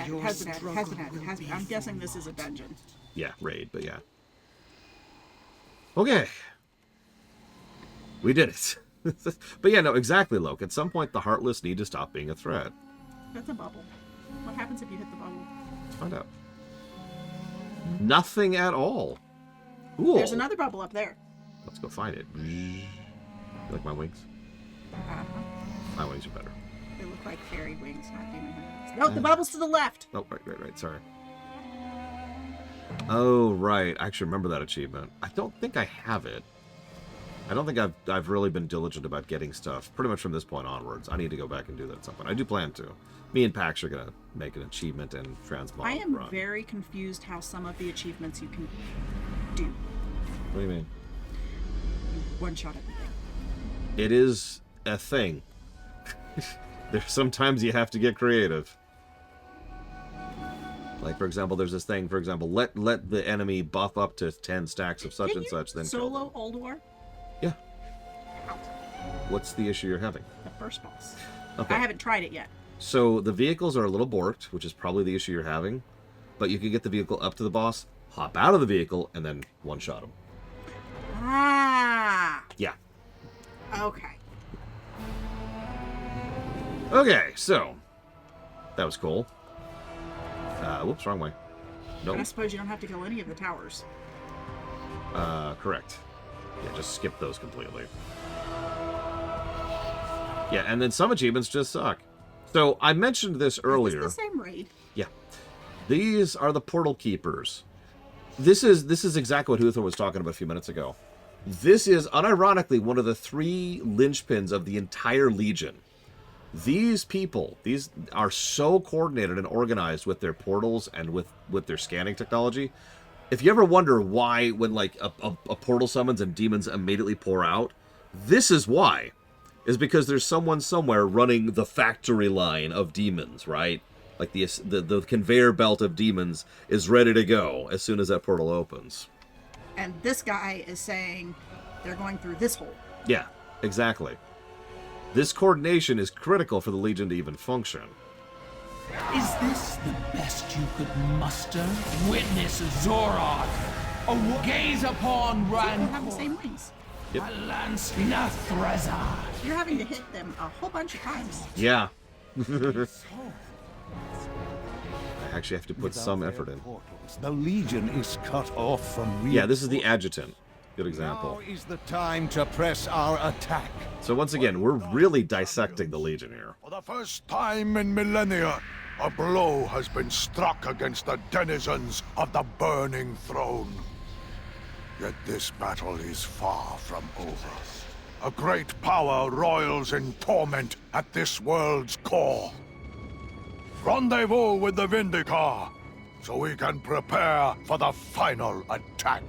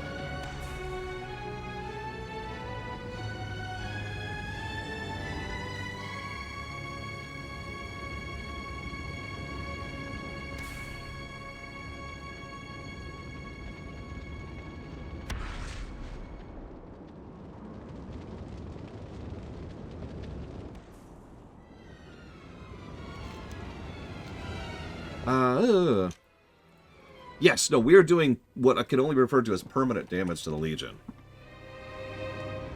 Now, is this irreparable damage? No. Imagine for a moment if we died right here and now. What would happen? Well, first of all, Sargeras would go right back to converting the rest of the Titans, which is the big problem. That's the big ticking clock. Second of all, oh, you can't even see it from this angle, but, you know, what's going on up there with Azeroth? Third of all, charge up the Felforge, bring in new demons, get them set up, reorganize, rebuild the factory. It would cost him time, and it would cost him effort and resources, but I guarantee you, he would just rebuild the factory, and that's it. Where am I? I'm actually turned around. Holy crap. I think this is the right way. I got distracted talking to my sister. She was asking me something about Shadowlands. This is not the right... This is turbo not the right way. Hang on.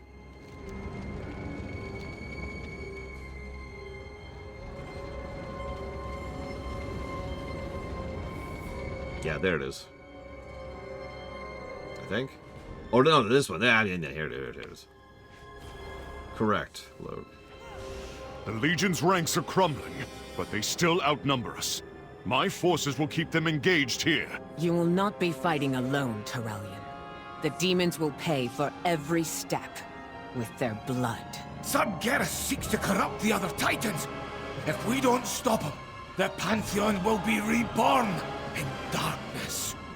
There's no time to waste. Striking at the heart of the Legion is futile until we take out their war machines. Unchecked, they would soon overwhelm us. Agreed. We must cripple those infernal engines of destruction. Champions, use this teleporter to board the Vindicar. On to our next target.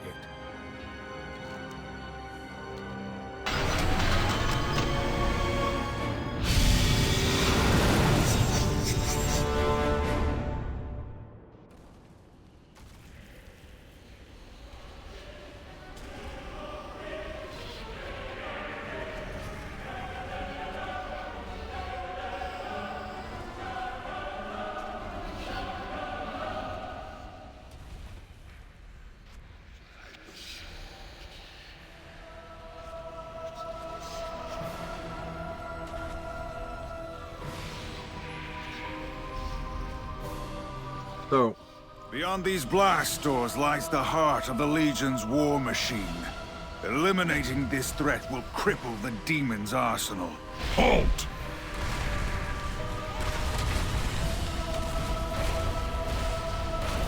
So of all the fights in here, this is probably my least favorite. Oh, don't mistake me, it's fun from a gameplay perspective. But, like, why are we fighting this guy here? You'll go no further, mortal scum! There's a bounty on your heads, and I mean to collect. It's just a demon bounty hunter. That's it. I know. FF14 and WoW both have always done this. There's just some random boss who has nothing to do with anything. Time for a little carnage.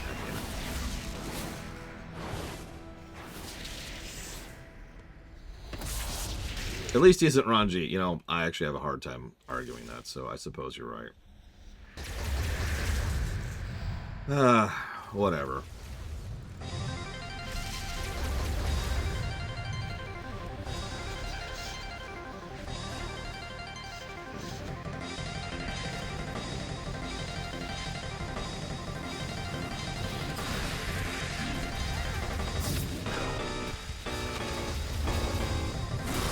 You're beginning to outlive your worth. I love his mechanics. He's a trap boss.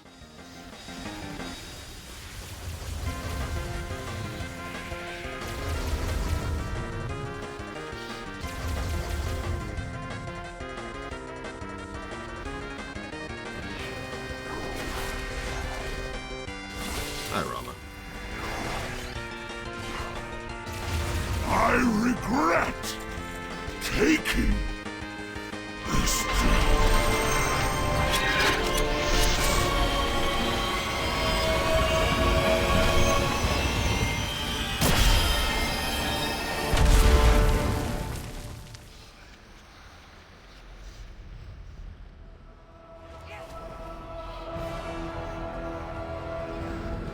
I'm not really complaining, Loke. It's just always struck me as vaguely funny. And then here's this bounty hunter. Why? Don't ask questions.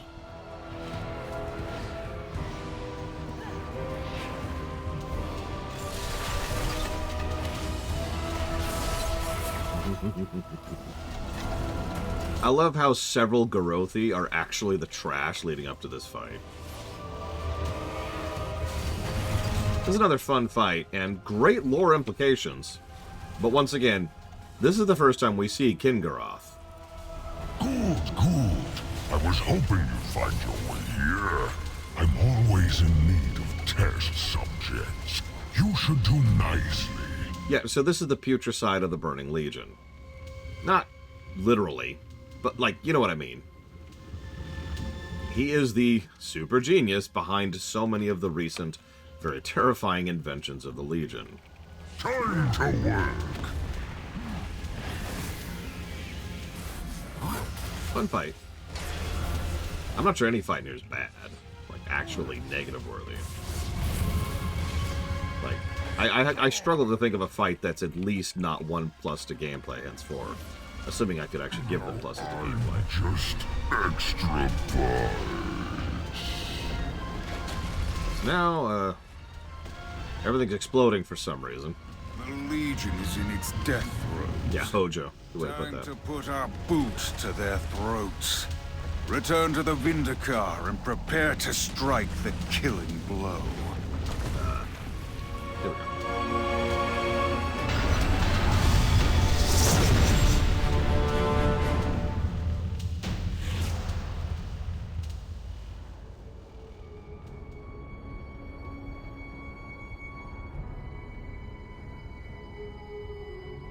So, that's getting worse.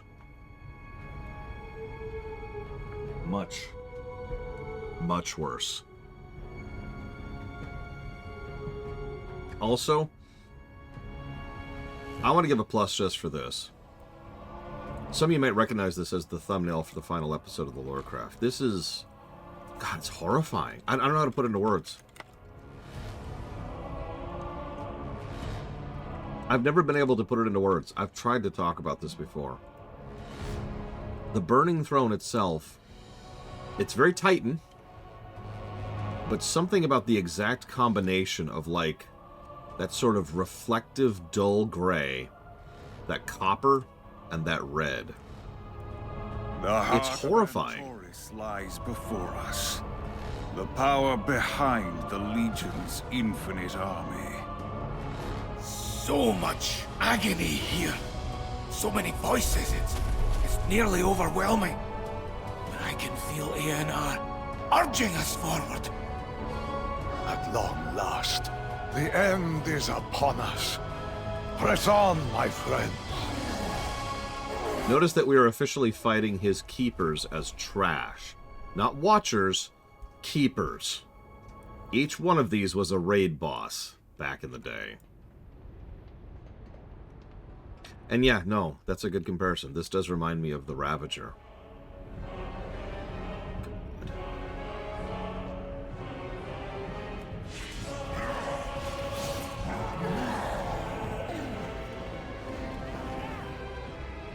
And yeah, exactly, look. It's just, it's soul-sucking. Even that, which is almost assuredly anima, which, remember, we know is used in Keeper and Watcher construction. It adds this horrible vibe to this place. Witches! You call that torment? I've endured far worse! Hello, Veramothras. I'm tired of that worm's babbling. Let me scorch the flesh from his miserable bones! Ignore him, sister.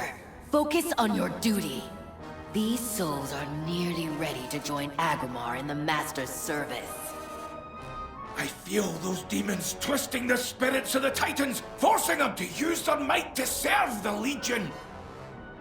Should they fall to darkness, Sargeras will have the power he needs to claim the final Titan. Azeroth!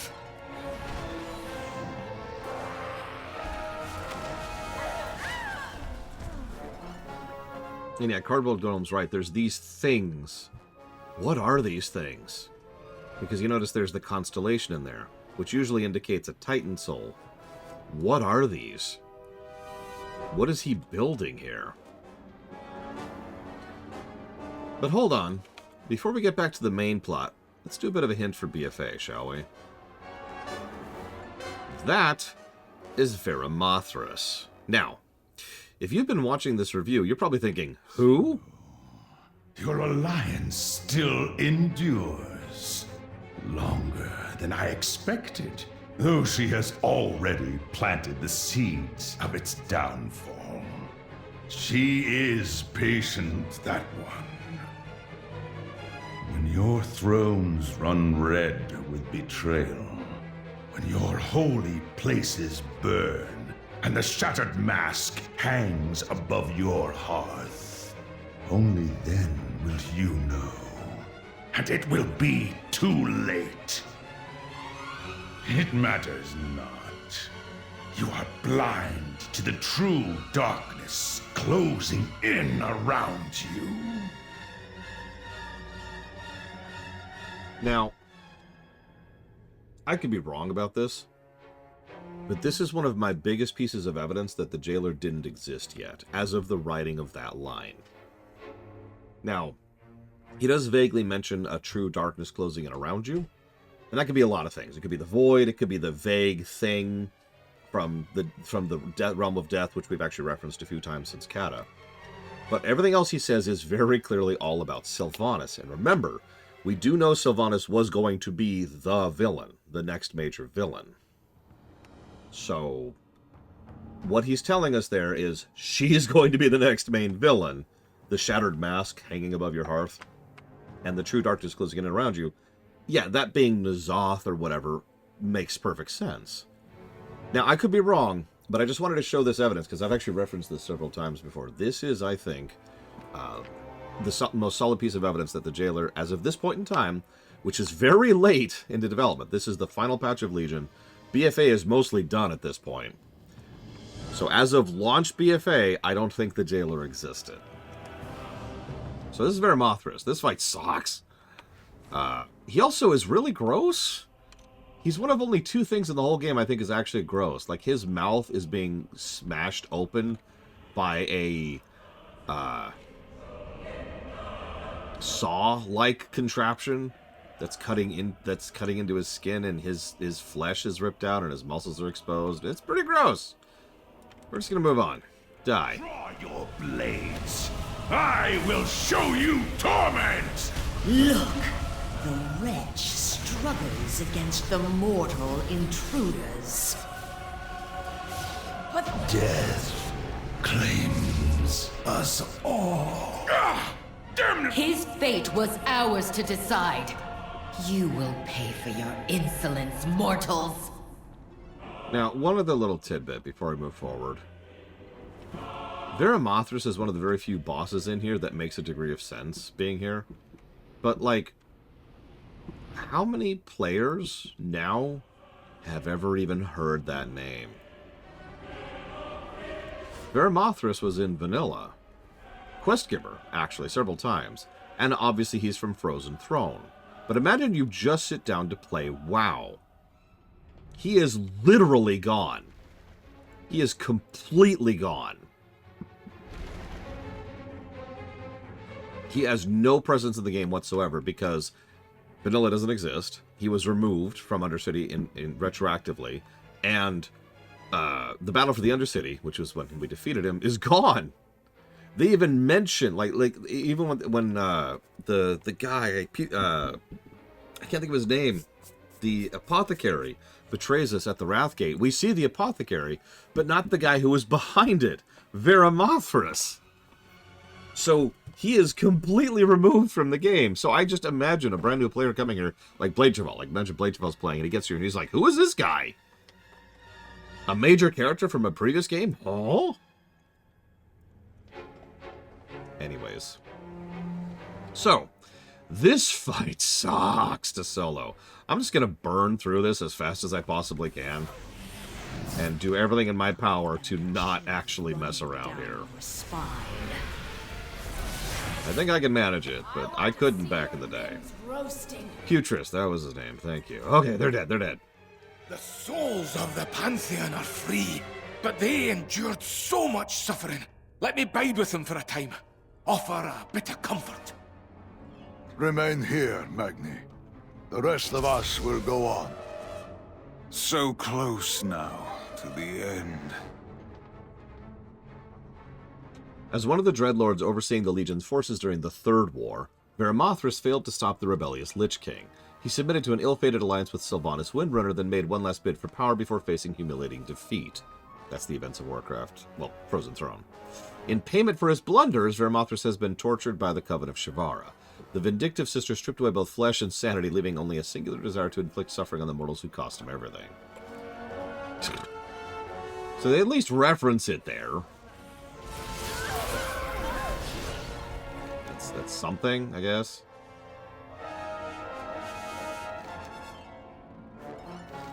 Oh god, this is freaking map. No, I'm going the right way. I'm going to stop downing yourself, Lore.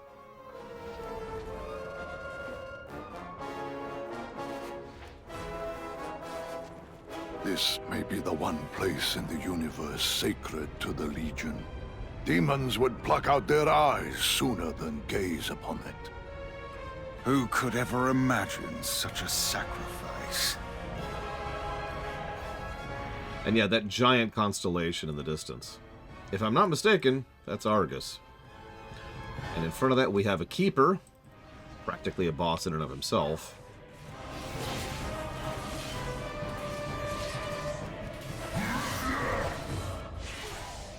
And Agramar.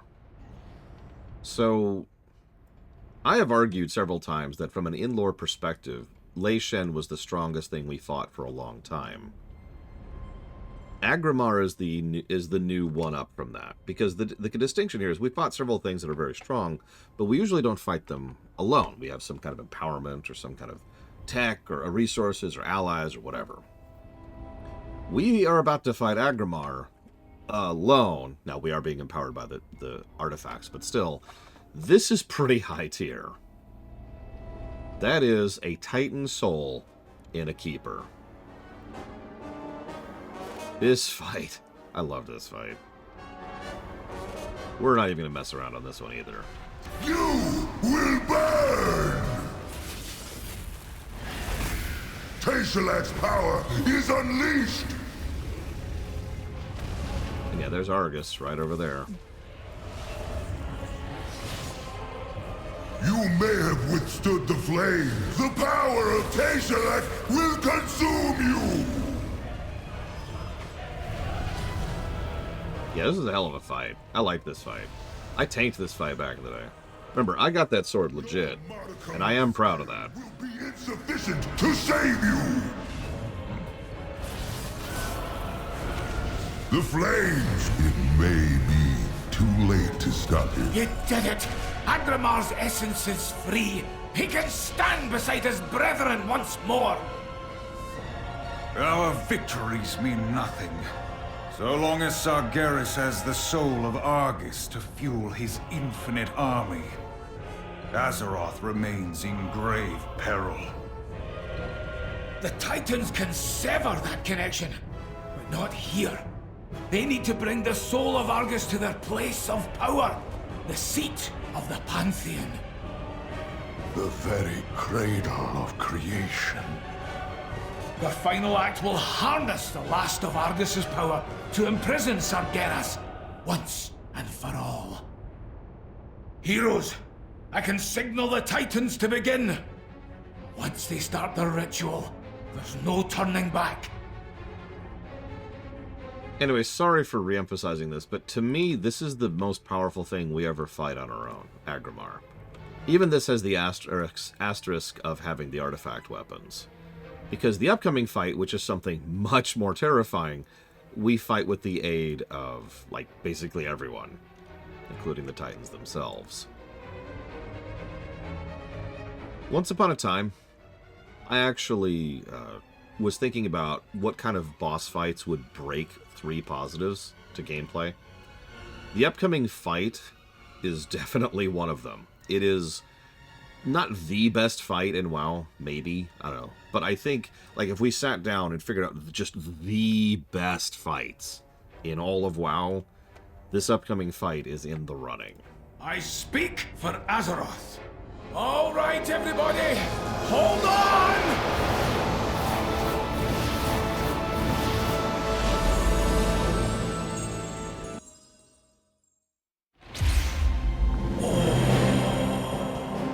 Seat of the Pantheon.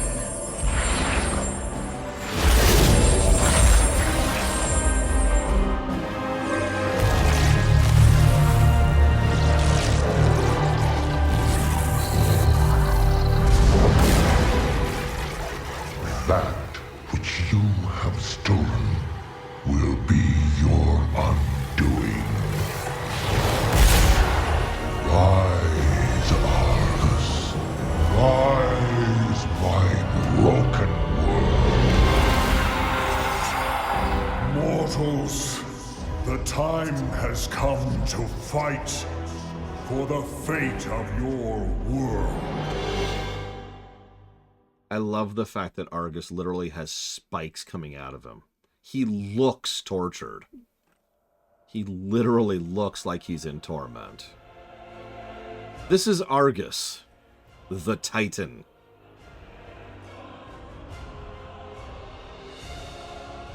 Pretty much, look. Yeah, parts of his head are missing. Like, just, oh, God. He also has a unique boss song. Just for him. Yeah, you can't quite see it, but he's got chunks of him are just missing up there. Notice the shackles. And of course he has a scythe of unmaking. Oh yeah, by the way, there's Argus over there. Azeroth. Oh, that doesn't look good. Yeah. So each of the Titans here are weakened and drained, but the only way we can fight at this level at all, the only reason we even have a chance at this thing is we're the player characters, so we're super badass. We have artifacts that have been, like, reinforced and reinforced and reinforced over the course of months, if not years, to be even stronger. And we have the backing of the freaking Titans. This fight, oh my god, this is such a good fight, too. This is the kind of fight which has so many layers. It was like watching a fractal unfold in perfect harmony. It's hard to even explain it without just going down the list of all of the beautiful attacks he does and the phase changes, and oh, it's crazy. I love this fight. The Master demands your doom! And yeah, this is also the strongest we are ever at. Even as of now, we have never surpassed ourselves from Legion. Our champions, Golganet.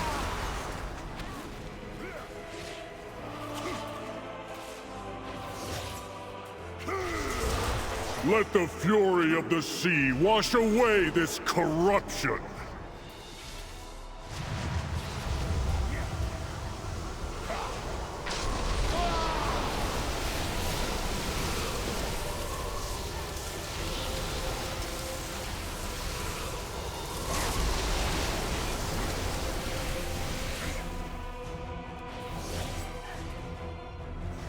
Agramar, lend these mortals your strength, brother. You missed it, but he said no hope. Only pain. Just pain. Time answers to me, Unmaker. The one force that can bind your relentless fury.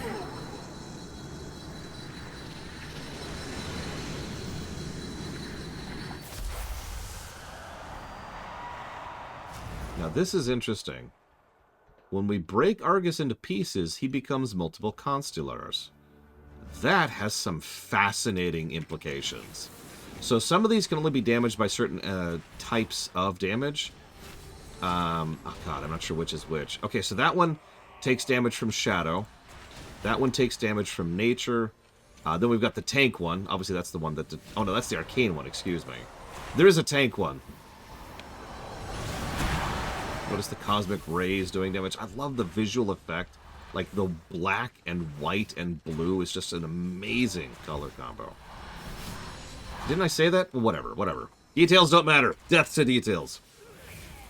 They take extra damage from... did I say vulnerable? I swear I said vulnerable. Yeah, it's right there. Shadow vulnerability.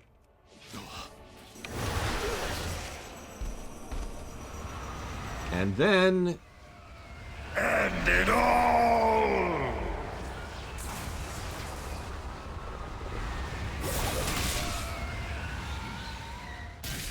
He kills us. No! After all we have endured, it must not end this way! Canonically, we just died. For the second time, by the way. Lost, High Father. The spark of life still flickers within these mortals. Arise, champions! Fight to save your world! So, this is another top-bottom fight. The top has to deal with those things, while the bottom has to deal with those things, while the top has to deal with him and all the crap happening up here. And the bottom is dead. So anybody who dies, for any reason, deliberately or otherwise, helps deal with the bottom side, while the people who are still alive try to push through the top side. You have done well. Great fight. It is time. We must gather our strength. Return home, children of Azeroth. Illidan, we've done all we can. Every choice, every sacrifice has led me to this moment. To face him once again. You are not coming with us. The hunter is nothing without the hunt. Did you not see this fate, prophet? Fate? Our survival was never in fate's hands. Light be with you. Illidan story.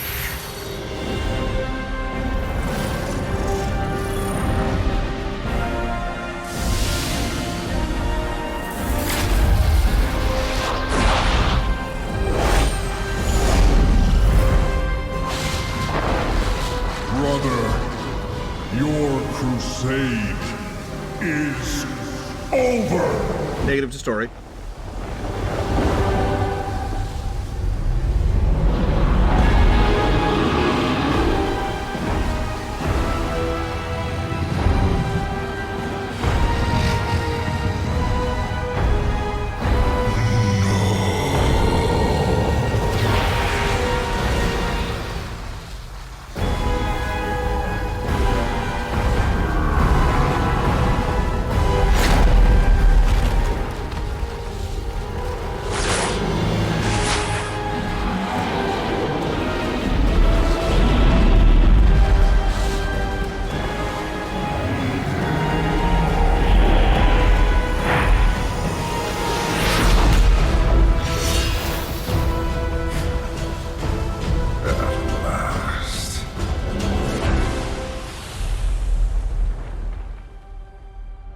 For all I dislike about this cutscene, this moment right here. That sigh is one of the best moments in the whole game, and I am not exaggerating. Which is good, because it's immediately followed by this nonsense.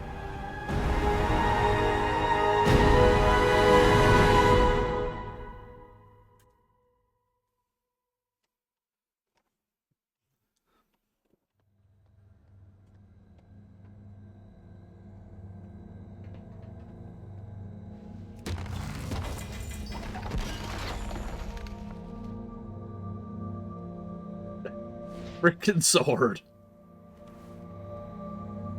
That frickin' sword.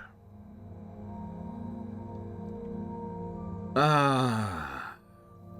We'll get to the sword, for real.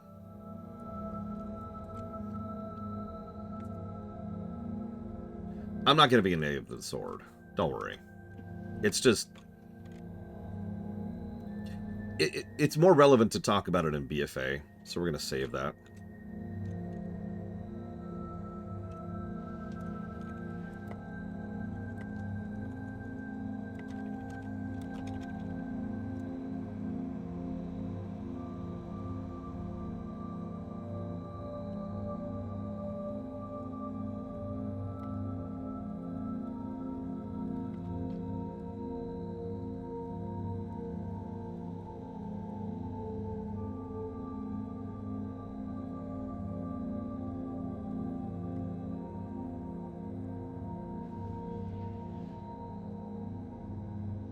I've wondered that too.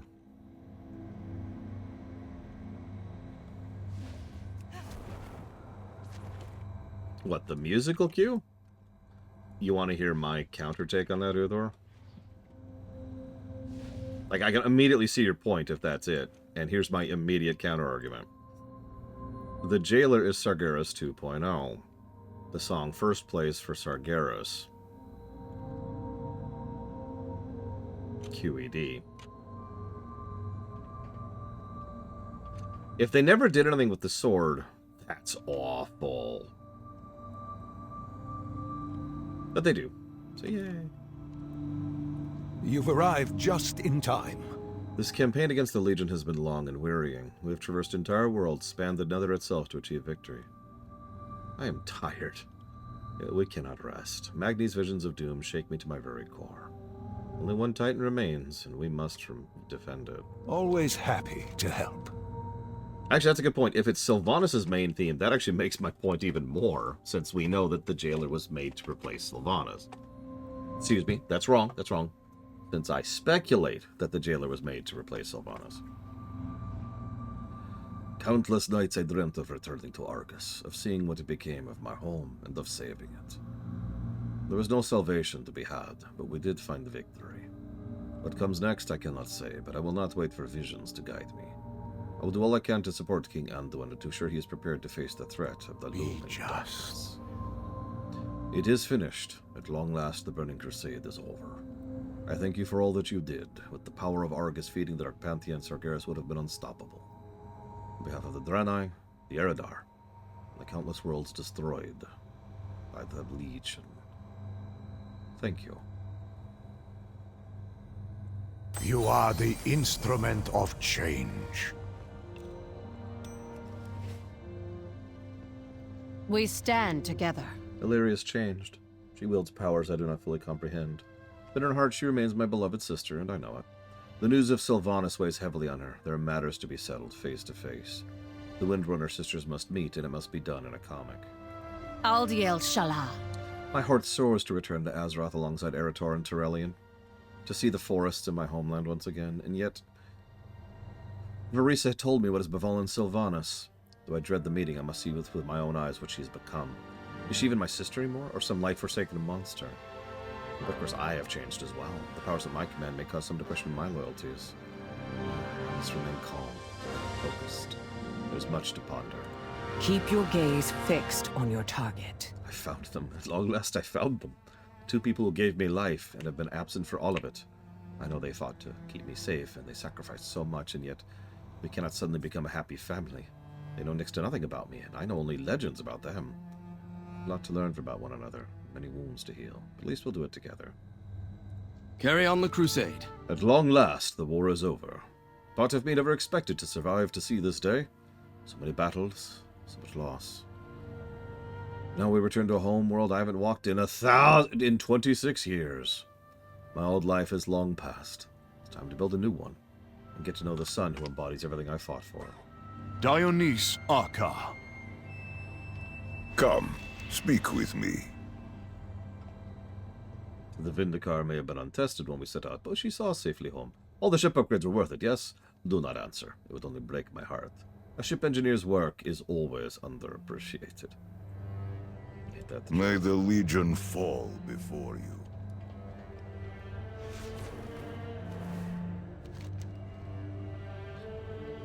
So, the moment that the way to Argus opened, the instant my gaze fell upon the Legion's homeworld, I knew I would not be returning from it. I will face my destiny, whatever it may hold. Yet, I have left certain matters unsettled. Old wounds that I would see mended. This crystal bears 2 messages. One is for my brother Malfurion, the other for Tyrande. I am trusting you to deliver them on my behalf, champion. When they have heard my words, leave the crystal atop Mount Hyjal, upon the shores of the Well of Eternity. You have witnessed echoes of my past, hero. I ask your help to put these final matters to rest.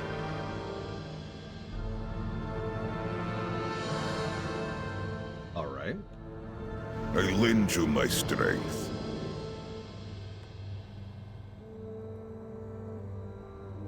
I actually agree with you, Huthor. Completely.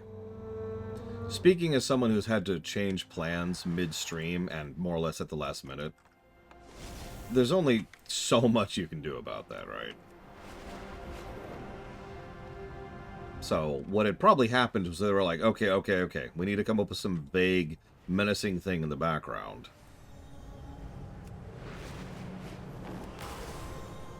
Like, there's actually a term for that, I forget what it's called.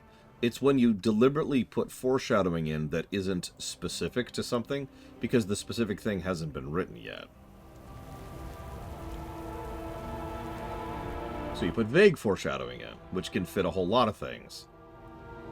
It limits your options, but it gives you something to work with, and it's a good patch fix if you're in a hurry, under the gun, or under budget. I do wonder who came up with the idea of Sargeras Light. Legitimately, like, it's a curiosity of mine.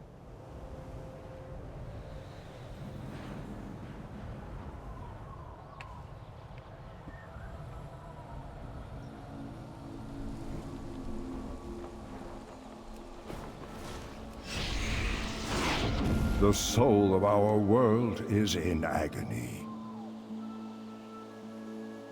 Nature stands with you. The crystal. It rings out with a familiar voice. Malfurion, even in the womb we grappled with one another.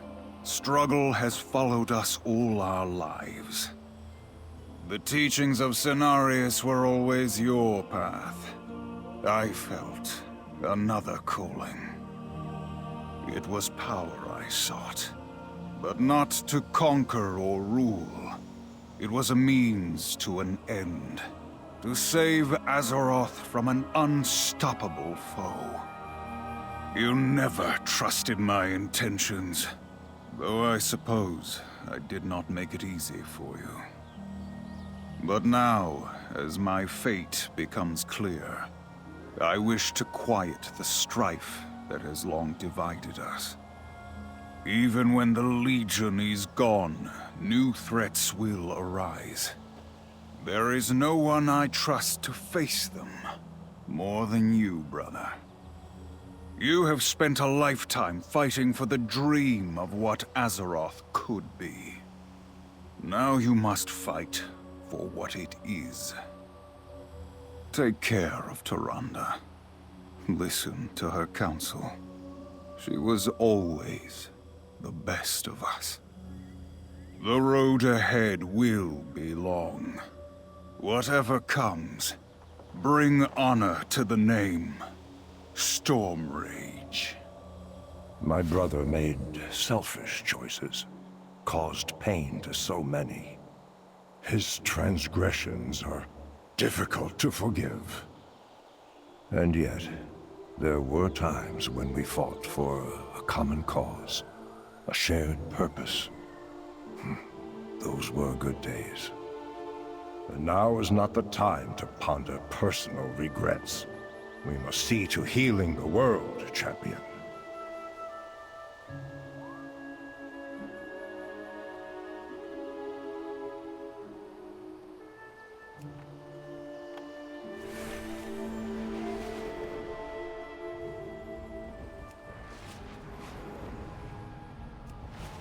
We should kill Sylvanas. Well, that's a good idea. The Nightmare's assault on the temple is ceaseless. In her light, all truths are revealed. I sense a sorcerer's touch upon this crystal. Tyrande, long ago, you trusted me enough to defy Malfurion's wishes and free me from my prison. But over time, that faith was lost. And like my brother, you came to believe that the choices I made had driven me to darkness. Know that every path I took led toward a single purpose: saving our world. I could abide no half measures, no compromise. At those times when I faced doubt, I held true to one constant, one anchor. You. You have always embodied the best of Azeroth, Tyrande. Your faith, your devotion. Through the darkest times, my belief in you never wavered. My fate, my duty, are now clear to me. I leave Azeroth's defense to you, and to my brother. And Teldrassil for some reason. Tyrande. Though at times I wished your heart had made a different choice. In the end, I know it made the right one.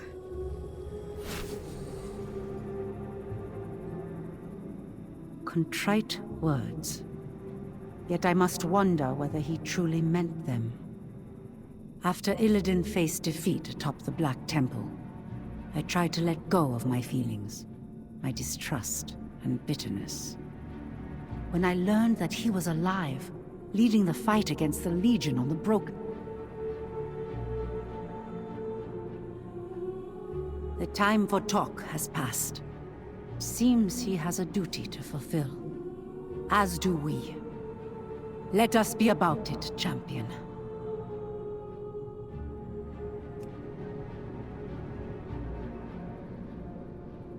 I think what I love most about this, and I do actually like this, is it's really a good insight on how deranged Illidan really is.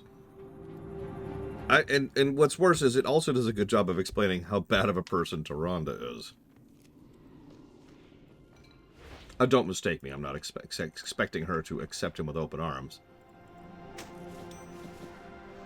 But, I mean, come on. It's doubly funny when you consider twice Illidan's like, oh, she's super awesome. I've actually talked about that concept before. It's a very simple concept. Let me put it into simple terms. Let's say you are with someone. You like them. They like you. Life is good. Hold up. You're in jail now. And you can't see them. And you don't see them for years.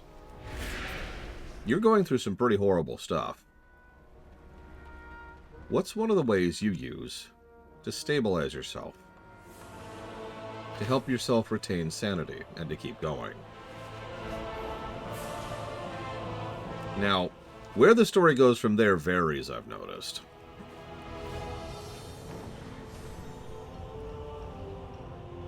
But it actually doesn't surprise me that Illidan would idealize, romanticize Tyrande. I doubt he ever actually knew her. And he most assuredly didn't after his stay in prison.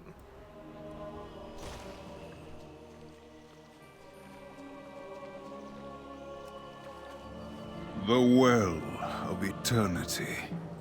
I am not one for sentiment, but if anything embodies my commitment to Azeroth, it is the font of power I created so long ago. But enough dwelling on the past.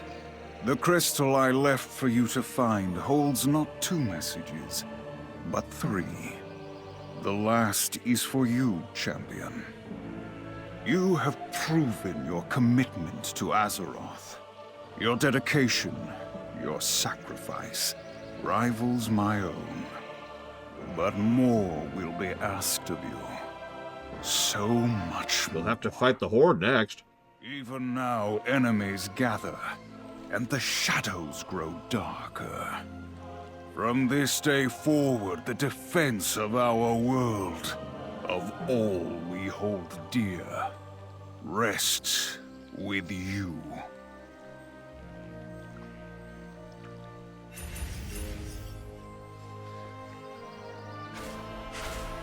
Be around, Illidan. Or maybe not. We're still not sure. But we haven't since. After bringing the crystal to the well, you feel a sense of satisfaction, the circle completed. Whether hero or betrayer, both or neither, Illidan had a duty to fulfill, and so do you. And that is the end of Legion, right there.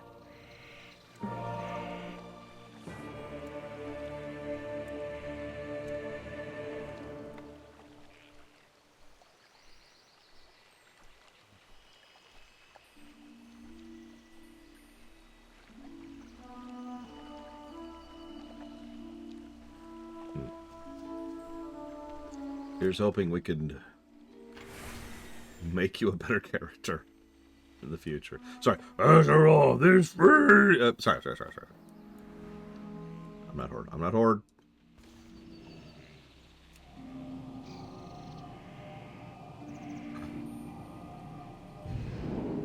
So my normal stream cutoff time was an hour ago.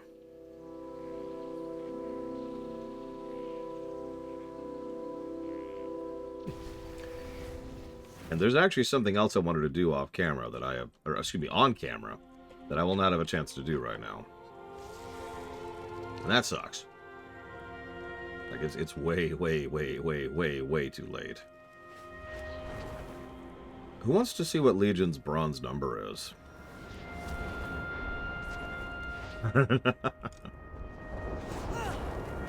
Remember to get your Voots in, if you haven't. And, unrelated, our first stream when we come back will be the LGAs. Don't worry, I'll announce it. I don't know when it will be right now, so don't ask. Let's figure out that golden number first, shall we? This will take me a moment. So let's get you a good shot here. Kill that.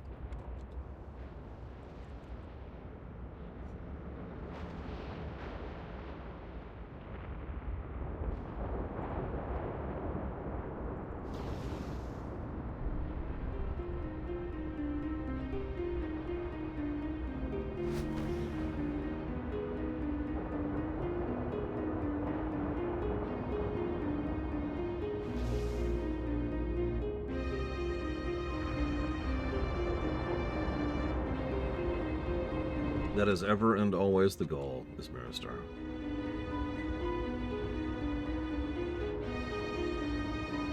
Though I fail often. We did that at the beginning, Yura, remember? We specifically did it at the beginning so we wouldn't to forget it at the end, like we have done several times. We'll actually be starting BFA with the BFA sets.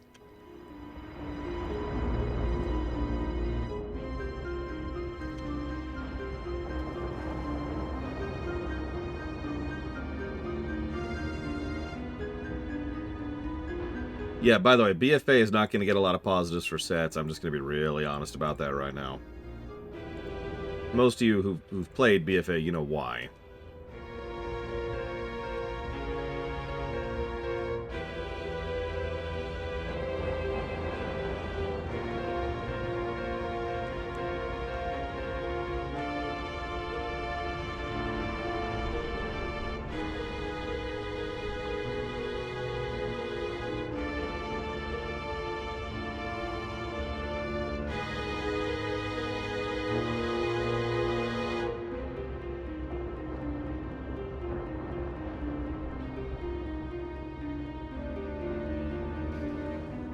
No, I haven't looked at it yet, as Miristar. Sorry, I have been absolutely racing to get this done tonight.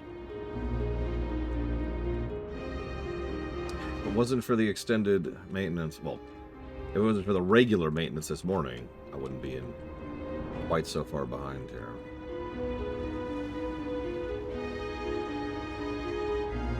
I'll look at it, I swear.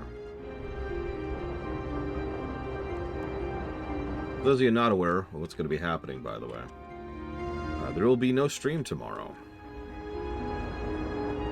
I'm going to be really, really, really honest with you. I'm going to be doing something alien to me. I'm taking a break.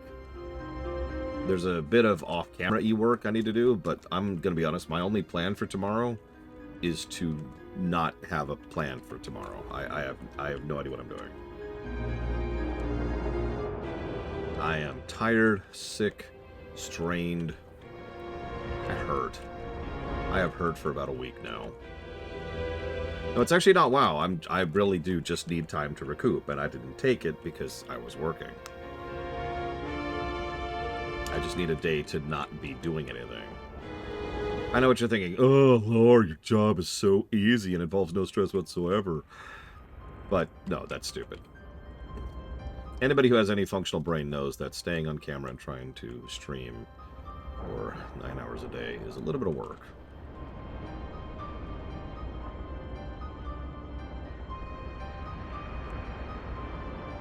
A friend of mine actually tried streaming. This is a while ago.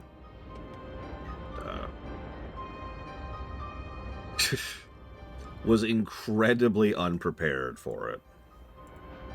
Put it simply.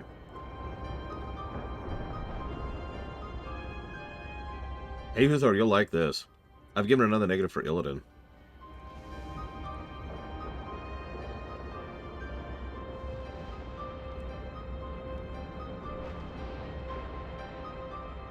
I actually did it before this particular stream, honestly.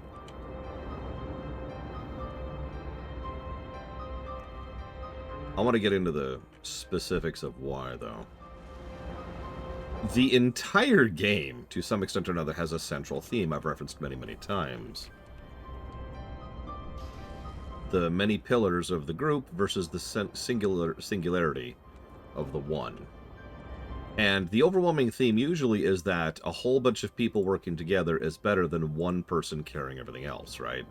Now, that was the most obvious in Pandaria, where everything about Pandaria, even like the micro level, but all the way to the world building, was all about how much having one central pillar screwed everything up. 1, 2, 3, 4, 5. And 52.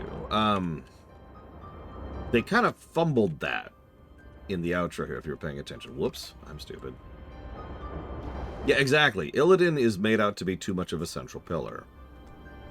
He isn't, really, if you're paying attention. But again, the story pushes him as this central heroic pillar a little bit too much. And we know why.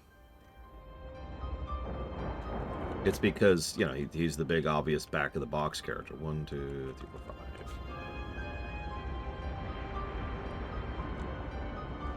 I feel like a lot of our counter ideas we had over the course of this stream, even today specifically, could have really helped smooth over some of the issues here. And make this whole sequence work, you know? Imagine an Illidan who just gets smacked in the face and has to cope with that and decide what kind of person he's going to be, you know, having recognized how much he nearly screwed everything up for everyone forever.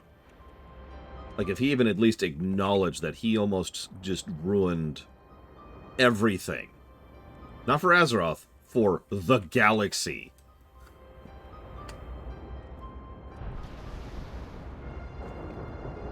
Like, really think about how close we came to failure on a scale that's hard to even process, because he decided to push things.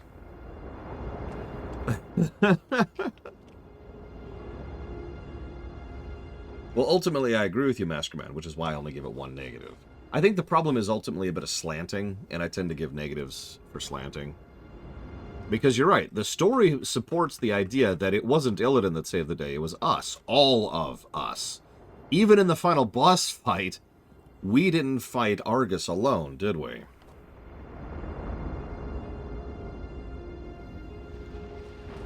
That's a common theme, by the way. That happens in Dragonflight as well, to use one example.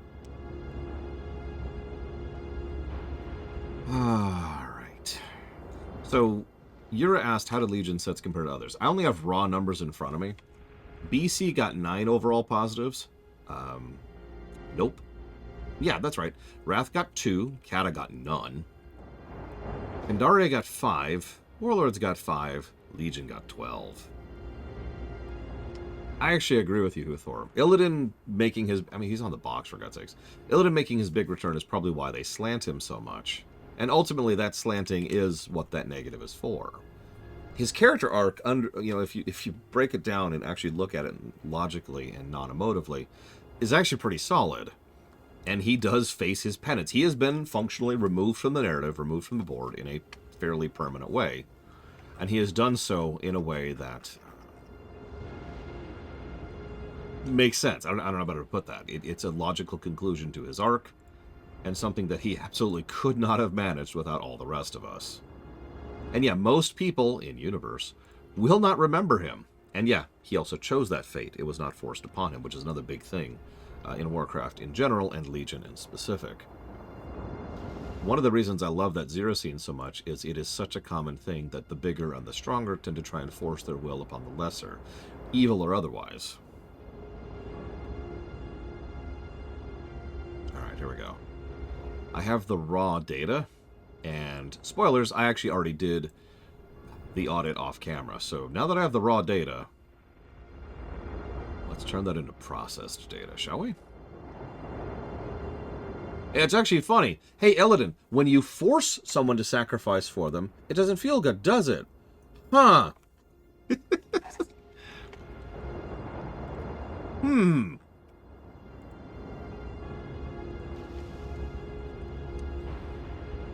I wonder if he would have said yes if she asked.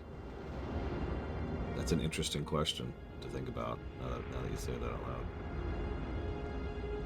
loud. Alright. I hope Bladebell's here, because he asked this earlier, and I'm going to finally have an answer for him.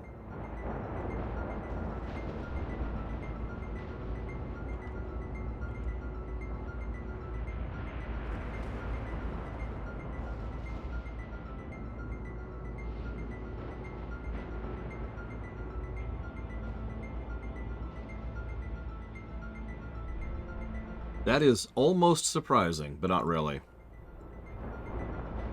I'll tell you what in a minute. Give me a sec. I gotta tabulate a few other things here. I need to make sure I reduce all these numbers by 1, too. Because I still got some organization stuff I'll have to do off camera. Don't worry, I'll be doing at least a little bit of work off camera. A lot of work to do, after all.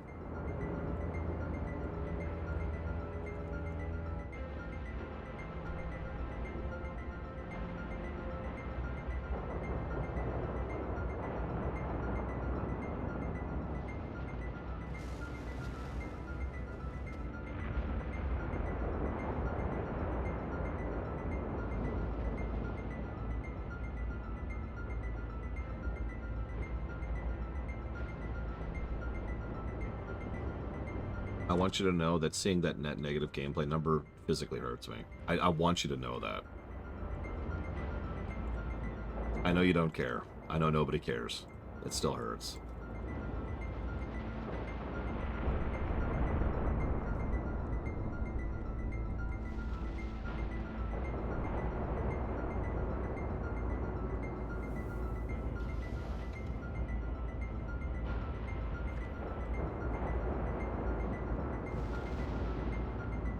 Yeah. Of all the things. Of all the things I would have predicted in this entire run, Legion having a net native gameplay score was not on that list. There we go. Okay. So...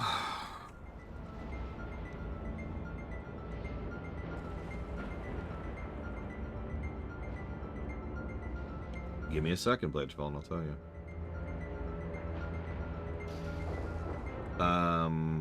Yes. This isn't even half the gameplay negatives that BC had. It's shocking, Uthor. To me. Maybe it's not shocking to anybody else.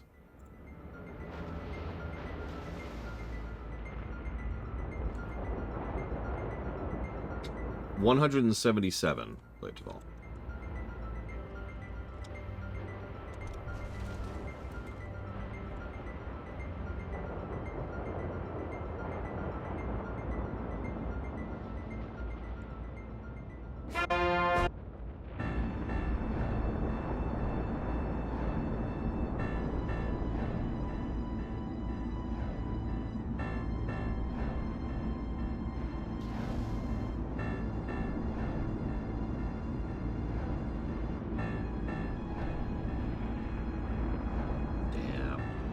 Damn.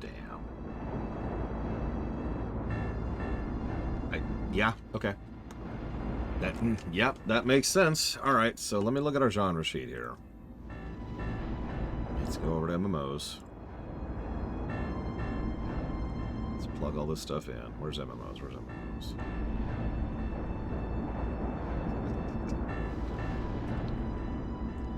I mean, Machinations is worse. The only time Machinations was tolerable was during Dawn Trail, where they actually they had to have been doing it deliberately, making a joke out of it.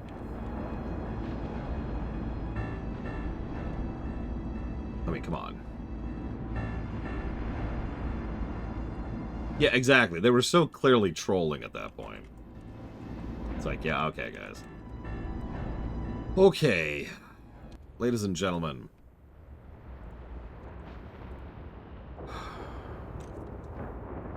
Legion. So let me start with the big thing. Many people, myself included, have wondered if Legion was going to be close to Cataclysm in length. And the answer is...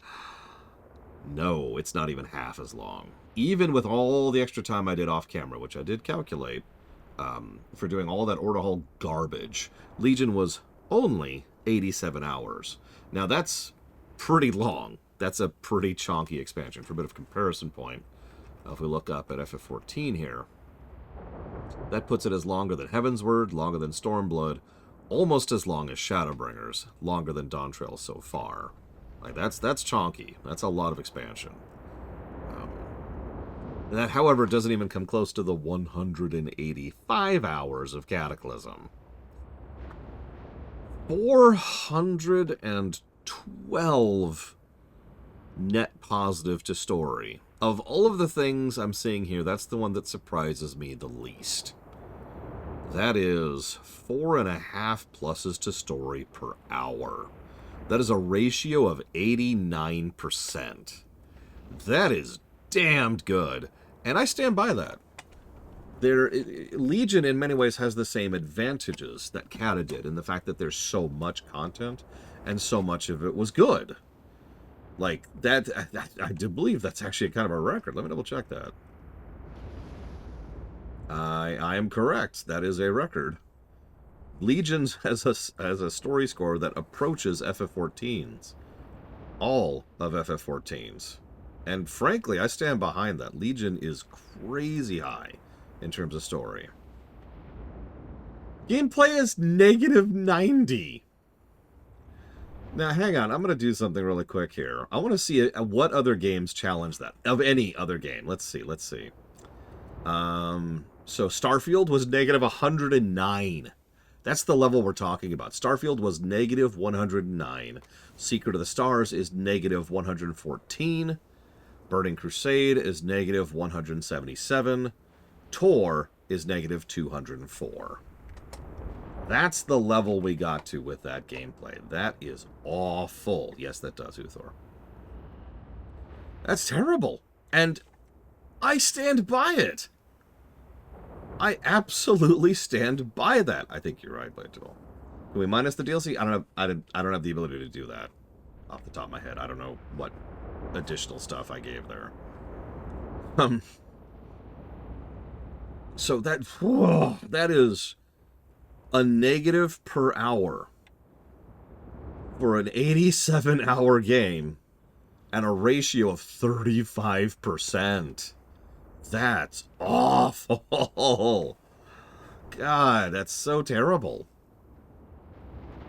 Yeah, that's bad. And I stand by it. I 100% stand by it. There's no excuse. What's really funny is a decent chunk of that might be fixed in Legion Remix. We'll see. Whew. But that gives us our bronze number. So let's look at our bronze number, shall we? Let's just sort this out here. So where's Legion? There it is. So what's our competition here?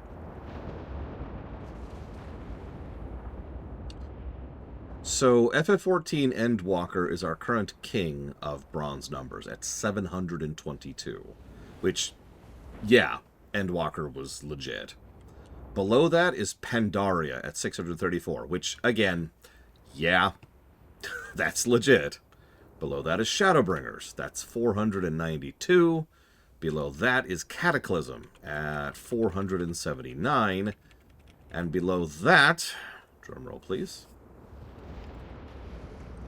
Let me pull up the guessing game. Okay, let's see if anybody... I noticed nobody's really been using the guessing for this. That's fine. I don't blame you. It's just kind of funny.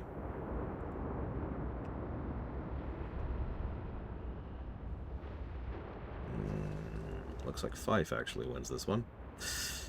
Ladies and gentlemen, the final bronze number for World...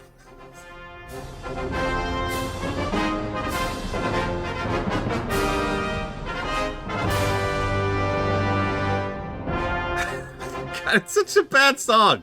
It's so bad. I love it. Who wrote this? You're fired. All right. Anyways, the final bronze number for Legion is 377. Now that's actually really good. That is actually really good. It's worth noting. But you got to understand that with the perspective of understanding, that's terrible. Yeah, no, that's not where that should be at all. Legion should be knocking it completely out of the park. Legion should be crushing. Like, Legion should be up there around the Endwalker and Pandaria scores, which I remind you are about double this. For Legion to be all the way that far down, to give you a bit of perspective, Dawn Trail is chasing this, and Dawn Trail isn't even done yet. Yeah, Fife got a really close guess there, so let me go ahead and write that down. Congrats, Fife.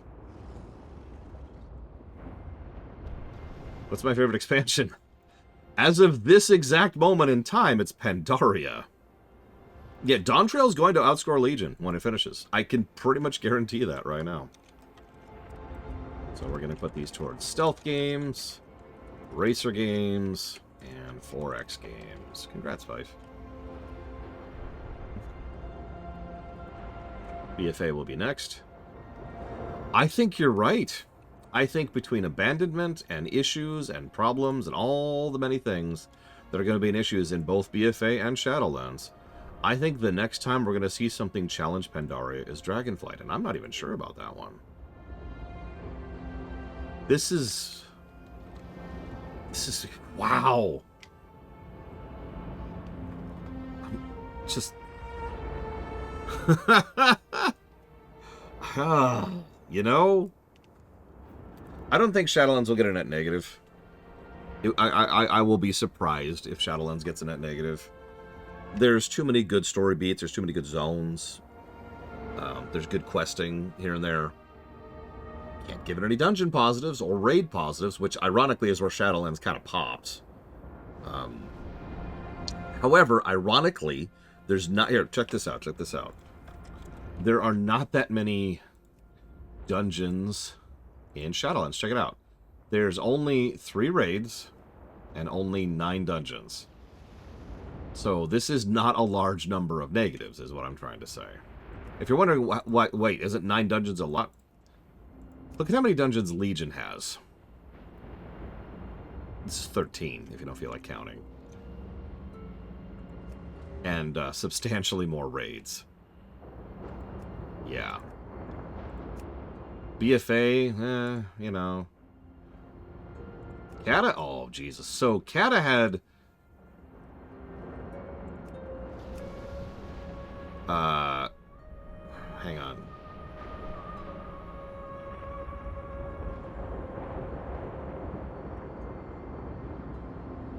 $37 dungeons. And I don't even know how many raids. Bunch of raids. Bunch of raids. Yeah, a lot.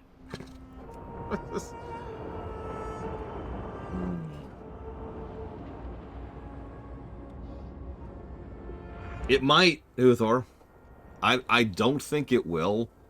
That 412 is certainly doing some legwork for Legion.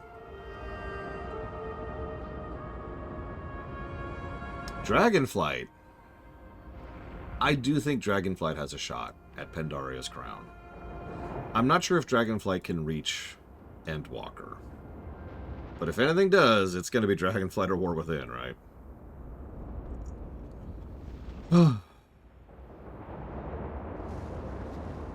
Okay, for those of you who only show up at the very end of the stream, or watch the very end of the VOD for the golden number, I am not streaming tomorrow. I'm not streaming for a bit. I'm going to go ahead and take some time off, try to recover, just get healthy, right? Let my body recoup. I am going to be doing some off-camera work. I'm going to do a little bit of prep work in a very, very small amount. Don't worry about it. I'm also going to be getting the LGAs ready because I have to do prep work for that.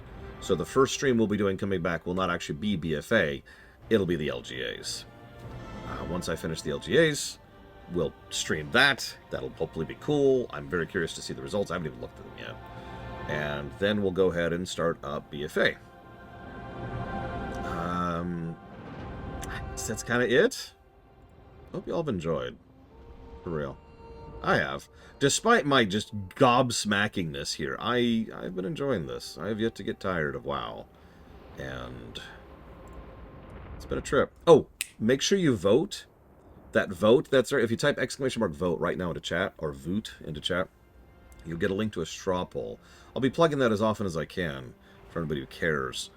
I'll put a link to it in the YouTube comment as well. And that that's going to affect part of the future review. So for anybody who cares at all about the WoW run going forwards, please vote in it. It's multiple choice, so you can pick more than one character. So just, you know, vote for as many characters as you care about. And otherwise, I will see you guys next time. Because your stream is... Oh!